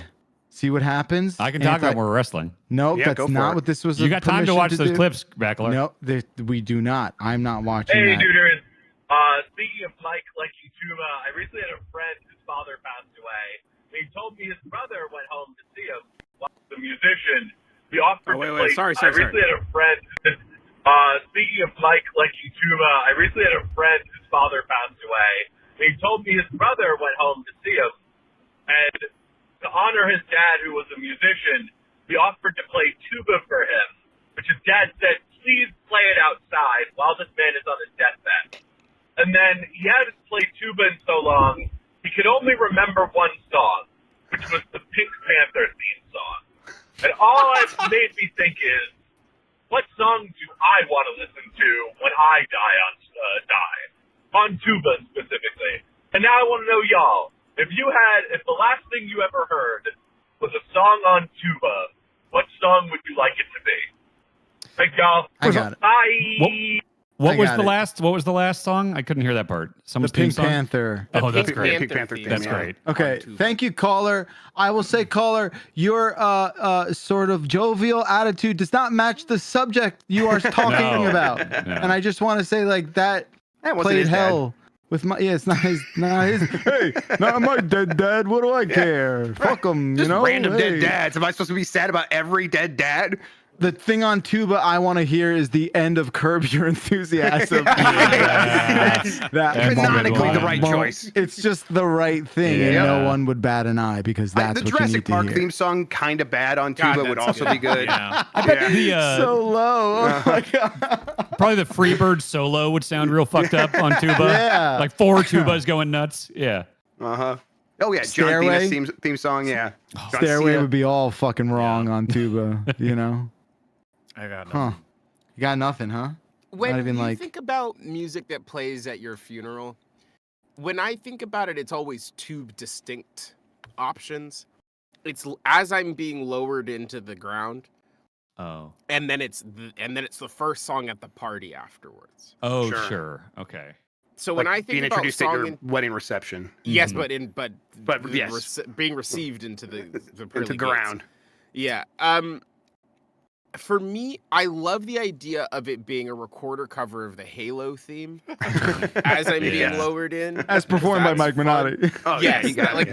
that would be Mike. A If you could just record that geriatric- for me When- now. Nikki, So I when can you get said that to that, who I I need. knew Mike was in the chat, and I was like, I bet Mike is grabbing it right now. He's see if going he to can do he's that. going to Yeah, learn yeah, it by please. tonight. Yeah. Yeah, great. But then the first one at the party afterwards, I feel like it has to be like some sort of like recession era pop song from like 2009. So like give me like a Kesha, like a TikTok. Or like, what was the Fergie's big single? Was it the Fabulous? London Bridge? Or no, London didn't- Bridge is good. Oh yeah. Yes. Wasn't there like a too dark. Fabulous Life or something by The Fergie? original cut of Let's Get It Started in here. Glamorous, yes, the original. The original Let's Get It Started is really good. That's That's no, that- really you're- fucking good. That was You're when not- your you casket can't was get canceled, lowering. You're dead. No, I'm already dead. No, And it's like, you better celebrate me. Yeah. This is my last wish. Yeah. What are you going to do? Deny me? it's just a song you don't expect to hear in that kind of scenario, right? Yeah, I know. That's why it's yeah. funny. Or like, you had a bad day. It's like, oh no, that seems it's a little on the nose there, folks. Or I Will Survive. That'd be a good one. That's good. Right, Yeah. okay. Yeah. That's just dark in a way that Factually I'm incorrect songs. Yeah. You have a hand on a spring come out of the dirt at the end. Like Shredder. Yeah, just a gimmicked casket is definitely something I want. Could you wish a worse curse on someone to just be like haunted by your dumbass shenanigans for the rest of eternity from the grave? Oh, I would love to God. be a ghost. That would kick ass. Yeah. Oh, you know I mean, what? by the time you die, Dan, there could be the first Taco Bell funeral as well. So they could have the first Taco Bell funeral parlor. You could probably make that happen. That's not a bad idea. Are you Dan, bummed out that Dan, you weren't born in Dan. one? Does that fuck your shit up? Are you pissed? I promise you, by the time you leave this mortal coil, I will make a Taco Bell funeral happen for you. Oh, thank you, Jan. I appreciate that more than you know. Thank you. Like, I was I don't born know in a Taco where Bell, the and wind will goddamn, I'll take die us. in one.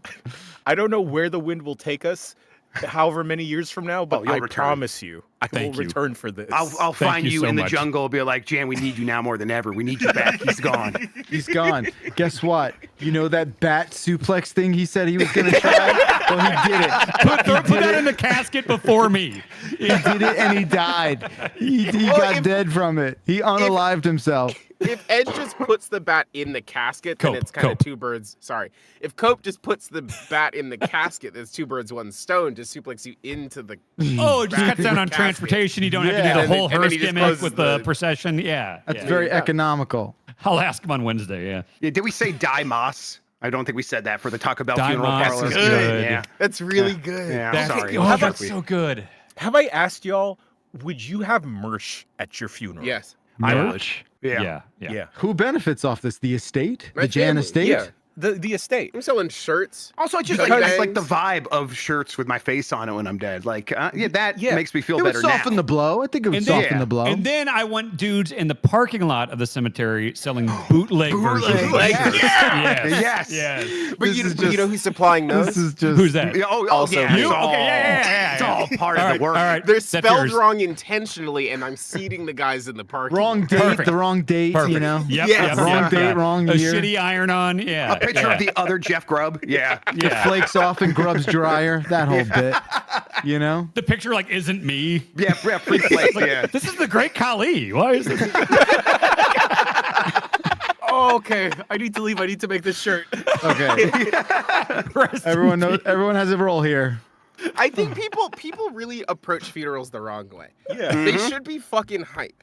Yeah. Yeah. And I think people are like, oh, it's so sad. My friend's dead. Yeah, dog. If you're gonna sit around and be sad and depressed over this dead person the whole time, yeah, you'll be bummed out. I thought about what song I want on the tuba now Okay. as for my funeral. I want the Chicago Bulls theme. Like the All right. Just Jock jock jams on jams. the Yeah, the tuba. whole wake is jock jams. Yeah. Oh man, we got a couple of good episode titles, don't we, folks? Funeral jockjams.mp3. Jan, if you make my funeral shirt, put it up on the story.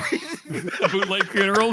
Seriously, I want one of the. I want a bootleg shirt of my own funeral while I'm alive. See, that's the best thing about the dump truck. We invent like the phrases we invent, like knock off funeral merch was never. That phrase was never said before. Bootleg That's lightning in a funerary bottle. merchants. Yeah, exactly. No one's ever said that. No one's ever combined those thoughts. Only here, folks. Jeff Grubb. Sure. That's only one voice. No, we did one voice. Yeah, that's one. We got through one. CRTV. Yeah. Hey, Dumpers, Dylan from Ohio here. I have a dilemma that I think only you can help with. Being scarred forever. Oh, sorry. This is Dylan from Ohio here. I have a dilemma that I think only you can help with. So today I am getting a CRT TV for some retro gaming, and it's one of the ones that has like a built-in VCR. So that's cool. I have some tapes that my dad gave me a few years back, and it should be like of me as a kid and like on vacation and stuff like that, and like that's probably what a majority of them are. No. But he did warn me that there may be some fuck tapes of his on there. Do I risk Some what it? tapes? Do I try to watch these and risk being scarred forever? Because I feel like the vacation videos would be kind of fun, but yeah, I don't know that that's worth it. All right, love you, bye. Send It's them a good all in to be setup. digitized. by someone else. Oh, yes. Yeah. And then like have them like just tell me yes or no, and they'll be like yes, and like you go in there, it's a Russian roulette. Like, oh yeah, what are we doing? Send it out to a third party. What are we doing? This happened to a friend of mine in high school. His dad didn't die, but he was like, "Hey, do you want all these VHS tapes?" And he put them in, and like almost all of them were just women staring at the camera and smoking cigarettes and blowing. What? No, go ahead. They are snuff films, like No, it's not 8mm. No, it's women smoking cigarettes and just blowing smoke into the camra and like talking and just. Oh, so just art? You mean art? Hours and hours and hours and tapes of just women smoking cigarettes while they look at the camera. Got it. So like just like that was the point. That was the fetish. Was them I smoking? guess. Yeah. Wow. Lots to unpack here. I thought it was going to be like Skinamax recordings. I did not think it was going to be his father's own authored fuck tapes. That's Could you imagine? How do you even like deliver that message? How do you? What if one of the tapes is his like conception? Yeah. Oh Jesus! Oh, that's no good. Would you? Whoa! There's no benefit. I feel like that one's better than just a that. random fuck. Is it though? All right, No, either it's way, not. either way, No. either way. Because then, no, the knowledge that that's the one that was the nut that was you. Yeah, that was me. I'm in this video. You don't want that. You don't want that because then you're also, like you just said, you're in that video. Yeah, you are technically. Yeah. I don't think any human on Earth would benefit from being able to see that. I'm just not sure I can. There are a square lot that. of videos online. Yeah. Yeah. Yes, there are, Nikki. And You're gonna start shooting stuff there. and what about it? I So didn't say anything. caller. Grub's advice is sound. Go send it somewhere where you don't have to watch it. They watch. Because I've gotten a lot of tapes digitized, and they do watch them. Yeah, I was saying that to harass the person who has to digitize it. Oh, like that was the sure. point of that. No, that's okay. I mean, they're not related to your dad, and you're so. paying them. You're paying them for a service. Like, all right, that's part of the gig. That's what the money's for. Look, watch my dad's penis. There you go. I just need you to get eyes on this. It could be my father's penis. It's actually, what camera angle? I've never done this. I'm just going to admit it. I've never filmed myself having intercourse. Cool. What angle do you think is like the most common when people are just like setting up the tripod? Because I bet Dutch. it's mostly like, Dutch, and then like mostly butt and taint. Like that's my guess. Dutch butt style. Hey, Dutch butt and taint. Yeah. Yeah. DPT. Yeah. Yeah. DBT. Got it. Let's go to another voicemail. Let's go to another voicemail, Jan. Great idea. Why don't you do the honors? Spider-Man 2. Yo, I hear you talking about you got the pizza steel for your pizza cooking. Let me tell you, I be cooking pizzas all the time, man. You got to get the pizza stone for the fridge or for the oven. It just sits in there. You ain't got to do nothing with it. It works real well. You don't have to do the whole switch to broil thing because the stone is nice and hot. Got to get you a pizza stone and a peel, Jan. That will help a lot, man. From one pizza maniac to another. All right. Have a good one, buddy. What's Spider-Man have to do with this? He just said pizza a lot, and there's that mission in Spider-Man 2 for the PlayStation 2. Oh, where sure. You have to be a pizza guy. That's fair. So I understand that. Yeah. Oh, Okay. okay. Spider-Man 2. Yeah. so okay. Got it. This is you, Nikki, editorializing just a I've little bit. editorialized all I like of it. these. Yeah, I like one it. of those. That's good. Hey, Nikki, I like your style. Nice. That's nice. That feels good. Thank you, caller, and thank you, Nikki. What were they saying? Talking about Jan should get a pizza stone. Get a pizza stone instead of a pizza steel. Okay. For cooking. Because Jan, currently you have the pizza steel. Yes. Have you used a pizza stone before? No, I don't know what a pizza stone is. It's just a big rock. Yeah, it's like it's a hot rock. But it takes so much longer to heat up than the appeal of the pizza steel is that it heats up faster because it's metal. Yes. But the pizza stone conducts heats energy. Up slower. Continuous heat? Yes. But it takes a really long time. And then you have to wait for it to cool because you can't just grab it out of the... Why not just get one of those, like, they make those portable ovens now, right? Yeah, so if you work at Uni... Yeah, Uni. Or Gosney. Oh, wow. When you look right at the camera, I feel like they should just give it to you. Please. It's just two. Yeah, just two. It's well, just hey, two. maybe three. I'm going to get in on this. Let me look at I would like one too, please. It's just 5. I like pizza. Just 5. All we're asking is for a pallet of your ovens. That's it. Uni, please. Please. We'll cook pizzas on a Summer Game Fest at GB at We night. will. That's a Absolutely. fucking guarantee. Oh, that's pretty tight. Sorry. No, write That's it down. pretty tight. No. Oh. No. Okay. Are you talking to them now? No, I wish. Hold on.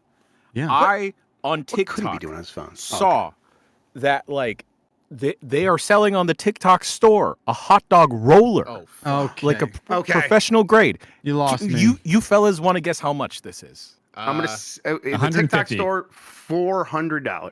$100. We gotta get Wow, it. we gotta lose get money it. if we don't get it back. We gotta get it. Just buy it right now. Look at You this. know what? Expensive. Back Just our- expensive. We'll get two. One for the office when we're there, and one for your hockey locker room. No. Everyone wins. That is a no. Half the people You lose were there. so excited about that. Half Come of the on. people lose. Okay. That is not a win-win. That is what we call a wash. Also, get it for SGF, yeah, like let's totally get Yeah. it. Although, like, here's the thing. You walk into a room, you're excited to be there. Are most people happier when it smells like hot dogs? Yes. Or are they like, I don't know. I don't had know. one with the hot dogs.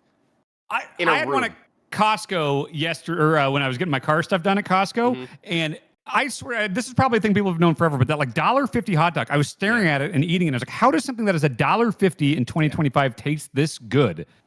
Right? Have you had it, Backler? Costs more than that. Oh, well, not for me. I've no, never, not for you. Exactly. They don't charge more than that, but it costs them. Yeah, Yeah, it's that's why they incredible. raised the price of the Costco membership last week or whatever it was. Yeah. Oh, worth it. I've never had a Costco hot dog. They're fantastic. What? And I want I to, know. if we are going to do this at Summer Games Fest, I want to get Costco size, and I want to be the one. Grub, you do the interviews. I'll be on the set behind you, and I'll just be working the hot dog roller. And I want We can taquitos just too. we can just get the Costco hot dogs. You They know, sell them. can I? Yeah, can I, Brooklyn. Okay, then yes. Guys, okay, we get a now bunch of hold- Costco hot now dogs, and we get hold Quick on. Trip taquitos. Dan, they sell all the stuff that they sell at the Costco food court in the Costco. Then let's Do do they? that, and I'll just run a little Costco cart during the Summer Games Fest. I couch. did have double chunk chocolate chip for the first time about a hold week on. and a half ago. Did I I can chicken get bacon? those. Holy shit! What Hold happened? on. Hold on. What are we holding? How are Holding. you gonna get that in there? Don't worry about it. Keep talking. Yeah, I- what and I- where? I have to make an executive decision here. What's your executive decision? By the advice of my therapist, I have to stop engaging with hot dogs. Engage. Your Oh, therapist just said call them that you glizzies. And then then the therapist won't know what you're talking about. I'm dreaming about them. They are everywhere I look. Damn. I must You gotta cut get a the new cord. therapist, bud. CBT doesn't work. Dreaming about hot dogs. Everywhere I go, I am confronted Nah, with hot this dogs. thought stopping shit does not work. Everywhere you're I too go. Smart for CBT. Just eat the hot dog. It's fine. I cannot Okay. escape glizzies. You Dan messaged you me three about the won't rest be of the able to see this, but you can hear it though. Okay. Grub, what did you say before I freaked out? Oh, that's a really excellent question, About buddy. Costco. About a thing that you had for the first time. Costco related. yeah, I just had a double chunk chocolate chip for the first time like about a week and a half ago. It's AJ and Big Justice. and we're here to bring the boom. We give Jan, Nikki, and Grub 5 big booms. Boom, boom, boom, boom, boom. Now Dan's a dope, so he gets a boom. And you should all know that bat beats knife. Boom. I'm crying. That meant Did so much to Shoot me. AJ and Big Justice just give me as a human a doom? I got 5 booms. I've said so many nice things about their content. Okay, so everyone raise your hand if you got 5 big booms from AJ and Big Justice. I didn't get shit. Yeah, but you're not a big dope. I didn't get shit. This is the only podcast I'm fucking on. Who fucking did this? You fucked I can't up. believe I got 5 booms. I can't believe I got it. What the fuck? Who did that? Who the fuck are those guys? AJ and Big Justice? How dare you? The hell am I Now- looking at? Now, did they get whoever paid for that? I'm assuming it was paid for. Did they get a discount because the Rizzler wasn't involved? Oh, you got to pay extra for the Rizzler. You yeah. got to pay extra for the Rizzler. His rider is crazy. No, I need to get the Rizzler on board with me. Is the Rizzler There you on go. Cameo? Because I'm getting the Rizzler. Good sentence. What just Good happened? sentence. Make it sound like you're threatening him. I'm gonna get the Rizzler. No. Oh, fuck. What just happened? Are they going to be at Dynamite next week? I'm going to get the Rizzler on my side, and I'm going to tell AJ and Big Justice what I think of him. It's so hot in this room. It's a million degrees. I feel lonely. I'm looking I up feel the very alone. Rizzler cameo. I feel the very Rizzler, alone. here he is. $350 for the Rizzler? Oh, that's Listen, a bargain. Kids are expensive. Why do you know? Just Good exchange for him. Tell him. him you'll do Good- one for him. You couldn't for kick him. in $50 more for me? Good for the Rizzler. Oh yeah, the Great, Rizzler deserves everything. Yeah, make hay while the sun's shining. For a second, I was like, "You don't really do this podcast, Jeff. It's all an illusion." Mickey and Jan are going to heaven. Were you doing a Ben Starr impression? What's happening? Oh, don't look right at it. Stop looking right at it. Stop. Blink. Is there a video of that too? Because I'm gonna need to see that. Yes, it's a cameo. Yeah. Don't you do cameos? Oh God, yeah. Hey, all Becco, I'm right. sorry you got left out, bud. It's okay. It wouldn't be the first time. Listen, Dan, Yeah. it's your turn, bud. Time to do a voicemail Fuck. thing. All right. Shit. Let's go. Where's Mike? Yo, Mike Minotti, what the fuck? How come you keep coming to Orlando and not doing like a Giant Bomb meetup or something? I've lived here for like 5 years, and every time I hear your stories on the podcast after, I'm like, what the hell, Mike? Why didn't we, meet up at Epcot and try the spicy hot dogs from the Flower and Garden Festival? So, yeah, I'm mad at you. All right, bye, Mike. And Giant Bomb, love you guys. But I'm mostly mad at Mike. He just hates attention. Thank you, caller. So, Yeah, I'm sure. Yeah. he would. I that's think this amazing. last trip he would not have had time. It was a very Yeah. quick turnaround. But I don't know. He'll be there again. It's kind of work, right? So I don't know if we'll get he'd be like a Giant Bomb meetup, but you could do a Mike Minotti meetup on his own. I Mike don't know. Minotti is strong. Mike Minotti's got a community. Yeah. Oh Minotti yeah. heads. Oh, he runs deep. Yes. The Minotti's Minottiverse. Naughty Yeah. Minottis. Yeah. That's what they call themselves. Everyone should start a voicemail with Mike Minotti. What the fuck?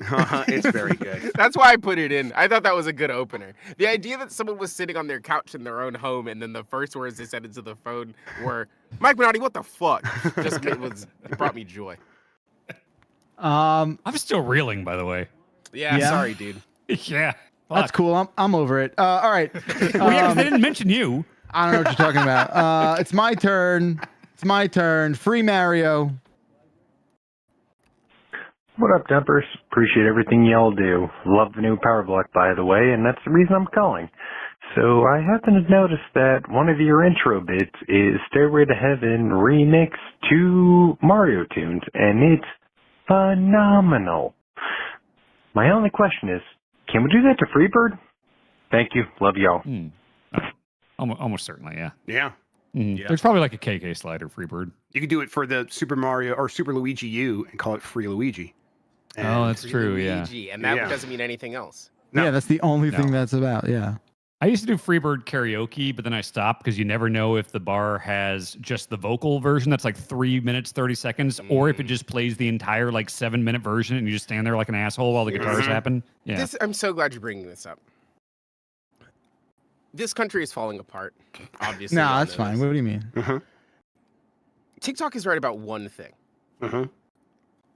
There needs to be TikTok length karaoke Yes. songs. Yes. The TikTokification has destroyed so many things, but it should come for karaoke next. Halfway through every karaoke song, I'm like, oh, you get it. And Yeah. so do Yeah. I. Yeah. Like Yeah, no one wants to everyone do in the here third gets it. verse, right? Is that no, what you're saying? No, absolutely not. Yeah. So if you just do 90, just a sexy 90 seconds, get in, get out, everyone has a much better time. But we are trapped by the full length of the song. It should be like Wii Party. What's the game? What's the one where it's like, or is it the Wii WarioWare Wii game? Sing? Where it like Oh. tells you like, okay, the next person is going to get the controller. Yeah. And they have to stand like this. WarioWare Smooth Moves. Yeah. It should be like Smooth Moves. Where Yeah, it's hand like, it all off. right, Okay, the now next you're doing song's Bohemian up, Rhapsody. hit it, Oh, the controller you're doing real fast. Chaperone. Now, Yeah, you're going to miss your Oh. song. Yeah, exactly. Yeah. pass it around. Let's just do choruses. What are we doing? Yeah, like, just give me a chorus. That's just the give me the best part. chorus. Yeah. My favorite karaoke song, I've seen this happen so many times, is a group will go up there and they will pick Baby Got Back by Sir Mix-a-Lot.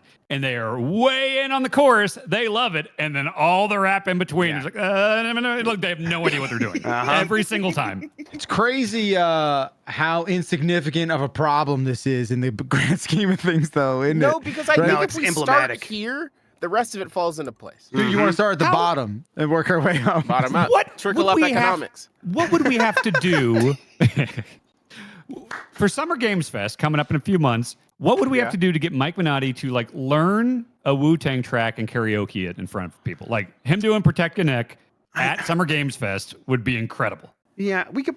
No, he should do an ODB one. Oh, Shimmy Shimmy Ya by Mike Minotti. Yes. Old Bastard Dirty. Yeah. Old Bastard Dirty. He says not much. Oh, he said he would do it, Mike. That would make me so happy. Yeah, I think he would do it. It's karaoke. That's his forte. That cream thing was fucking chef's kiss. Oh my Lord, Jesus! I don't like the way it's cut to make it seem like I'm the one saying Wu-Tang Group and not mocking Mike. That should have been made more clear. Yeah. I feel like Take there that should be up like with Tom. like footnotes down there. Oh, it's so good. It's so good. I hope I don't permanently associate Wu-Tang with Mike Minotti because I went on a run yesterday and I listened to the entire 36 Chambers album and everyone was just picturing Mike Minotti like reacting to them. And I was like, I just don't want to have those two intertwined all the time. No, keep them separate. Okay. We went to chat for the next voicemail. What'd they say? Chat chose saltines. Hey, what's up, coworker? This is Jordan J from Chicago, and I'm tired of you catching strays for no reason. You not that boring, you just a little bit bland. But sometimes saltines be hitting with that salami, so let me see you be a little spicy, get a nipple ringer. All right, love you guys. Also, Mike's right. Shave your dick. Okay. Callers should pop themselves more often. That's a good one. Wait. Okay. So the first thing I got was that I need salami to be interesting. Yeah. And then what was the other part I missed? I think like a nipple ring could be your salami. So that's how we fix me. That's how I graduate And then from coworker. AJ and Big Guy will care about you enough to rate you. Big Justice. Yeah, Big Justice. It's not been a good week for me, guys. I'm not gonna lie, it's mostly bad. Saltine, I gotta say, way worse than coworker. That feels so much worse. So wait, I love what? a saltine. I get it. Yeah, saltine. Saltine. Here's a great poor snack. It's a saltine and a graham cracker. And you put both of those in your mouth at the same time. Sweet and salty. Okay, yeah, sweet and salty. Yeah, that's all the flavors you need. That sounds fantastic. What's not to like? Yeah, it's great. Anyway, snacks for me. Y'all should have been nicer to Mike about shaving his dick. There were so many I don't calls think about. we weren't being mean. Okay, but dismissive. No. Yeah. I was being dismissive. He has the right. And then he asked a question like about the trimmer, and you all just didn't even acknowledge that he asked. I was hurt for my friend. Wait. We can move what? on. Yeah, we're not gonna do this, but what? I think we should respect Mike Minotti's dick on the show a little bit. No Come on. one's disrespecting it. I just think like I was surprised with the razor. It was the trimmer, like it doesn't go all the way down. So it's like what he was asking, what's the point? And then you all just had nothing else to say. Have you not encountered this problem? Your options are: do you want hair or do you not want hair? If you don't want hair, then you use the razor. And I think You that's got to use the razor. You have to use the right. It does not complete the job with the lawnmower 4.0. There's something weird about. He talks a lot about how his entire body's covered in hair, like his shoulders and his back and everything. So there was just something off to me about learning certain things there. Of just like, I don't want to go into great detail with this. So I don't want to say picturing. Yeah, listen. But we don't have to. Like you're like considering a hairy man with just a bald area in the middle. Like the one, like no, there's like two bald areas. It's up here and down there. All right. Okay. Yeah. All right. I Got can it. see the issue. Nikki, it's back to you. We're back to you, Nikki. Give me International Space Station. I'm sorry, Mike. I don't think I did a good job there. No, I don't think you did representing either. your interest. I'm sorry. Hey, I was listening to this latest dump truck, and the hotbox question came up. Instantly, I jumped to, I would love to hotbox the International Space Station, and then instantly Bacalar says that that's the worst place to hotbox. When's the last time you've been betrayed by a parasocial relationship? Love you, bye. Wait. No, I said you want to know the worst place ever. Yeah, he said that, and he thought he was thinking immediately that's what he wants to do. I just don't think I don't think you're thinking it through. I want to do it, but I understand the ramifications of the things I will be seeing about myself and the universe. I want to face those things, though. There is no place I would more prefer to be high. Being high on the space station seems awesome. Okay. Yeah, first of all, I got microgravity. I just don't know if we're really thinking it through here. Okay? Because yeah, but that's what I get high to do, and then I'll think it through up there. You don't just travel to the ISS. Like, think about the years and years. There. Just take a fucking gummy. You just take one tin of gummies. You get up there, and then day 6, you do your science days 1 through 5. Right. The weekend hits. The weekend hits, and it's like, okay, Friday you watch it, night. Exactly. You watch SmackDown, you take a gummy, then you go to the little pod with the round window and you look at the fucking Earth. Right. The problem, SmackDown. So here I'm being too technical about it. I'm like in the theater of my mind, I'm like going through the steps of like the unbelievable like journey that is required to get to the space station. No, you're already there. I think everyone gets to carry like 5 or 6 pounds of stuff that they want on that little capsule. And listen, maybe a whole pound of it is gummies. Yeah, maybe. No. See, here's the problem, Nikki. We're hotboxing. Yeah. We do the hotbox. I'm weak. Well, guess what? Well, you're not part of this experiment I'm not anymore. Going to space Sorry. If I can't take a gummy.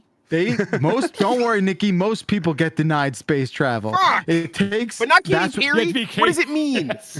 Katy, who was it, Nikki? I listened to that podcast. It was Katy Perry, Bezos' wife, Gail King. Going up there. And there's one dude, Tony. Yeah, Tony. Aren't they just going to fake? Aren't they going to fake space, not real space? They're going up.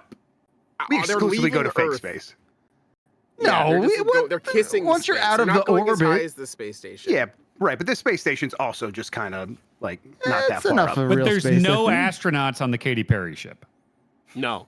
Well, I mean, doesn't that make her an astronaut? Like, just it seems going like a in space? tourist thing. It's like a tourism thing, right? It's Jeff Bezos' tourism space. If you're not wearing the whole fucking outfit with the fishbowl, like you ain't in space. Nah, but it's Jeff Bezos' wife is also going up there, so it can't explode. Well, that would be bad for him. Well, you know, the prenup. I mean, I think. Holy shit, Nikki, that was funny. Well, depending on how the relationship's going, the alternative is it's definitely going to explode. I mean, you know what, his last wife, she got paid, so maybe he's worried about this one. If anyone is going to explode their romantic partner in space, well, I guess he'd be number 2, I guess. Number 2. Yeah. Number 2 on the list. Number 2. And to also make it like the most expensive performative thing ever. Yeah, but then everyone is like, hey, it seems like you might have killed your wife. Yep, shit happens. But trying to that's space travel, ain't it? Yo, this is how you get banned on Twitch. I was busy that day selling books. I still do that. This is how you get banned on Twitch. Jeff Grubb, we can't pivot. Oh my God, we got back? Okay. Oh, it's you, man. Let's see. What happened? Thank you. Yeah. What happens when a telescope crashes into a microscope? Fake kaleidoscope. Hey! Oh fuck! Was that my dad joke button? So that's good. I just thought that's that good. one was funny. That's good. That was solid. That's good. I'm not mad at that. We should have one joke per episode, I think. Sure. And not from any of us. No. It has to be a call. No. We don't do those. Yeah, we don't do this one? jokes. This is not a comedy podcast. Very clearly not. It's a call-in show. It's a call-in show, obviously. It's an advice podcast. Yeah. It's an advice podcast at best. Oh no. It's a cautionary tale. There it is. It's a watch out, yeah, for sure. Jen, your turn. Mitch dreams. Oh no. Hey, so like the last few nights, I've had dreams that have mysteriously had Mitch McQuanchy in them. So I'm wondering is this a Nicolas Cage dream scenario thing?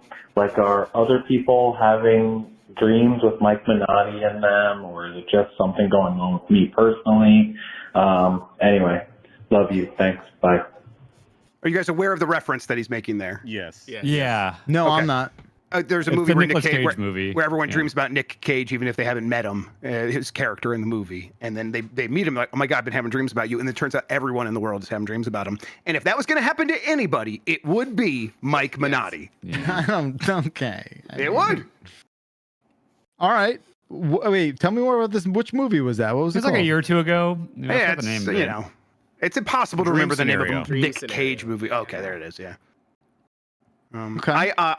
I had a dream with Jason Schreier in it the other night. Oh yeah. Whoa. Yeah, just was at a party at my house for some reason. And I was like, I woke up like, that was weird, but it was fine, pleasant. He's nice in dreams. Isn't it nuts that your brain cannot produce a face in a dream? Yes. Yeah. He All was of the right, faces yeah. that you see in your dreams are faces that you have seen before. Yeah. Oh. Your face yeah. does not make another one. So it's like it just your brain. There is a folder in your brain called faces, and your brain is like, well, just gotta slap some faces on these bodies. It makes sense though. I've got so many references, you know. Does technology ever work in your guys' dreams? Because I try to turn on a light. If does it work? technology is working in my dream, I can lucid dream. That's how I Ooh, know. shit, If okay. I can read That's in there, then I know Yep. that I'm aware. And then if I look at a screen and I'm able to interact with the stuff on the screen, then I'm like, oh, I can. Ooh, okay. I'm gonna try that. There's a variety of reality checks with lucid dreaming. That if you look at a watch, you look away, you look back again, it'll almost always be jumbled or different. Or reading is a huge one. Like street signs, they're always jumbled. The light bulb test is always a big one. So those are when you're learning how to lucid dream, that is how you do that. So yeah. I remember dreaming. You don't dream anymore? You don't dream anymore? Not in the last For 10 me, years. not to make it real, but when I was deep in my antidepressants, and then I stopped dreaming, and then I was like, what the fuck? This sucks. Do I even sleep anymore? And I stopped taking them, and now I dream again, and I'm like, seems worth it. Are you feeling like you're getting better sleep?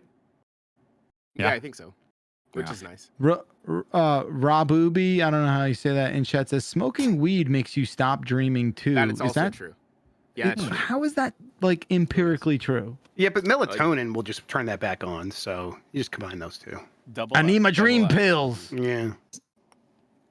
All right, I've Jason never Schreier heard the was weed definitely thing. a melatonin dream for sure. Yeah. Oh, interesting. I've never heard of the weed thing. No. Oh, for me, if I'm too high when I go to sleep, I don't dream. Huh. But that might be anecdotal. And by might be, I mean it is literally anecdotal. That's the definition of it. I'm pretty sure. I'm pretty sure that dreaming and sleeping in general is one of the categories that we are the most flying in the dark on. Yeah, we're no literally one knows asleep how that when shit it works. happens. Yeah. You know. Yeah, we barely even know how sleep in general works. Yeah, right? that's what I'm saying. It is important. Oh yeah, Yeah. we know that. But yeah, we know the seem value to want of it. it a lot. I mean, you get real fucked up if you don't get good sleep. Yeah. Yeah. It'll just fuck you up worse than anything. Do y'all get good to deja know. vu a lot? Yes. What's that? Do y'all get deja vu a lot? Occasionally. Yeah. I get it too frequently that it potentially scares me sometimes. Okay. When someone says that they're having a moment of deja vu, I always throw my hands up in the air and go, was this happening? That'll knock them right out. Has anyone ever said yes? No. Okay. Yeah. Well, now that's going to happen to me, and it will be. And true. that's why we have free will. Yeah, I feel like there was a weekend where I had a deep dive on the explanation for. Is it one of them sense memory? You're in a place with similar smells, and your brain begins reconstructing things just based on that, because sense or smell was our first sense, and it's the strongest in our brain, and all that shit. I heard that once, and then I think I just guessed that was right. It feels right. I don't know, but yeah, that is a wild phenomenon for sure. Phenomena. All right, listen, Dan. Yes. This is your last one, probably. So choose wisely. I'll go with Fantavision.mp3. Hey, Dumpers. Hi, Mike from Loveland. I hate to call in about diarrhea, but I feel like I have no choice. I know. Dan, on you a have a previous choice, buddy. episode, kept referring to it as a Fantavision shit, and everyone else just kind of accepted that and didn't interrogate that at all. And I feel like you can't just name a random PlayStation 2 game as shorthand for a type of shit. Not random. You got to talk about it. All right, love you all. Look, so do you all raise your hand if you understand what I mean when I say a Fantavision shit. That is everyone but Bacalar. Okay. It just Bacalar was 42 by the time Fantavision came explodes out. in the toilet. Like, Yeah, where it's just like, like when the firework in Fantavision comes off, it's not a big thing until it gets up there and then boom. Yeah. So it's like, it is just like a fart and then you look down and it's a murder scene in there. You know what I mean? Listen, wait. Did caller say they knew the game? Yeah. They said random PS2 game, and it was not random. I didn't say, "Ooh, I had an SSX tricky shit." No, I said I have. You definitely want to be careful I have a Fantavision shit. That would be nonsense if it was SSX tricky. Oh, I had a Time Splitters dump. No, If you said SSX tricky, I would have fallen over laughing. No, I said Fantavision for a reason. You fool. I picked this one because there were so many. Caller gave themselves so many off ramps to stop. And they were like, I hate to do this. Don't call. I know.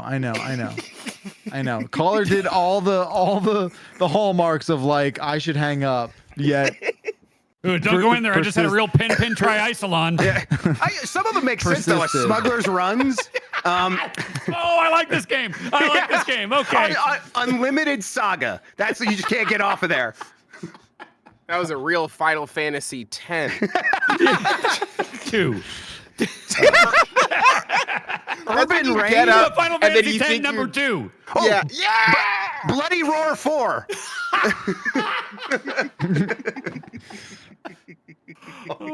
Something God hand. All right, listen. That's good. Oh man, it's a real dark cloud. Damn it, I was about to say that. Boom! I'm taking that. Yeah, great. You got one boom so far. All right. Don't worry, just spend another $300 and we'll get another one. Listen. Splashdown. Thank you, I caller. love Splashdown. Hey, Sean, we're caller. playing Splashdown next week. Yeah.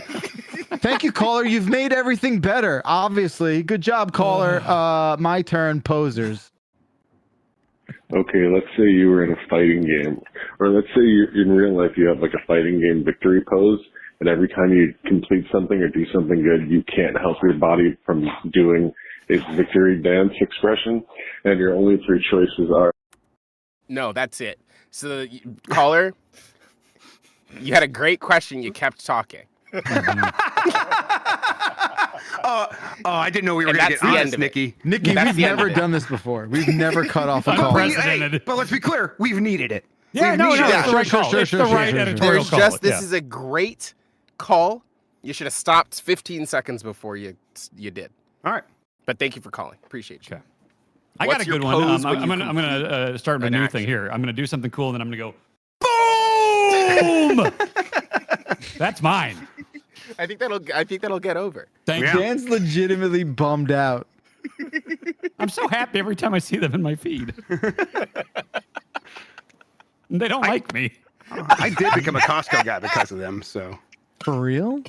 Well, I mean, I definitely considered it more once they came into my life, and now I have a Costco membership. So yeah, it's so hot in this room. Some would say we're hotboxing it. Yeah. Good job. All right, we done with that call. I got it. I didn't hear the question. What's victory pose? You do a good thing. What is the pose that you cannot stop yourself from doing? Oh, I don't do good things. So that's easy. Nothing. Wait a minute. I don't think I understand. What do you not understand? Do you do something? You like get an objective done in a game? You know, like when Mario gets a star or something, it's like, whoo, does it? You know, like one of those things. Got it. Maybe I look over the shoulder when I do the dishes. That's good. Yeah, that's pretty good. Yeah, that's great. Bacalar, what's yours? You just scored. He's doing it. He's doing it right now. 6 goals. listeners, he's got his hands crossed and he looks crossed. I'm trying to think the last time Staring I into the middle distance, looking somewhat Nikki, upset. Nikki, like I'm doing the in Goodfellas, right? When De Niro's telling Lorraine Bracco to like keep going, back, keep going, go. I look forward to that. I like that a lot. Good move. I'm trying to think, what was the thing I did last time I scored? I don't really celebrate when I score that much. I just sort of do like a little. It's like a very, very, very low key fist pump. Just like the slightest boom. Yeah. It's not a lowercase b. Sure. Like real boom. A bip. Just a little bip. Yeah. Well, thank you, caller. I get it now. I like that. That's a good call. Feeling good? Looking good. Yeah. Good call. Great. Chat had the last voicemail of the day, folks. And we're going to play it for you right now. Chat shows you are what you eat. Hey, I'm about average height, kind of stocky, and filled with bitterness. So I feel like I'm pickle coated. What kind of food are you? I don't know what this means, but my first thought was a pull and peel Twizzler. Yeah. I don't know. I didn't put any logic into that. That was just the thing that flashed into my head. I don't know what that means. It sounds like a fetish, is what it sounds like. It tracks. You're like treat me like a pull and peel Twizzler. Oh yeah. I'll give you an extra 50. Yeah.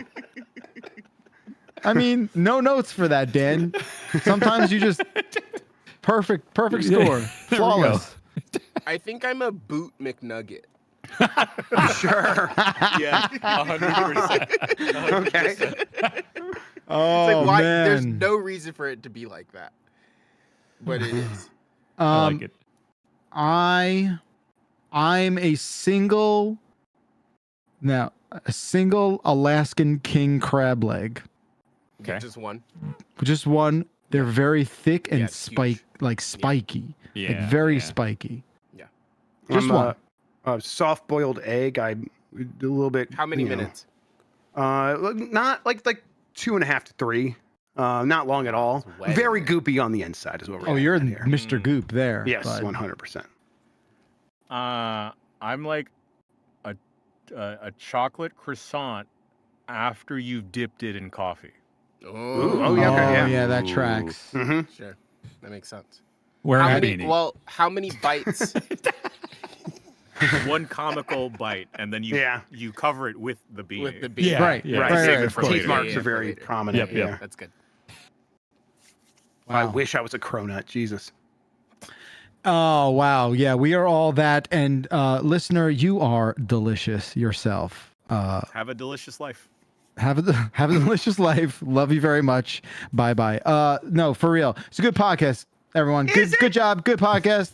I've never not meant that more than when I just said that right now. Getting both ends. I've never. 706. Boom! Boom! Okay. Dan, please, man, let me go to bed. 707 exit flu. That's the phone number. It is Thank you. 4 in the afternoon. Yeah. Oh, believe me, I'm going right to bed. I'm gonna have some non-dreams. 707 exit flu. That's a phone number. Thank you to all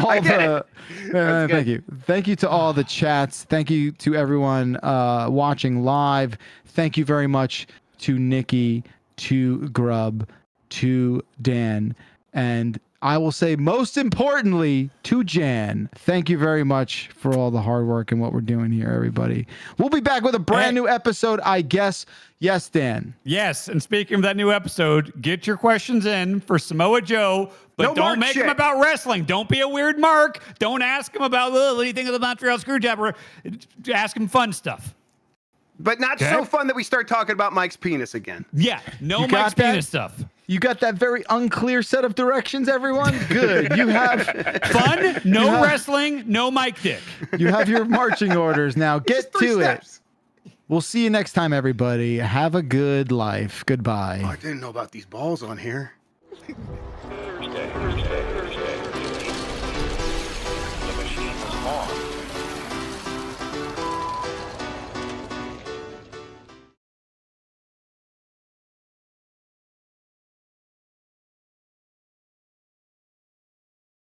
one.